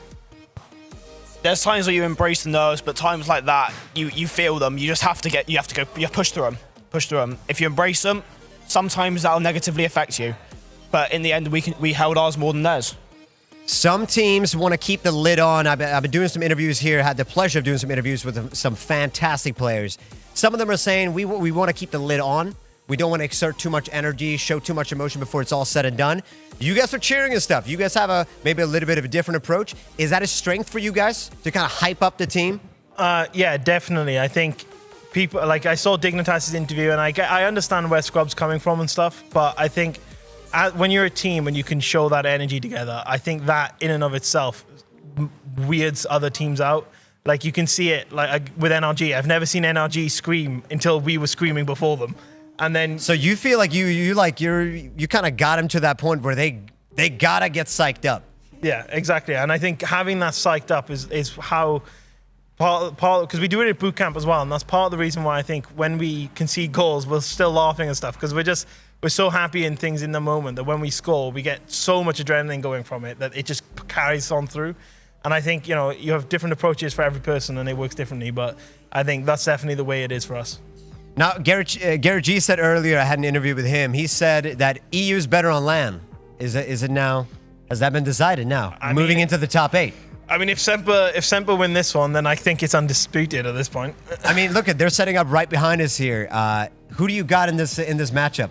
I've got to go with the EU boys. We got the French lads on there. The French are cracked on the sticks. Yeah, his guys. Yeah. So, what about the rest? Is it all? It's a mutual thing. Everybody agrees. I mean, I don't really know who's gonna win, but both teams are so happy to be at this point, so I'm just rooting for both. Both are nice guys. The true winners are the fans at home, getting to watch some great Rocket League. Isn't that true? Oh, definitely. All right. Well, guys, it was great watching you guys play. Once again, even though you beat my G2, you guys did it fair and square. You guys are in the top 8. Congratulations. We're going to find out who the next team to join top 8. Who is that going to be? Guys, please take it away. Thanks so much, Orb. It's been a long Swiss. We are coming to the end of the road, gentlemen. Only 2 more matches before we know our top 8, and we're set for a bracket. No more losing allowed after that point. You got to win out, but these 2 teams, we've got Renegades taking on Semper coming up next. But before we get into that, let's talk about the match we just witnessed here. Endpoint versus G2, an absolute battle, a wonderful game, Achieves. Yeah, there was a lot of good things going for both teams, but unfortunately, as that series went on, G2, I found them really struggling to find a good way to move the ball forward and reset Endpoint's pressure. I feel like a lot of times they had some time and space to work with, and they just wouldn't get a good touch on a ball, and that allowed so much time for Endpoint to circle back around and set that pressure up. I mean, this comes down to the European playstyle versus North American playstyle debate. In North America, there's a lot more space in general, so players are able to take a bit more time, whereas in Europe, there's so much pressure, you're constantly being challenged, and when those moments do come around where a team backs off, you're not quite ready for it, and so that's why players rush. That's why we see more mistakes in Europe and why you see a lot more mistakes under that pressure. And to be honest, I think both those teams I don't want to say deserve to be in top 8 because they're in that game to go for a reason. They messed up early on in the Swiss. Yeah. But I think the way those two teams were playing, they are top 8 teams based off of that alone. Yeah, and it was just a weak start really for both of these teams. And I 100% agree with you, Greg. And watching that series, those teams, they were playing their hearts out. And you talk about the space. There was none for G2. For me, I was looking for Chicago. He was the top scorer for NA. You have to when you play that way all split long. That's your play style. You got JNAP setting up Chicago. Dree's doing everything he can. You have to bring that same playstyle. G2, they never got it going. They almost had it started, but Endpoint, like you said, gave them no space whatsoever. And you start to second guess yourself. As a team like G2, who very much rely on passing play, teamwork, you're concerned about, if I do that pass, will it get intercepted? And that's when you start to back down and play a bit safer, and you just cannot play safe at this stage of a tournament. You have to be playing to win. And for Endpoint, I mean, you saw the opposite. You saw Relating Wave happily passing down off his own backboard in front of his net to Metsonaris. And then you had Seiko. You talk about no space. This guy was making it. You know, he was taking it from G2. And then when he had no space, he was still working with it. That was another fantastic individual effort. It's very easy to forget the fact that Relating Wave and Seiko, this is their first time on RLCS land. First time. And they're going up with a veteran in Metsa. Metsa, someone who has continually outperformed people's expectations on method, on complexity, on Weedem Girls, and now on Endpoint. This guy is special. He's been around the scene for so long, having so much success, reaching these heights for a reason. What a legend. It's so crazy to me, like, to think back to, like, when we first met Metsonaris and, like, oh, this young excited player, how well is he going to do? And now to think that he is the veteran of his roster. He's a grizzled, old stage pro here. So well done to Metsonaris and the rest of the boys from Endpoint. They qualify for tomorrow. We'll see them in bracket play. Looking forward, we got 2 more matches to go. Let's take a look at the schedule of what you can expect here on the broadcast before we are done today. Semper taking on Renegades, that's next, and then Ground Zero taking on NRG. So the hopes of OCE still alive, but the biggest challenges they have yet faced in front of them here. Semper taking on Renegades, trying to make it 3 teams for Europe here, or 4 teams for Europe at this point. My goodness, this is going to be crazy. I mean, Renegades have been surprising a lot of people, and they started it off by beating Endpoint, who we just watched, looking very different at the time. Renegades are very much enjoying themselves here, and that is what's carrying them through. There he is, the man, Cammy. He's always been a joyful player to be around. He's always just having fun. Look at him. They're just having a great time, and he's played exceptionally well at this event. In fact, all 3 of them have. I think this is definitely one of those exceeding expectations kind of teams. All of the OCE players playing very well at this event. Well, that's the question. Is it exceeding expectations, or just it's been so long since we've been able to update our expectations, and who's to say? But this is a good opportunity to prove that wrong. And you talk about blowing expectations out of the water. This guy, Fever, hitting one of the best shots that we have seen in this tournament. There was a lot of mumbling going on about the new blood in OCE, and it has proven to be a game changer. Fever has been at the heart of all these massive plays for Renegades, but then also CJ, we heard him in the interviews. This guy is the undisputed leader of the team, and Cheeseman even calls him the voice, the player that represents the region of OCE to come in here and already do what they've done. They have, I think they've earned their wage so far.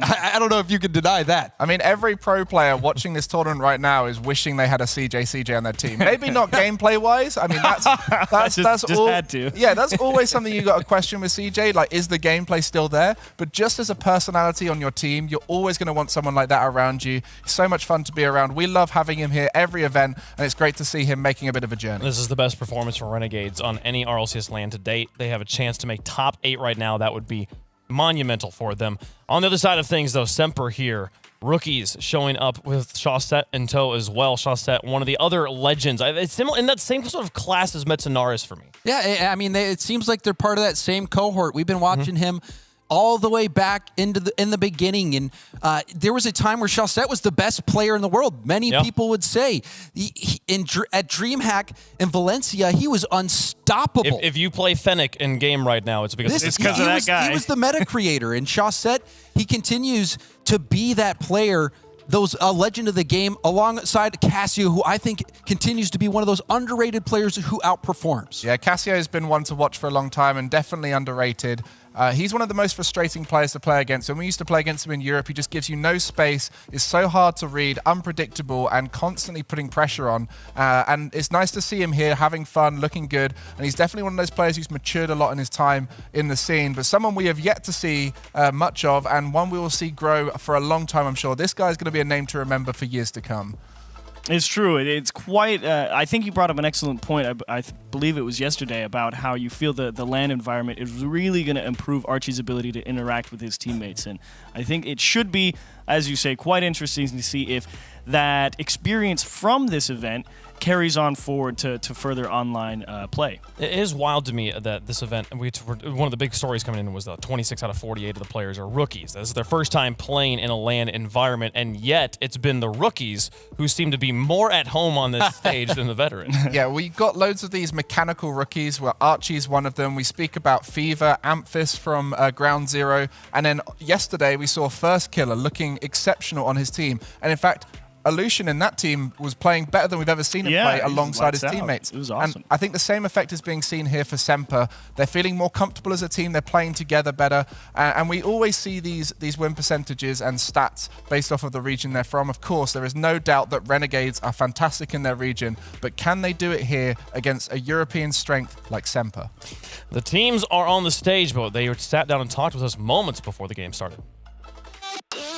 We've I've known Renegades for a long time. I've actually beat them on few past different teams, and I'm looking towards to beat them again and to qualify for the top 8.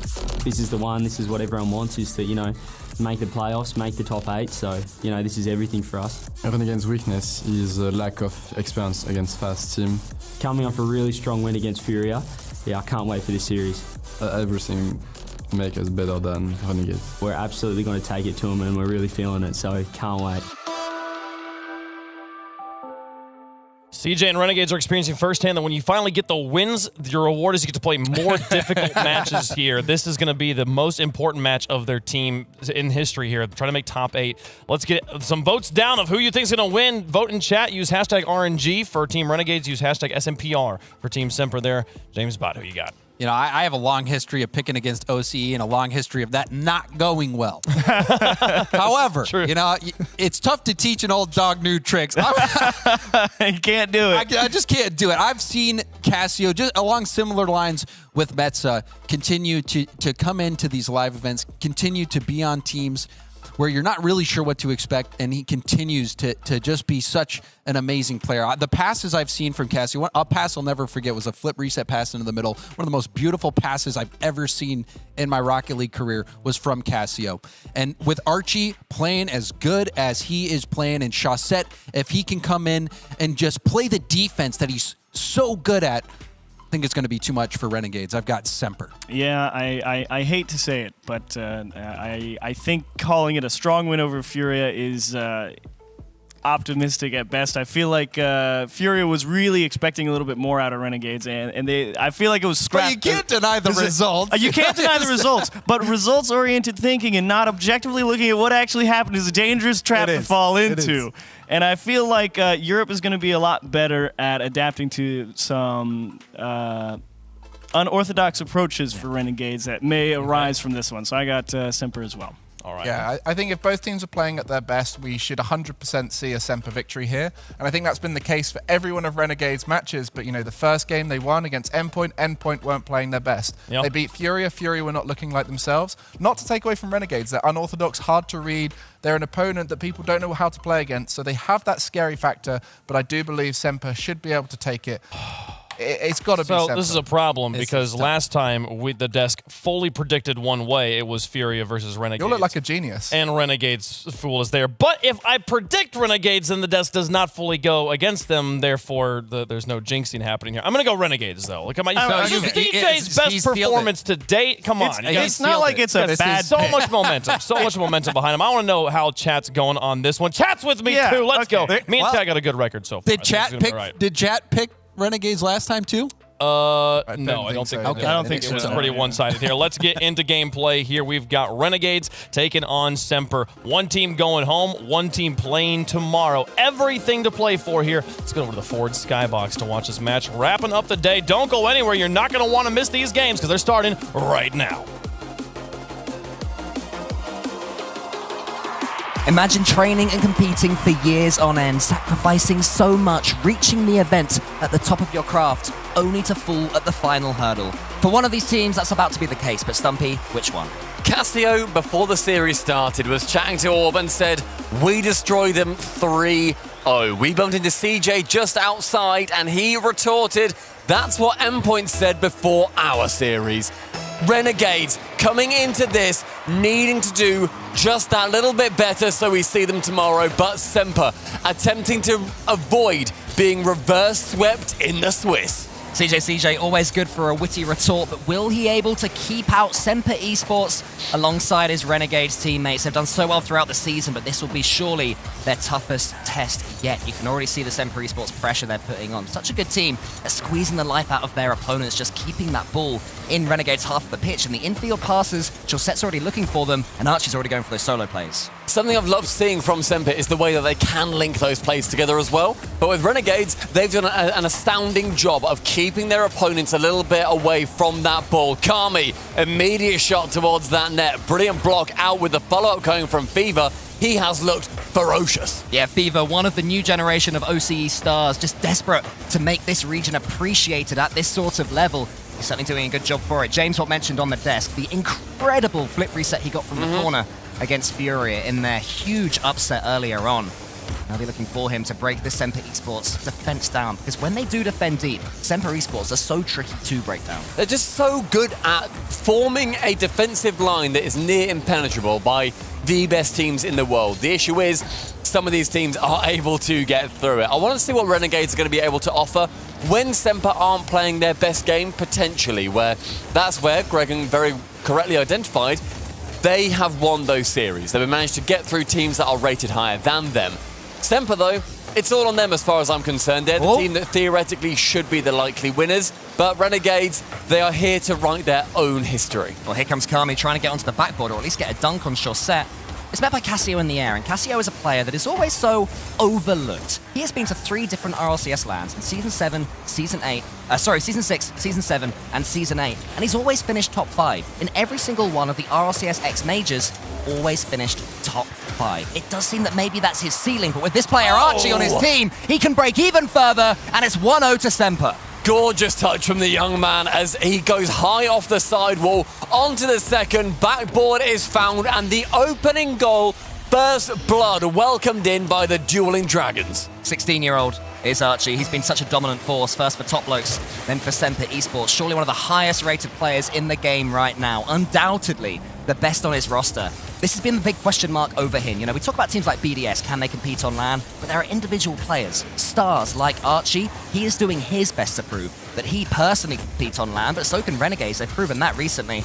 That pass comes in, but it's well defended again from Semper. Semper's tournament opened with them beating Furia and Sandrock Gaming, 2 huge teams. Sandrock managing to finish in the top 3 as well. They've been able to take massive scalps here, but then falling to both Dignitas and Complexity. Renegades are the next team on that long line of those who have fallen to Semper.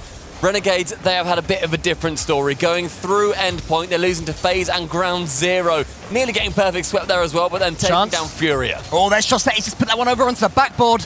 Here comes Archie. He can put it away. Could that be a breakaway goal for CJ? He shoots it all the way to the post. He's following it up. CJ tries to finish. Cassio got in there in the way, but a great counter-attacking effort there from Renegades. Terrifying to watch that from the opposition goal as well, as it looks so on target. CJ just can't quite get a sniff on that ball to touch it past the double defender defending that net. Renegades are looking okay, though. You know, they're starting to get some attempts. They're dealing with the Semper attack. It's more on defense. It's more on attack that they're looking unlikely to break through it, but that was a really good chance for them.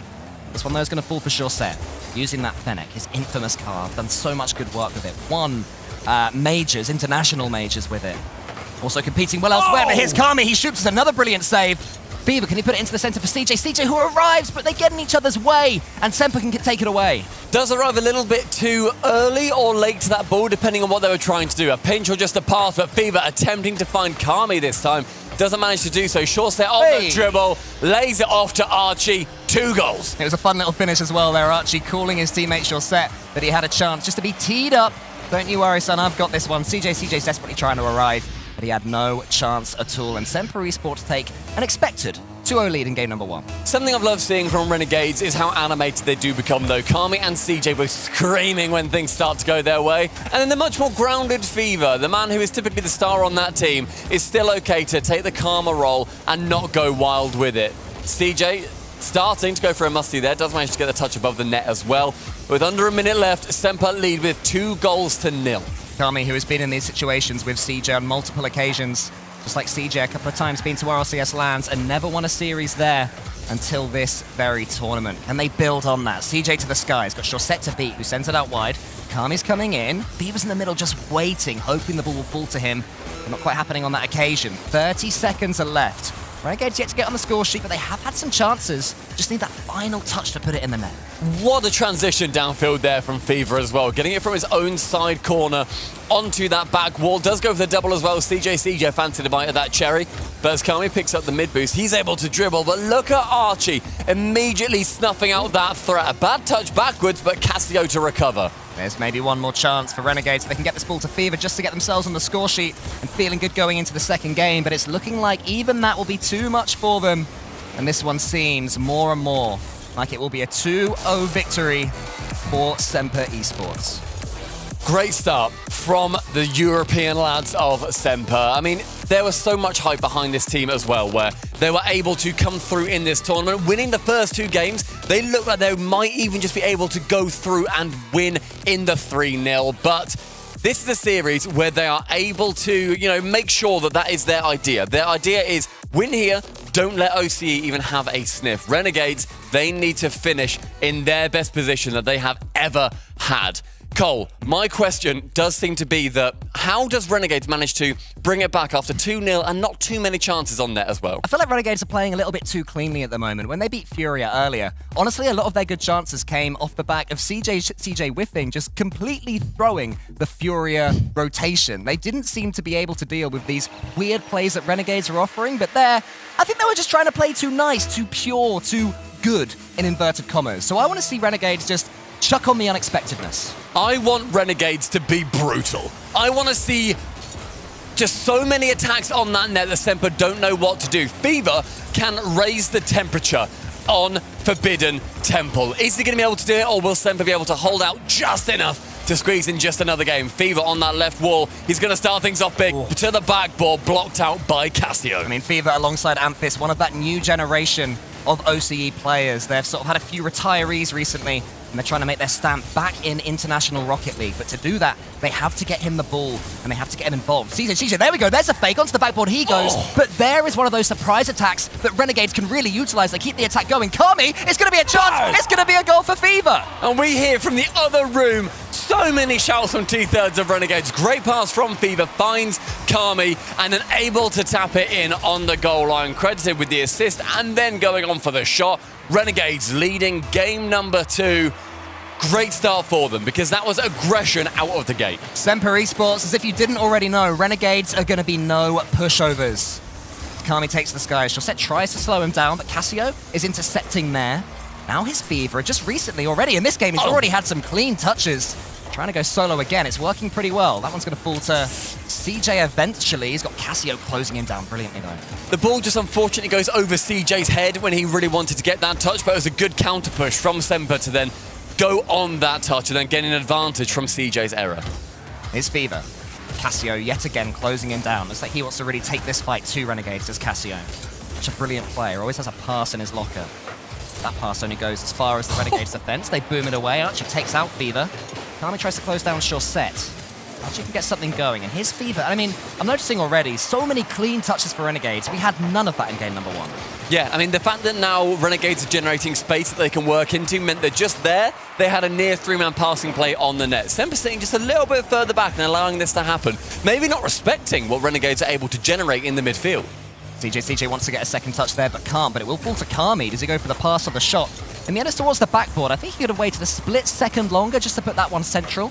Maybe done some more damage to Semper Esports, but no harm done because they're still on the attack. Fever gets the flip reset. He gets it over the top of Archie. Falling to Chaussette, but no one's following up on Fever's solo plays. Renegades still leading here, 1-0 as we enter the final 3 minutes. Onto the backboard, chance for Fever. Shoots directly at Casio, who's rotating in from the back post position. CJ to send it central. The miss coming out again. It's Semper now beginning to swarm and stopping any of the midfield pressure. I said earlier, maybe they didn't respect it. It looks like maybe they've realized Renegades are no joke. Semper will most definitely be thinking that, you know, they need to get themselves involved in this one a bit more, and the fact that they've got away with that Fever chance, which really should have been 2-0 to Renegades, will make them feel a little bit better, but maybe this will be 2-0 to Renegades. Fever! He's so good at the brilliant solo plays. Give him an easy shot, though, and he struggles. Utterly dreadful, quite frankly. Wow. That was an easy shot to go for. Shots you shouldn't miss, training pack. Potentially low on boost, but in the end, he doesn't manage to score it away. There would have been a doubled-up lead, and that may well prove to be vital. 2 minutes remaining, Renegades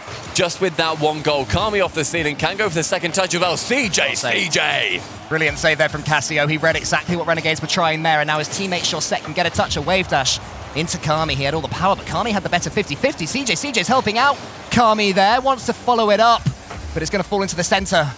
And Archie. I mean, Semper Esports, they're looking a little bit shaky. There's just more chances coming on net from Renegades, but with a couple of open nets coming in, I appreciate Casio worked his way back there nicely to then block it away. I just want them to finish them a bit quicker. You know, you're working for these chances. It takes a minute in build-up, and yet they just can't finish it. One of those things that's very rarely mentioned from the pro level, how well can you strike the ball into the corner? In the series earlier on, G2 versus Endpoint, there was a sublime finish from Relating Wave past 2 G2 defenders. If Renegades could just put the simple ones away, then all this pressure they're getting will come to something. But right now, they're wasting those opportunities, and when Semper are only 1-0 down, they are still so dangerous. But here's Kami, it's 1v1 again, over the top of Archie, he tries to go, Casio's there too. Fever's coming in, but Chaussette takes it away. Now can Chaussette get himself a counter-attack goal? He passes instead towards Archie, into the corner, and Kami somehow sends it sideways. Beautiful touch away as well. Archie shooting with the top corner, can't quite make it. Casio now pressuring that net. Kami on with low boost, gets faked out by Chaussette, but in the midfield, turns out that just a couple of seconds wasted, Semper are able to take the advantage on the backboard. See CJ, low boost, only has one. Save. Chaussette with one thing on his mind, can't get the goal though. Great read there from Fever. Semper Esports have suddenly run out of time. This game has gone so quickly. That one goal that was scored earlier, still the difference between these two teams.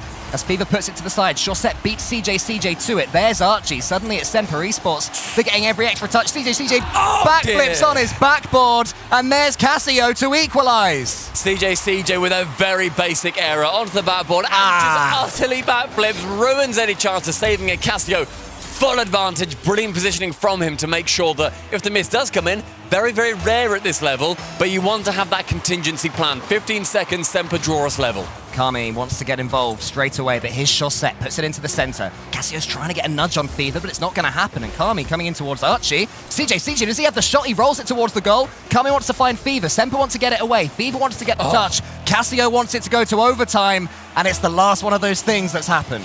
Semper earning that goal at the death of this game means that they are currently riding the momentum. It did come from a CJ error. He has to get that out of his brain. He cannot think about that for any longer than it needed to be thought of. To be fair to the lad against Furia, he made plenty of mistakes as well, and he still walked away with a 3-0 victory. So they're able to fight when the chips are down.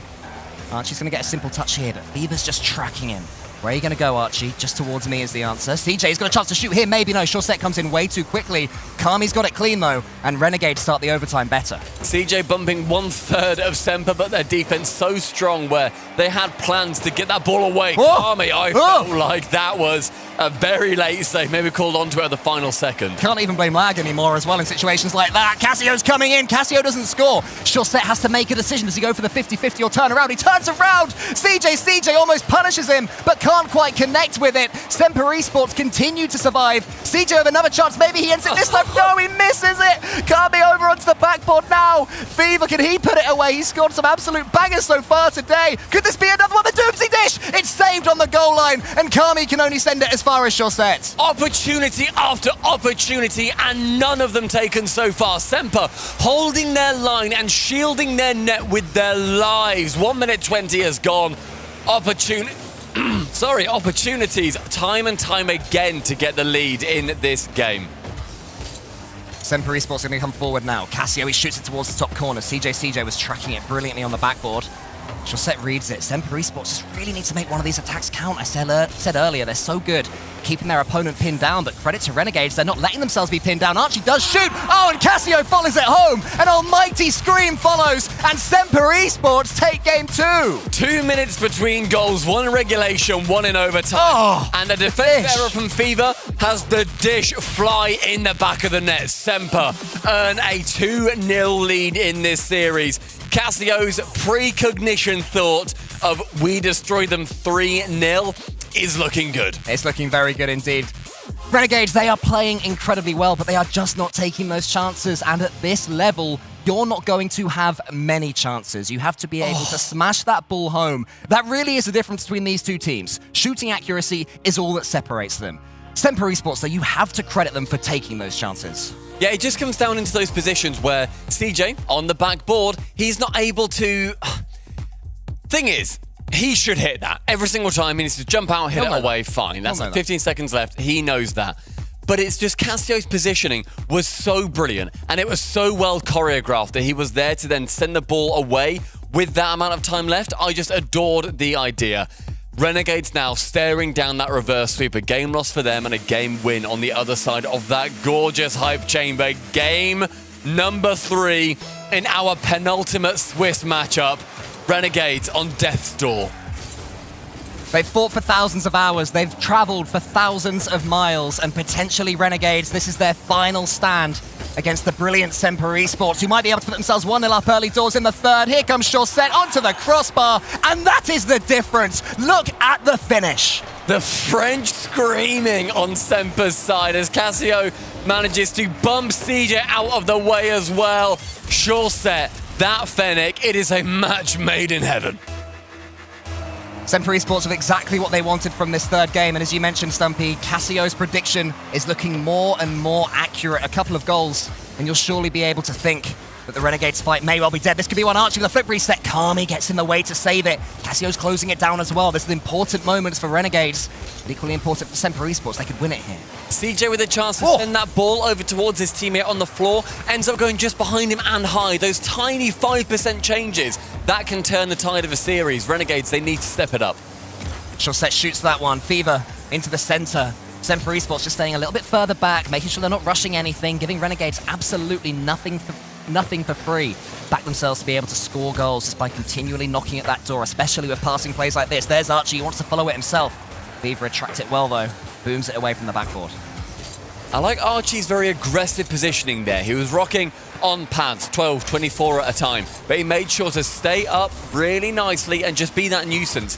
If Renegades know that Archie's behind them, they're going to be worried for the bump, and then they are going to make rushed touches. Their touches aren't great at the best of times, but CJ finds Fever. Cassio to the crossbar, no goal just yet. Renegades seem like they've steadied the ship, and they're surging forwards into the orange half. CJ wants to get a touch, he fakes it, but Archie read what he was doing.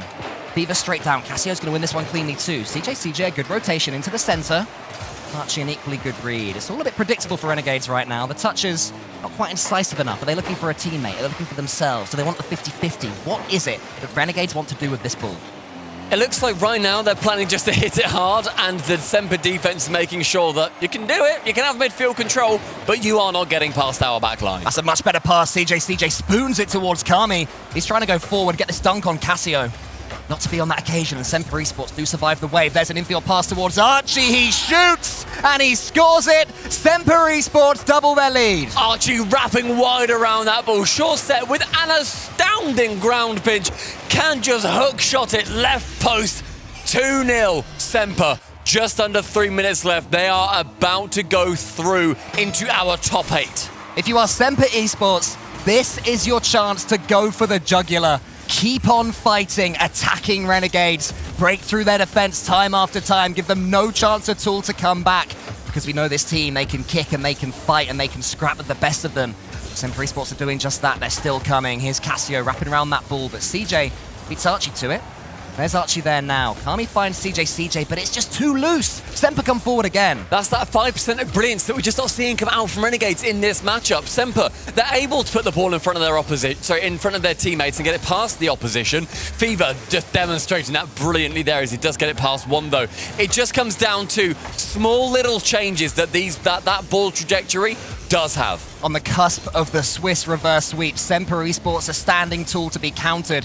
You think of Chaussette going into Season 8. First seed with reciprocity, completely disappointed on the LAN stage. That was the last RLCS LAN. It looks like it's not going to happen again. Semper Esports are having their moment. 3 goals on the side of the orange and a potential spot in the playoffs with the best teams in the world. Semper putting forward a brilliant argument as to why they should be joining them, and Renegades against the line, about to fall off the cliff in the Swiss abyss. A goal each for the Semper Esports team. They will have heard throughout the entirety of RLCS X and RLCS 21-22 about how Archie is their carry, how they would be nothing without him. This is them saying, we are a full, complete team. We can take on absolutely anybody. Their results here, disappointing. But they still have time to play with. CJ shoots to the side. Fever's coming in. Fever breaks through and Fever scores. Just 2 goals now separating these teams. Renegades starting to turn it on. Kami, brilliant touch in the center. CJ just shooting wide. And then Kami to return with the demo on the keeper. Just 2 goals separating. 90 seconds between Semper and their target. Renegades are going to have to start this comeback so quickly. Every kickoff lost is going to be another nail in the coffin. Every 50-50 that doesn't go their way, more heartbreak for them. Fever around the corner. Has he got a pass in his locker? He's only got 12 boosts, but he does have CJ just offering a pre-jump, decides against it, stays grounded instead. Now he can potentially do something with his car, but somehow the attack runs out. Archie gratefully swallows another 10 seconds out of this game and tees up Casio to maybe kill it there. Kami's back in the corner. He just wants to do something, but they're so boost-starved whenever they have the ball. Renegades can't do anything with it. The boost in the top left of Renegades so frequently, under 0 for every single player. 30 maximum for a second or 2 there. And Archie bringing it back to a 3-goal lead for Semper. The screams from the main stage in the hype chamber are echoing. It was Archie that scored the goal, but did you see that wonderful body check from Casio, then pumping the ball into the center? Archie couldn't miss. Semper Esports can't miss. They've got 50 seconds to survive a potential 3-goal onslaught, or they will survive to day 4. It's now a time for Renegades to be chucking everything at the defense. CJ will be blocking that shot out in the corner. He leaves it for Fever, but just scrambling to get any touch on that ball that they possibly can. Sent high from Archie, goes left, goes clear, finds Kami. Nothing coming from it as the speed from Semper is magnificent, and a 5th. It's well earned from Semper Esports. Sure set on the end of that one. Renegades, you can't blame them for chucking everything at it. They have to. But Semper Esports, what a professional performance this has been. They've slowed down when the time is right. They've attacked when the time is right. And now they have seen this game through to the end. 20 seconds, Semper looking unbelievable as they come through. Archie sends it high, 14 seconds remaining. There is no hope for Renegades now. This is merely a formality. Semper Esports join their continental brothers in the playoffs. Still time for one more, maybe. Archie to the backboard. It's not going to happen. None of what happens now matters. You can score an own goal if you want, pal. You've already won. Hey, there we go. One for the road for OCE and Renegades, but it's Semper Esports that stand up in triumph. They've made the quarterfinal. It's only going to get harder from there, but every time a new challenge is thrust upon this squad, they always have an answer. Semper Esports may have gone through, but Renegades had the best performance the organization has ever had at an RLCS. That is a wonderful chance for them to show what OCE is capable of. Renegades and CJ, they earned their first win here at the RLCS Fall Major, and they have got that to be proud of. They couldn't do this final hurdle, but everything in this season is a marathon. This sprint they failed, there's still more races. With the victories that they've got, they have more than proven that OCE is going to be there. But for Semper, I mean, this is exactly what they were dreaming of when they were traveling here to Sweden, to Stockholm, after a season of struggle against the rest of EU to prove that EU is the region to take on. Semper make it through. It's going to be handshakes between these teams. It's good vibes out there. But I mean, they look pretty calm still. Semper, they still know there is more job to be done. Nothing is complete yet. But they've done phase 1 and they've done it very well indeed. That's the thing with this long-form competition. It's 5 days of grueling chances where you may get so breathtakingly close and then you fall at the final hurdle. Semper, they'll be going through into our playoffs, but there is still a chance for Oceania to make it through into the top 8. We still have Ground Zero Gaming versus NRG to come. It is the battle in the 5th round to see who makes it through and who goes home. And I just love that there are multiple chances for Oceania to do just that. Yeah, they've earned this right. I mean, already so far in this Swiss, Ground Zero Gaming, they almost perfect swept Renegades. 1 goal at the end in Game 3 garbage time was all Renegades could get, and every time they were punched down, Renegades came straight back up. But this is Semper's story, and next up, it's Ground Zero Gaming and NRG story. Any fans of those orgs, stay here. We're going to be back after this break. I'd say our greatest strengths are confidence and our OCE mechanics, which are so inconsistent, probably will catch people off guard. Oh, I'd love to win this major, it'd be great.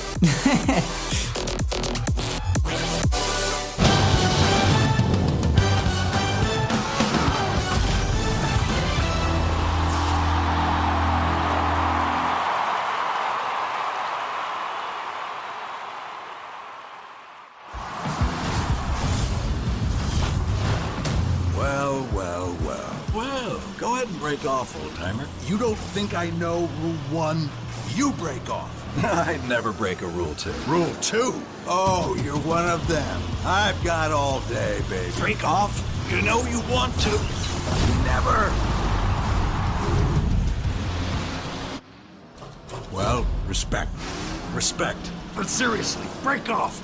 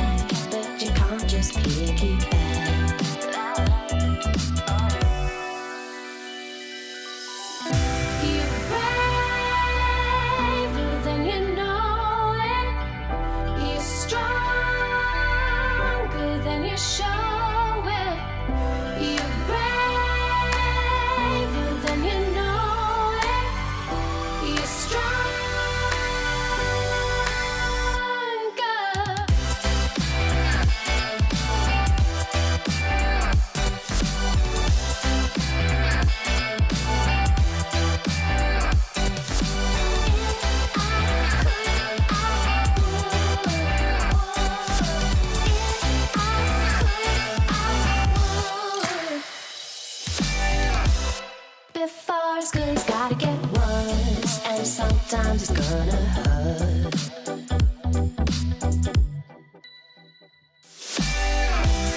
If you're ever gonna get that bad, then you better plan your attack.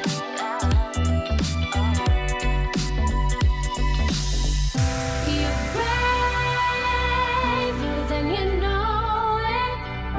You're stronger than you show it. You're braver than you know it. You're stronger.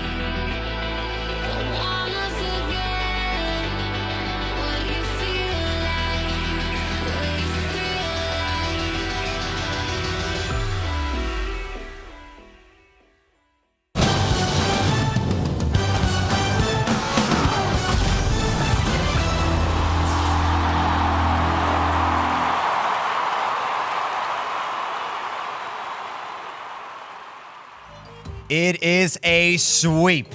Semper versus Renegades, standing here with the Semper boys who just qualified for top 8. Are we feeling good? No. Damn. All right, back to you guys at the... how does it feel? Okay, is it weight off your shoulders now to have made top 8? What were your expectations heading into this LAN? Top 8. Top 8, but I want to win, so I'm not happy. So is it all the way now? Yeah. The next goal is win? Yeah, the next goal is to win the tournament, yeah. All right, so who are you going to... If you get to pick your perfect opponent in the final, who is that going to be? Sandrock Gaming. Okay, Sandrock Gaming. Renegades, why did they get swept? Because they weren't good enough, to be honest. What do the Renegades got to do to get on top of their game? Maybe play better. Play better. Okay. Is it that simple? Is it just get better? That's the whole thing. I'm not sure. What do you guys think about to improve? Is there anything, communication, is there anything that stands out as like the number one thing to improve upon? Or are you guys already top of the curve? Individual skill. All right, in mechanical skill versus teamwork, which one triumphs? Teamwork. They got to say, they're a team after all. Yeah. So, your expectations were top 8. Now you're going on to win. If we're looking back a little bit, the weeks leading up to this LAN, your prep, what was the focus? Maybe we can pass the mic on down. We've really been focusing on like getting consistency and the pressure of the LAN as well. It's been like 2 years for me and Shused that had way more experience, and it's the first LAN for Archie, and even for us, for me and Shused, like it's not easy at all. So that was like the main focus, like just being able like to play our game, get the team play, get everybody shining basically. Like that was like the target. Yeah. You're talking about the temper and being able to handle the pressure of LAN. Archie, your first time here. Is it something you're telling Archie to just be like, man, look out for this, be ready for this, to get him just used to the LAN experience? I mean, like, as experienced player, you can say that that's how it's work, or it's like that, or like you can like try to be like chill about it and stuff. But like there is like no real like shortcut. Like you just need to get experience there to get habit with it. And I think like our like result yet has not been like the best, I think, but like we have like a good potential like to really like beat everyone. I think like if we get the job done. Let's talk about your teammates real quick, okay? Let's talk about the teammates that are a part of this great org. What would you say about your teammates and their effort here today? I think that's like Archie is one of the most like individual, like one of the best player individually in Europe and in the world. In his day, he can check the walls. I love the smiles. Yeah, Chaussette is one of the greatest defender like on the goal line in the world.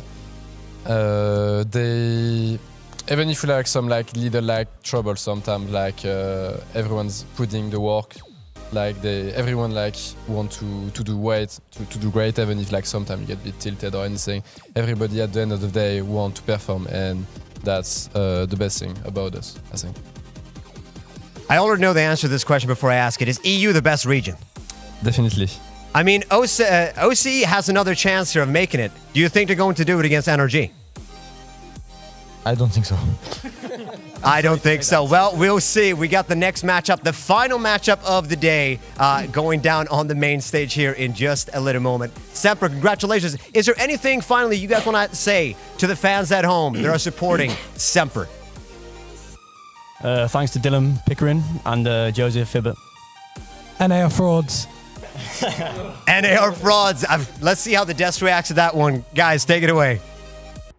I'm insulted. I'm insulted, but also he's not talking about me, so it'll be just fine here. The rare Chaussette interview. He actually answered an interview question that was, and it was what a moment it was.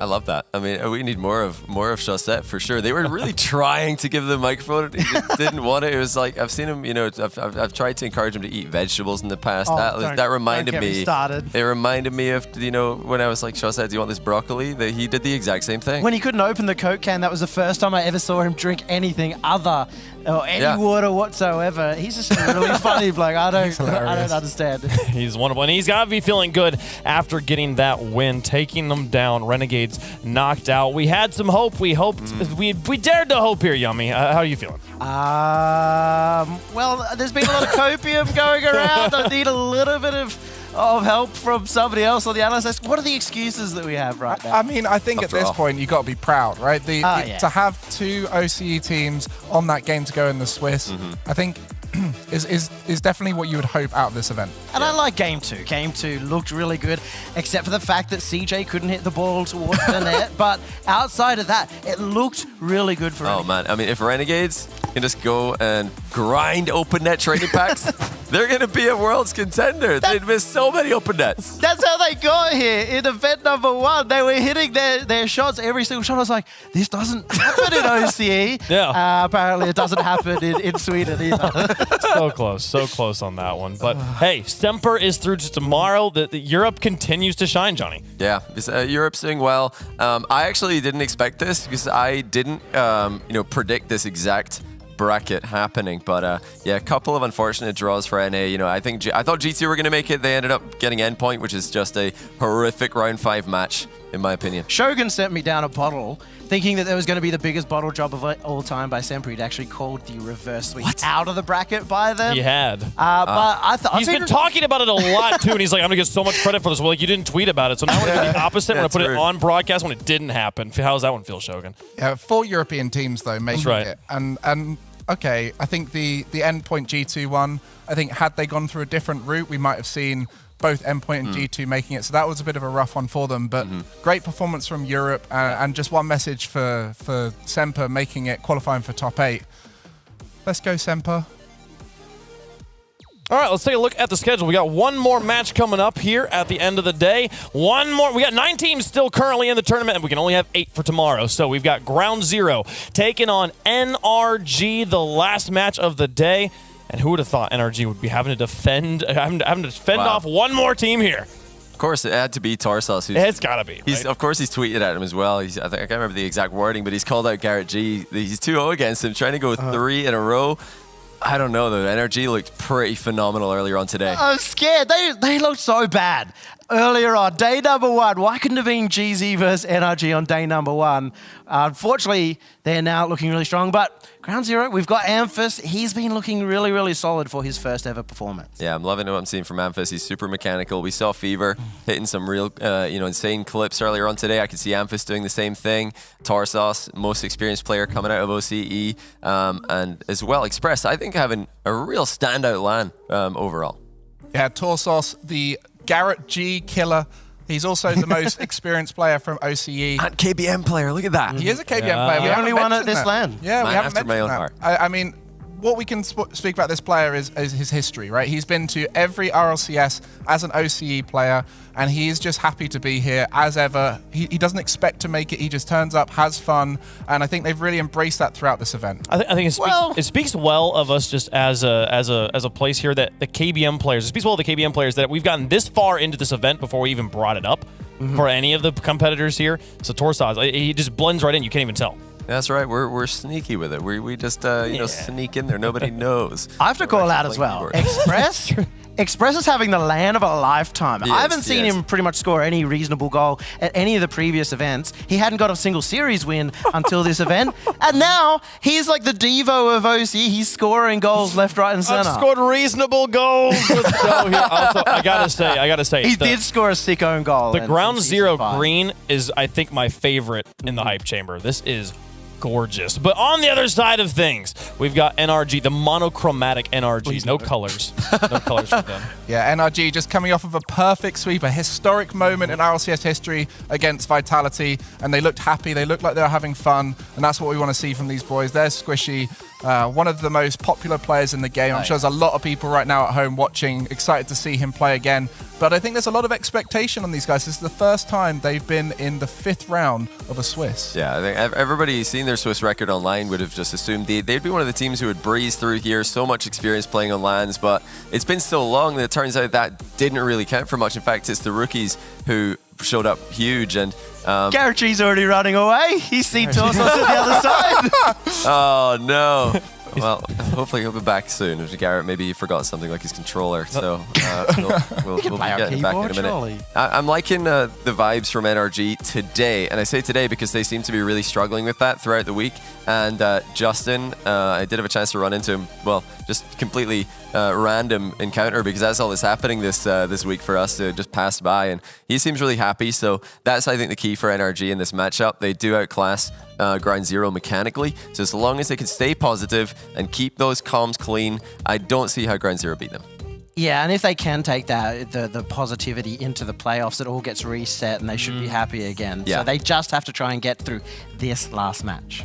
This is the last match of the Swiss. NRG taking on Ground Zero Gaming here. Obviously, it looks like we will see Garrett G come back in a moment, so we'll see. Will we? That match get started. I sure hope so. Do you see that all those dark walls behind NRG there, just off frame right now? That is what all of the Twitter banners, all of the Twitter profile pictures of many a North American caster, First Touch host, that's going to be all you see on Twitter if they somehow manage to lose this. That's true. That would be the upset of the tournament, and NRG already had like the crazy upset of beating out Vitality in a perfect sweep. Here's the stats, Gregan, from their team's seasons leading into this event. Yeah, and I think the 62% is fantastic to be in North America and getting such a good win percentage. These guys have looked incredible in the online era, and I think that's something we've got to credit with these teams coming to this event. Those who've been able to keep strong through that online era are getting rewarded now as they come in looking incredible. But on the other side, Ground Zero in their region, tell us a bit about them, Yummy. Well, this is outrageously low stats compared to RLCS X, where they were super dominant. Renegades kind of, in terms of stats, have dominated OCE. Now we're kind of seeing them step up, Express as well, stepping up there. Amphis maybe returning to that incredible performance we saw at the end of last season. On Ground Zero Gaming taking on NRG, the players sat down and gave us their thoughts. Beating Ground Zero would be huge for us. Getting top 8 would be super important for qualifying for Worlds later down the line. So it's pretty important. Yeah, I'm the Garrett, so of course I'm going to be popping off. I guess the name just because I've beaten him twice on LAN, so it's sort of a bit of a meme, I guess. No, I don't think he's in my head. He can keep the name the Garrett G Slayer. You know, it makes me feel special. You know that someone cares. So I like it. Gotta see the Garrett play of 3-0 NRG.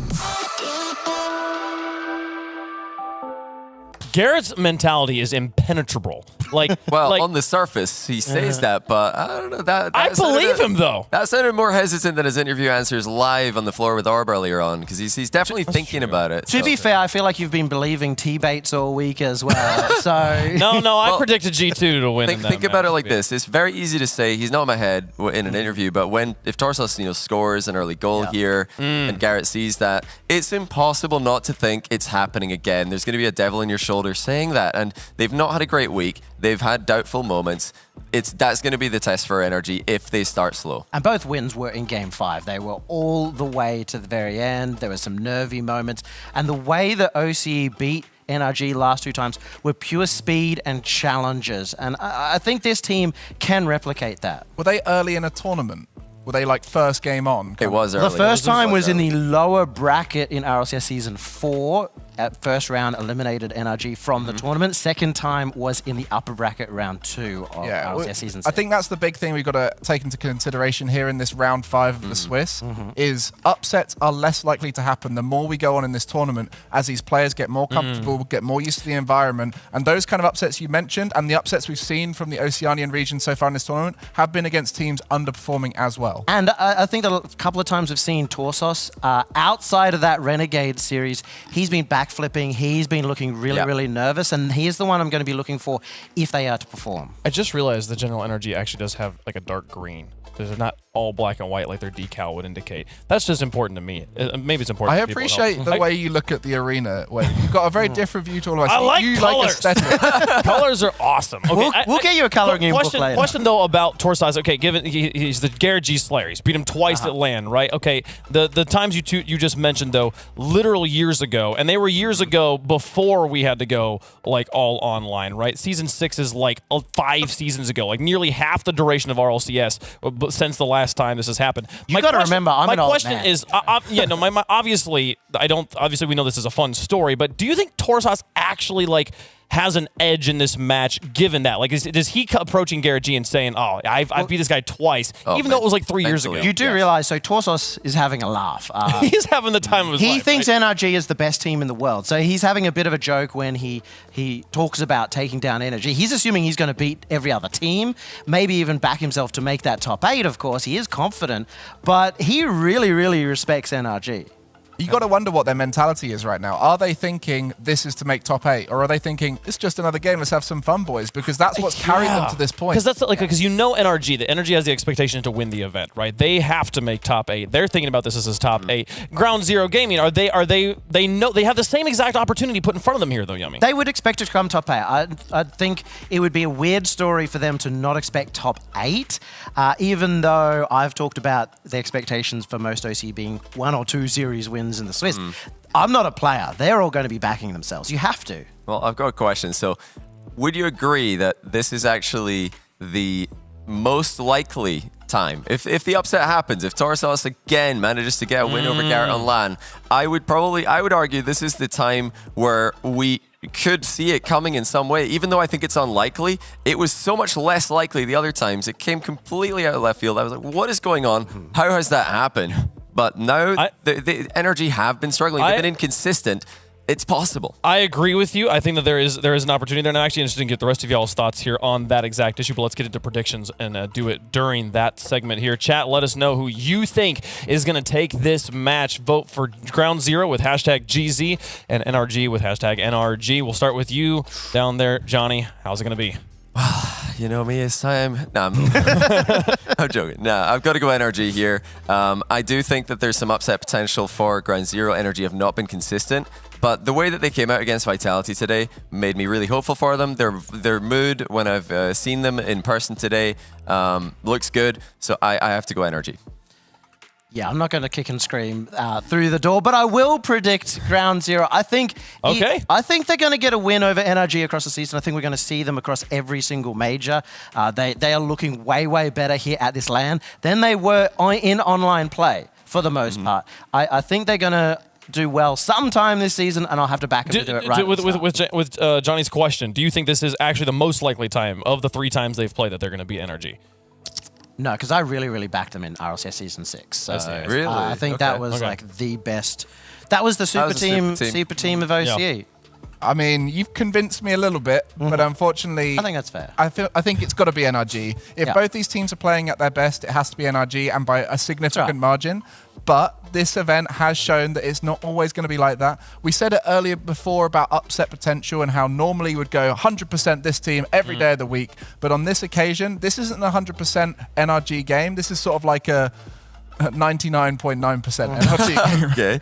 No, it's not quite that. Like 90%. More than 1%. I think it's going to be exciting. This is history. We got people predicting Semper, and now we've got Gregan predicting NA. I love it. Hey, let's go. I'm also going to be predicting NA. I think NRG is going to take this one down, but I do think it's going to be a great game. I'm excited to see Torsas versus Garrett G for another round here. Chat very much in favor of NRG. That is close to the most one-sided we've had it. We'll see if Ground Zero can play upset. Final round of the Swiss. Let's head over to the Ford Skybox to close out this day and get our bracket set. Ground Zero Gaming taking on the General NRG. One more best of 5 to close it out here. Let's head over to Manfield Night.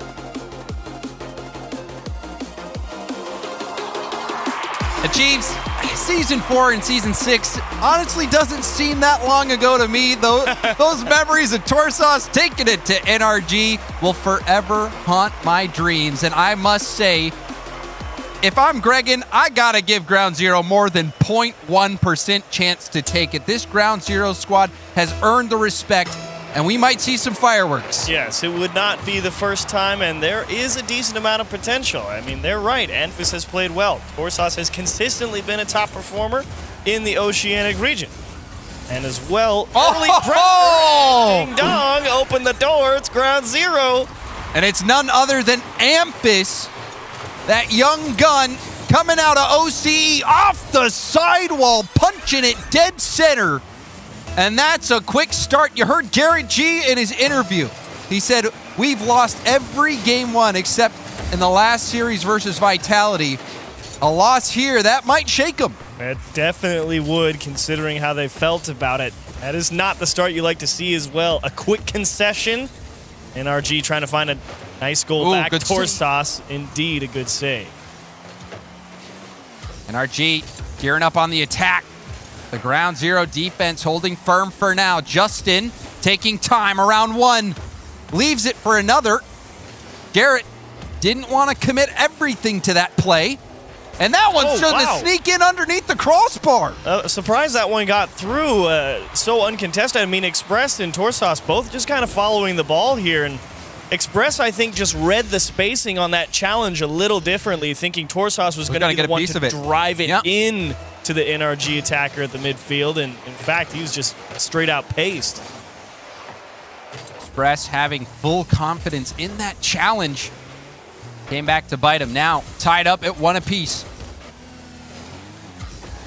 Express downfield. Ground Zero team.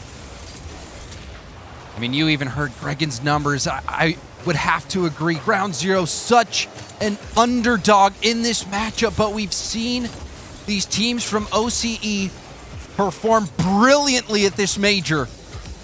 And this would be the crown jewel, being able to take out the General NRG to move on to the playoff round. There's a lot on the line for NRG, as they mentioned on this. Of course, what a save. Torsas across the goal line to keep that one out. And so far, actually, they're playing pretty solid defense against an NRG that, while not pressing, I think, as hard as we know they can, they are making them really go through the paces, I would say, on defense and make sure that there's no gaps there in the fundamentals of it. But NRG's been able to keep possession. Squishy flip reset, air dribble. That was amazing from Squishy. Well, it says make sure there's no gaps in the fundamentals. Can you defend the flip reset plus the extra touch? Not quite. Torsas coming off the back wall, a little behind the ball, and Ground Zero finally unable to catch up to an approach. Just combine the years. You know, when we first started out, air dribbles were a thing to be amazed at. Then flip resets. Now, Squishy just going to combine them both. The go-ahead goal for the General NRG. Despite getting that first goal, Ground Zero find themselves fighting from behind.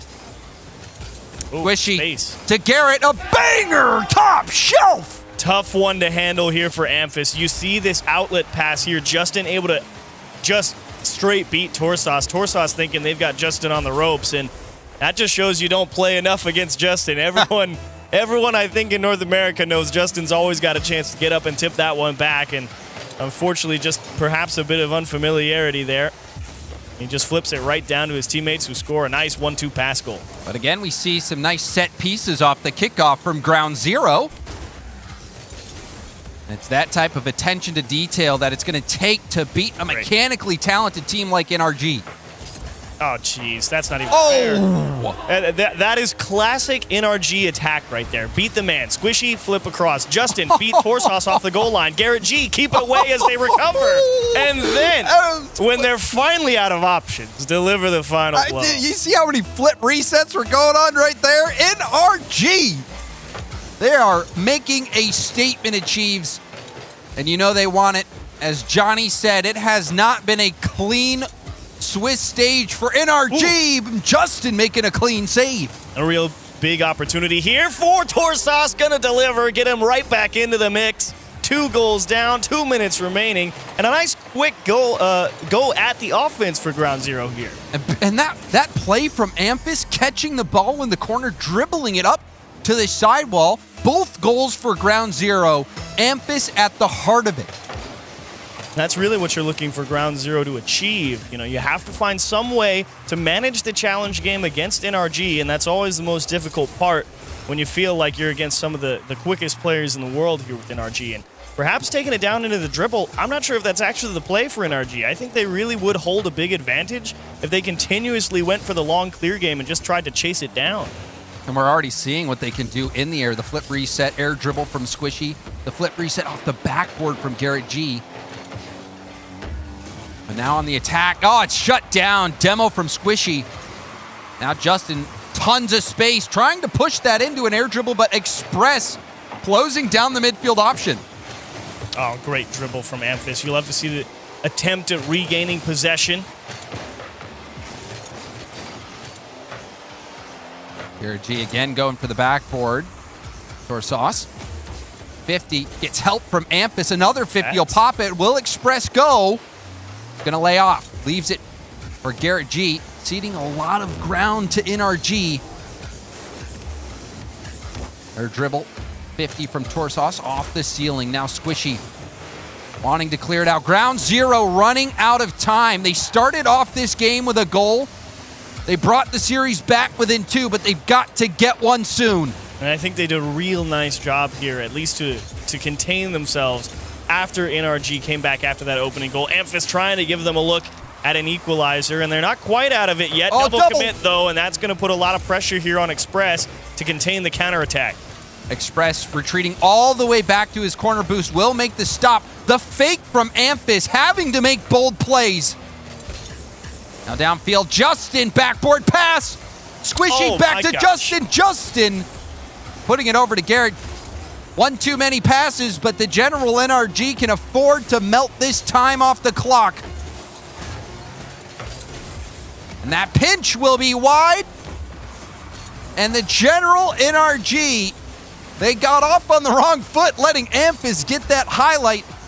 But then bouncing back, looking good, scoring quite a few and taking this game comfortably. Yeah, a nice middle game there for NRG, consistently finding a way to work out Ground Zero's defense into a position where it was just really untenable to continue to hold, executing on the mechanical approaches, continuously finding extra opportunities with the challenge game, and then the great control over on the offensive side. And you have to give credit to NRG, of course. It's not always the easiest thing in the world to execute on those. They make it look real easy, but Ground Zero did make them work for it. And you do have to give Ground Zero credit for finding a way to at least stop the bleeding. They had it back in at least a reasonable position with 2 minutes left, down 2, and it was just like, okay, can we find a way back into the offense, get ourselves more pressure going forward into the series, and see if we can make a game out of game 1. And they did make a game out of it, and a lot of it was thanks to Amphis. Amphis brilliant right off the bat. That goal to start things out, then the dribble in the corner, feeding Torsas to get that second goal. That is what Ground Zero is going to need. And you also saw Express down there on the bottom of the scoreboard, only 64 points. They don't tell the entire story of the game. We did see some good midfield challenges from Express, but Express was that player that Cheeseman called out saying he was having the tournament of his life. So he's going to have to step up here if Ground Zero want to bring this series back against the General NRG. And definitely agree with that. We've seen that from a couple of people like Kaio. He had a bad game, and as soon as he turned it back on, got his team right back into the series, turned it all the way around, and they ended up winning it. So if Kaio is able to find his spot in the rotation here against NRG, Ground Zero may well be on their way back. But another Game 1 win for NRG, and we saw what that meant against Vitality. Justin with space going up, flip, reset, challenged by Express. The midfield presence there. Justin, he doesn't rotate out. He was going for it all. Wanted the world there, and a nice hard shot. Garrett G avoiding a demo and a solid clear out into the corner. And here comes again that NRG counterattack. They actually missed the midfield boost, and that means that, unfortunately for them, Ground Zero's got more than enough to handle this one on defense, and NRG not going to be able to capitalize on them having to waste some extra time over on that Ground Zero half to stay up on boost. Ampus breaking up the play. And you saw Garrett G retreating all the way back. There was no boost at the mid, no boost in the corner. Some boost struggles for the General NRG. First minute has come and gone. No goals on the scoreboard. Might see one here, but that's blocked. Torsas getting the boost, leaving it for Ampus. Squishy, good challenge. Bouncing down, Torsas will take that to the corner. And another hit, surprising NRG at the midfield. I might be wrong about what I thought earlier about NRG holding a big advantage over just, go and bomb the ball up the pitch. That might actually play right into Ground Zero's hands. I think it may be better served keeping it close to the floor, because right now they are doing an excellent job from NRG's perspective on manipulating those challenges in their favor. See which route they go with. In their own corner, Garrett trying to get that challenge. He did get a piece of it, but it flies all the way to the opposite NRG corner. Garrett bumped, will go up high and can't make the redirect happen. Not enough boost to make the play. They're trying for him, but even still, I think the Ground Zero defense definitely set up their Amphis, trying to catch up, not give Garrett G a free clear attempt. Torsas trying to find a gap on the back wall as well of NRG, and unfortunately, already rotated back, and here goes Amphis one more time. I think he actually had a good look at that. Ends up taking it away from Torsas, trying to tap it away from the NRG defense. Torsas just up too early, thinking he needs to get ahead of the NRG defense, and when you have to make that decision in a fraction of a second, you get crossed up. You saw that play there from Ground Zero. Express leaving the mid boost, instead opting to go for that blocking position. The General NRG sniffing it out. Ground Zero remaining calm on the comms. You can see them calling each other off. And almost tripping over each other's feet there. Still a scoreless game. Oh, geez, Express. That's a scary one to have him have the space around the corner, because saw what Amphis could do, and actually a lot of success on both of Ground Zero's goals really did, like you say, come from Amphis, but also specifically out of tight control out of the corner. It's still another attempt as NRG is struggling to convert a clear, and somehow they're going to win a challenge on the goal line. Ground Zero starting to heat up. NRG, they're on the back foot. As Amphis goes for the center, Express will have a pass back. The shot will be saved from Justin. It was going near post. Justin sniffed it out. Very clever idea as well. It's not an easy line to that near top corner from that angle.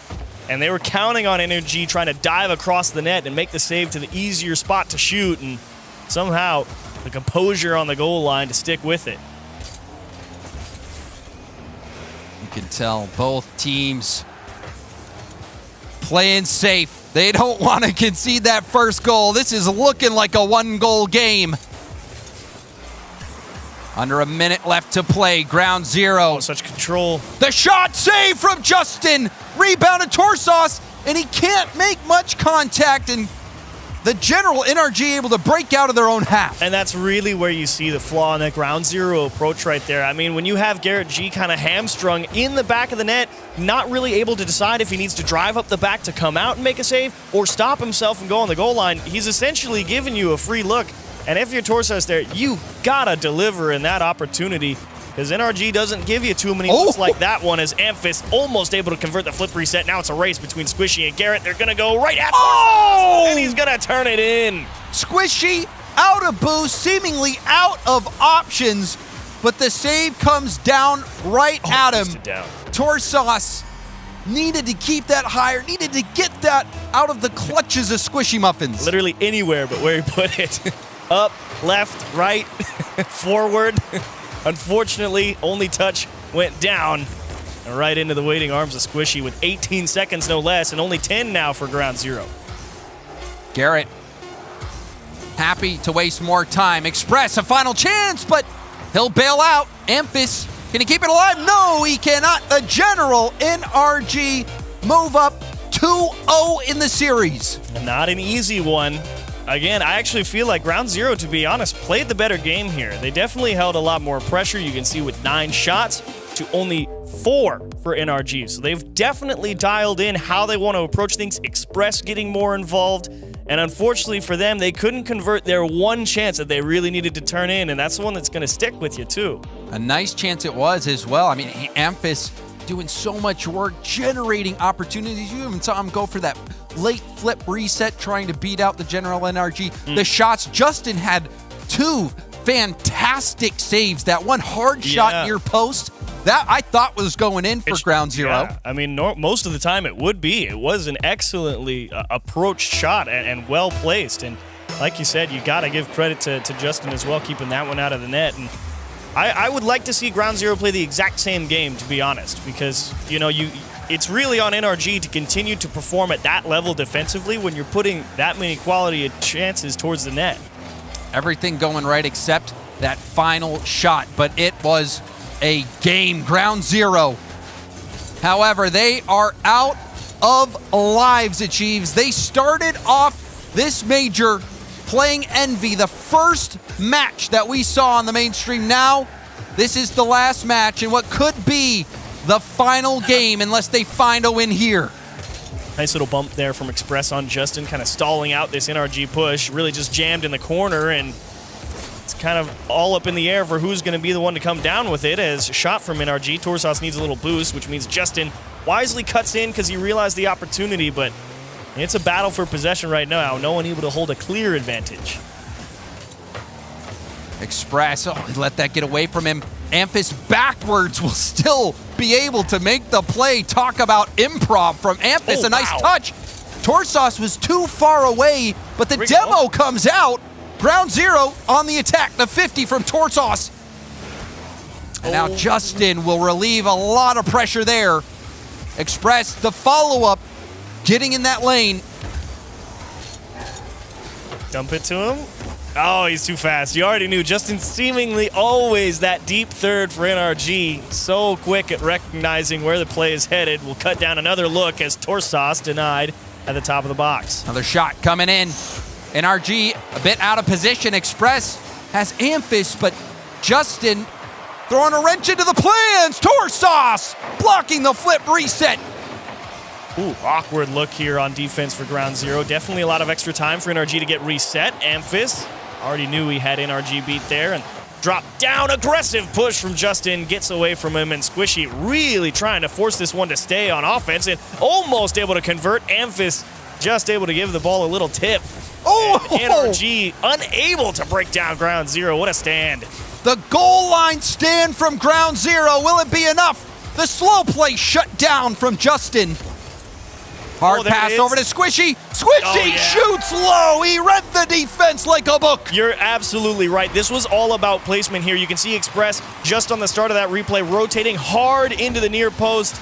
And then as soon as you see that long kick back across the box with that much pace way over his back shoulder, you already know he's going to dive so hard back into the net. Squishy just hits him with a slow, easy bouncer right under him. Great placement. When it's in that 1v1 situation, ooh. A lot of times it is placement over power. Another chance for the General NRG. Squishy will have Garrett in the middle, but opts to take it himself. We saw Squishy win a game for the General NRG on a dunk. Going for it again there. The General NRG still pressuring.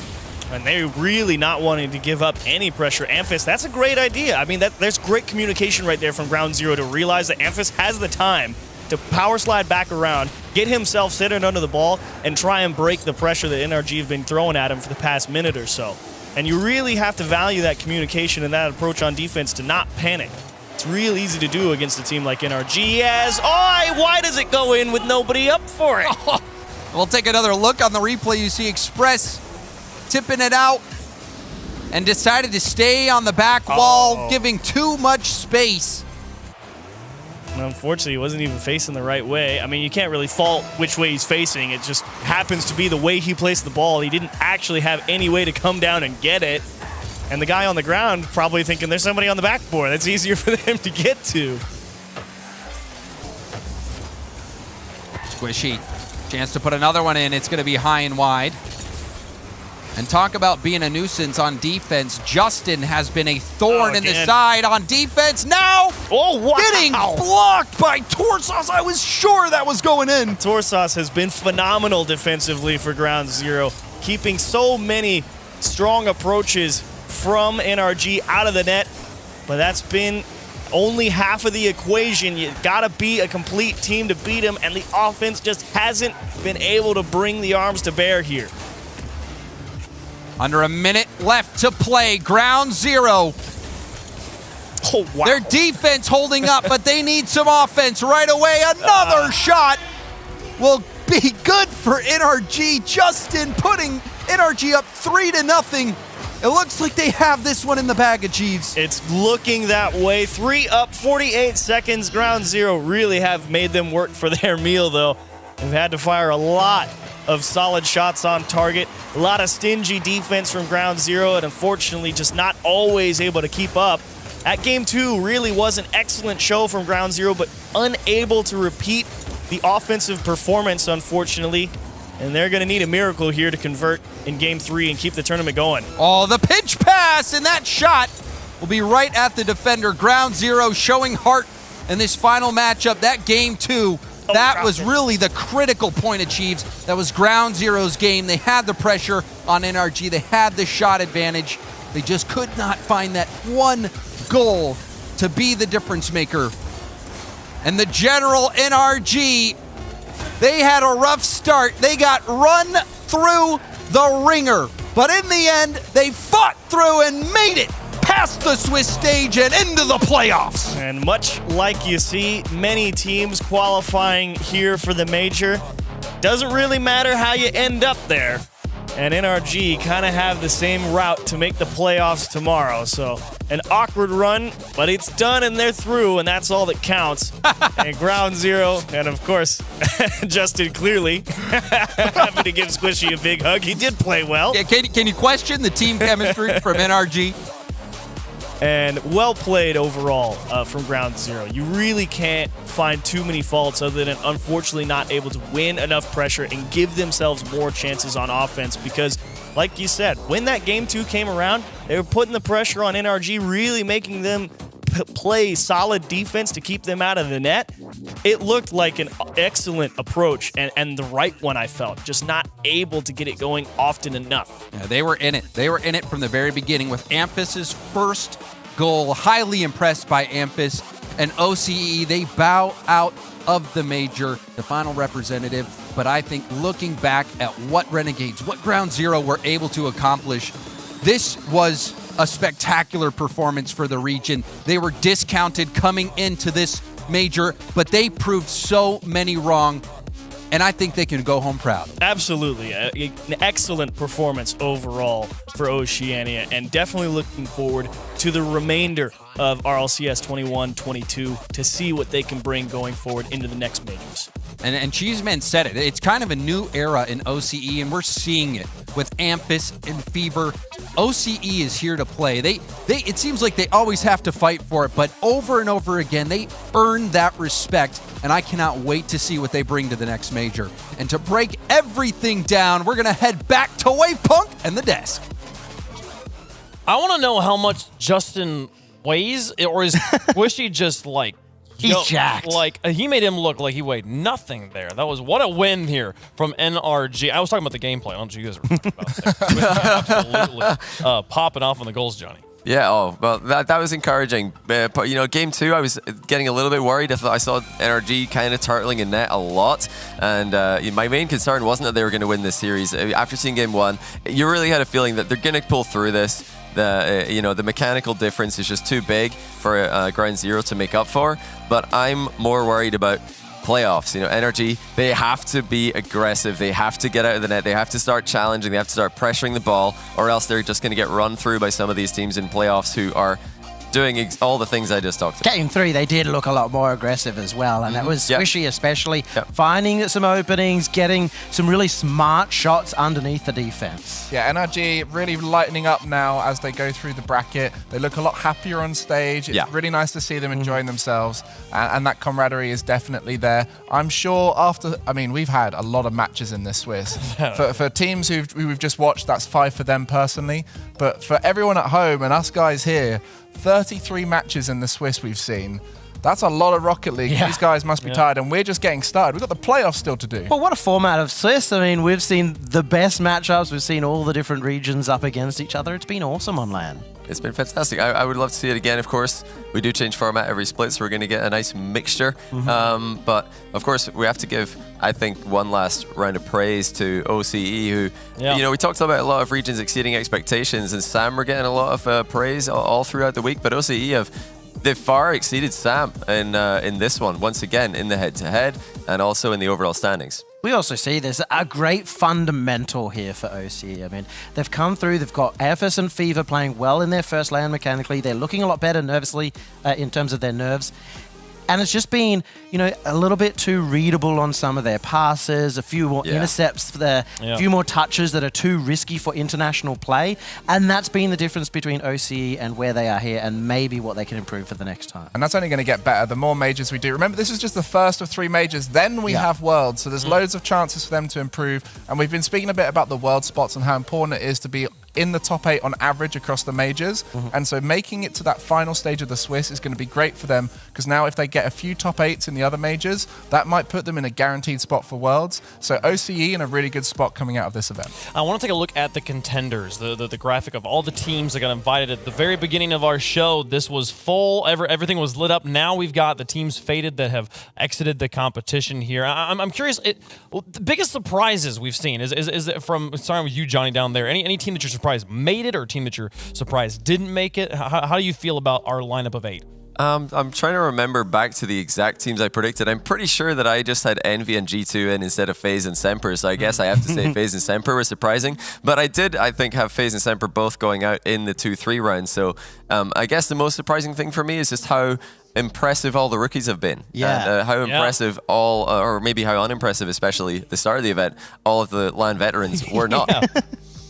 Yeah, you got to look down at the newer regions, and it's great to see Middle East, North Africa coming in here. I'm not surprised. I don't know if you're expecting me to say No. I was not surprised about that one. It's not the fact that they're there, it's the way they got there. They really showed up, and there is a team that I'm surprised didn't make it, and they unfortunately had to face off against Sandrock, and that's G2. Yeah, G2 had a tough draw. I mean, Sandrock, Furia, who also I think had a really, really tough set of matches and just couldn't get that win against Renegades. Renegades ruined this for a lot of people. Vitality for me were the biggest surprise and the biggest not surprise. I think I'd come dead last or do really well, and unfortunately they bowed out pretty early. Even though we saw the team list coming in, we all knew what teams are going to be here. Nobody expected there to be this many competitive teams. Today we're looking at the list of teams, we're thinking, I thought like 11 of these teams were going to make the top 8. Wait, that doesn't make any sense, but how is it so stacked? I can't even be disappointed by OCE getting knocked out. That's the beauty of having all these newer regions here. We've still got some hope in SRG, who I'm backing all the way, and Complexity, they're both representing North America and South America, so there's still a SAM team here as well. I mean, you look at the list, it's like you have to eliminate 8. Like, what am I supposed to do? Like, they're all so good, and every single one of them has a story I want to see conclude successfully, you know? And so for all the teams that are knocked out at this point, their story is not over. Their story just continues to Oh, it's a step 1. Yeah, there's 2 more majors. This one, of course, tons of nerves, and it won't be the same at the next one. Of course, there might be new things to be nervous about at the other majors, I'm sure. You know, there will be additions made after this one, but, you know, we'll wait for that to come in the future. We still got 2 more days to enjoy here. Well, to wrap up the Swiss here, I'm excited to go hear from Orb. He's standing by with NRG. Are here. NRG, come on, guys, get ready. Let's go. NRG, you guys just went ahead and swept the final series of the day. Was sweeping the only option here? No, I mean, we could have 3-1 or 3-2. That would have been fine. I mean, I just want to win. You know, it's like if it's in the you did win. Overtime, you did win. yeah, You guys now you're now in the top 8. Okay, is it weight off your shoulders? You can relax now. Is it just stay locked in for tomorrow and hopefully the next day as well? It's such a boring answer, but anything from here is just a bonus. Like we made top 8 after turning it around. Those past few days have been bad. Like it's been bad. Like I get back to my hotel room and I'm just like, dude, I just want to go home, a little bit. But we brought it around, so I'm just really happy about that. And anything from here is a bonus. All right, maybe Squishy can be the next one to answer. I mean, you guys had a little bit of a rocky start, the 1-2. Yeah. How do you guys do to stay on top of your game, the mental game? Because, of course, that can wear anybody down. I'll be honest with you. We said today, let's just go into this vibe. Let's have fun. And we did the best we've done the whole event. So I think that's probably going to be our strat going into tomorrow. I mean, Chicago said something similar to me in my interview with him where he was like, well, obviously G2 had also a very tough start. And he was like, we just have to get back to the drawing board. Or not so much back to the drawing board as just like go back to having fun. Maybe sometimes it's easy to overthink certain situations. Now, obviously, for G2, it didn't necessarily go the right way. But for you guys are in it. But okay, so a strong mental game. Is there anything you say to your fellow teammates to kind of stay on top of it? It's chalked. It's chalked. They say that. Last night was bad. No, You guys just go, it's chalked. Last night was it's the over. first time Garrett's ever been like mentally chalked like that. That was bad.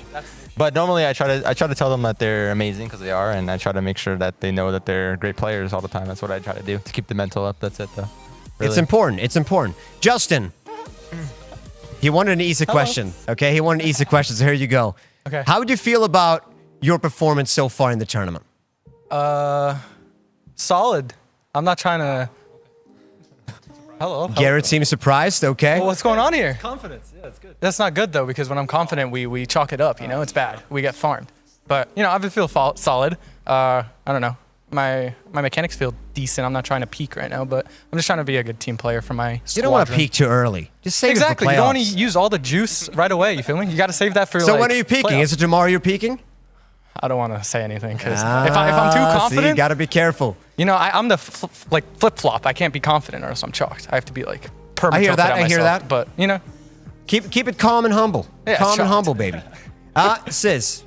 The worst coach ever. Right, hello. Worst coach ever. Wait a minute. You guys just made top 8. I'm about to walk out really quick. Is there anything you guys are carrying with you? Okay, you had you had a little bit of a rocky start. Now it's starting to make sense for you guys. Any learning experience so far in the tournament? I guess just have Garrett G, who's usually the one person that land doesn't get tilted, just have him get tilted and tell him that the whole land is chalked, and then the next day we come back and we make it after 2 series. So I guess that's just right. Yeah, I honestly, I'm not gonna lie. That is the first time I've ever seen Garrett say it's chalked at a land, and it worked. It's in some way like a reverse motivational speech or a motivational thing. Yeah, but definitely. hey, if it works, it works. Yeah. All right. Well, I mean, for everybody watching at home, the NRG fans, you guys just made top 8. Anything you want to say to them? I mean, what can honestly, they expect from you guys in the playoffs? They probably had some heart attacks watching us the past game. They were like, wow, this is a disappointment for our #1 seed. So I apologize to everyone at home, and hopefully from here on we do better. We just wanted to at least make the playoffs today, and we did. So hopefully we can at least do better the rest of the tournament. Listen, or you guys just wanted to make it interesting and just be the final series of the day to create a little bit of drama. Imagine everybody that's been staying up. I mean, obviously now it's getting a little bit late EU time. They just wanted to see you guys do it. And here you guys are delivering. Yeah, we did. Well done, boys. All right. Once again, congratulations to NRG for making it as the final spot into the playoffs. Tomorrow is going to be a big day. I need to get home and rest. I'm tired. Are you guys tired? Yeah. Garrett just had 2 Yeah. Red Bulls. I had a Red Bull. They can keep going. Listen, I'm the elder here. Okay, I'm 30. Okay, I need to get home and rest ASAP. But I will see you guys here tomorrow. Let's run it back and let's see how energy is gonna fare, guys. Sending it back to the desk. Are you guys holding up over there? How are you guys holding up over there? We're holding up pretty well, Orb. Thanks for asking.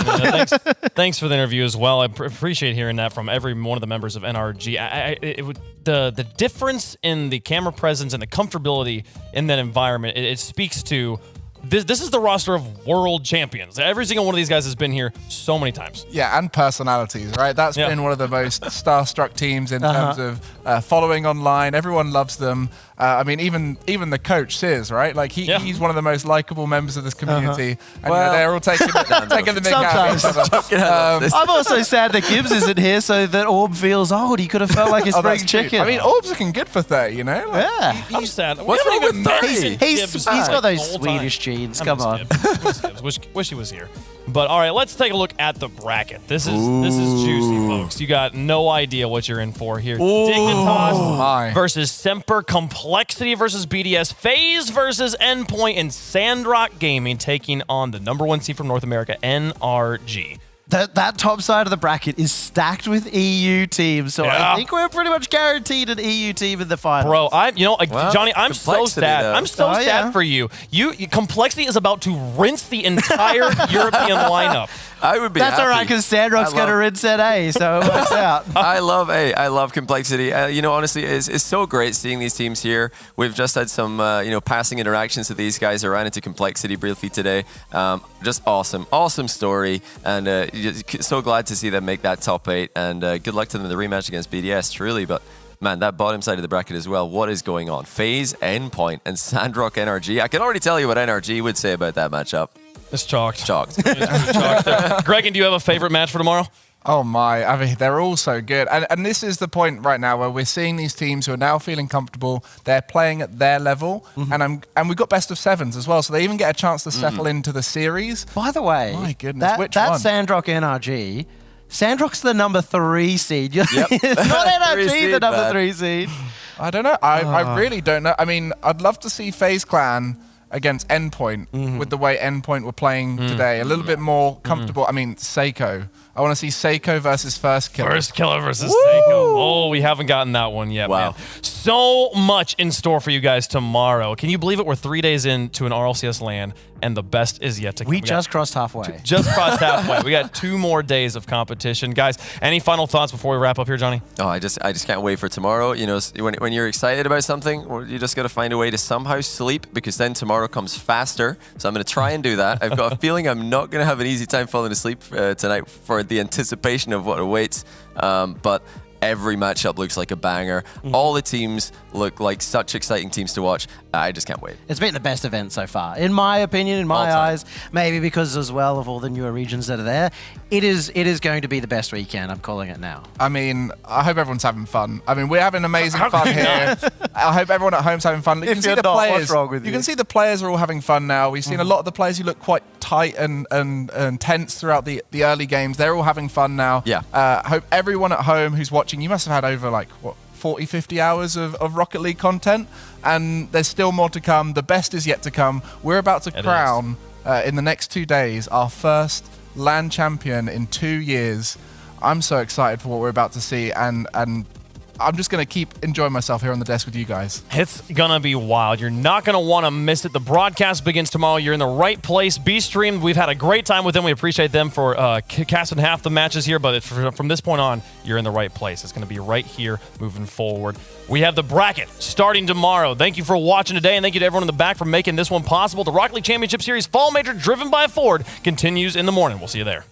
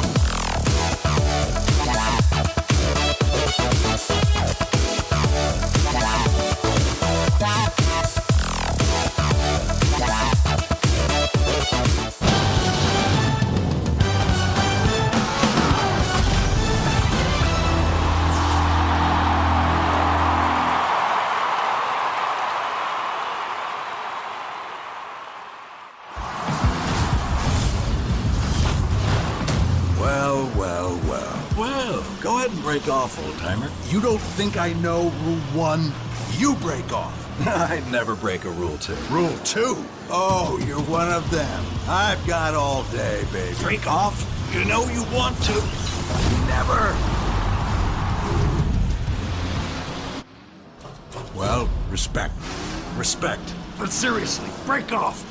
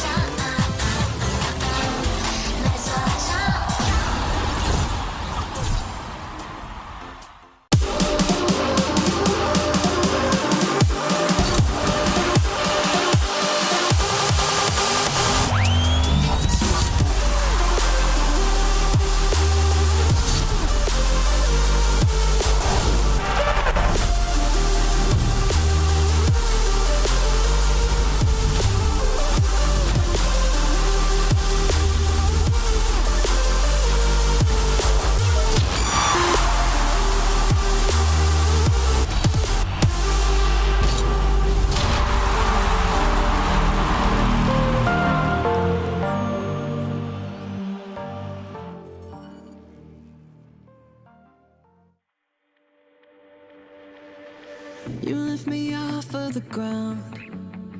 I close my eyes and I wait for the come down. I used to live in the now. Now I'm wiser to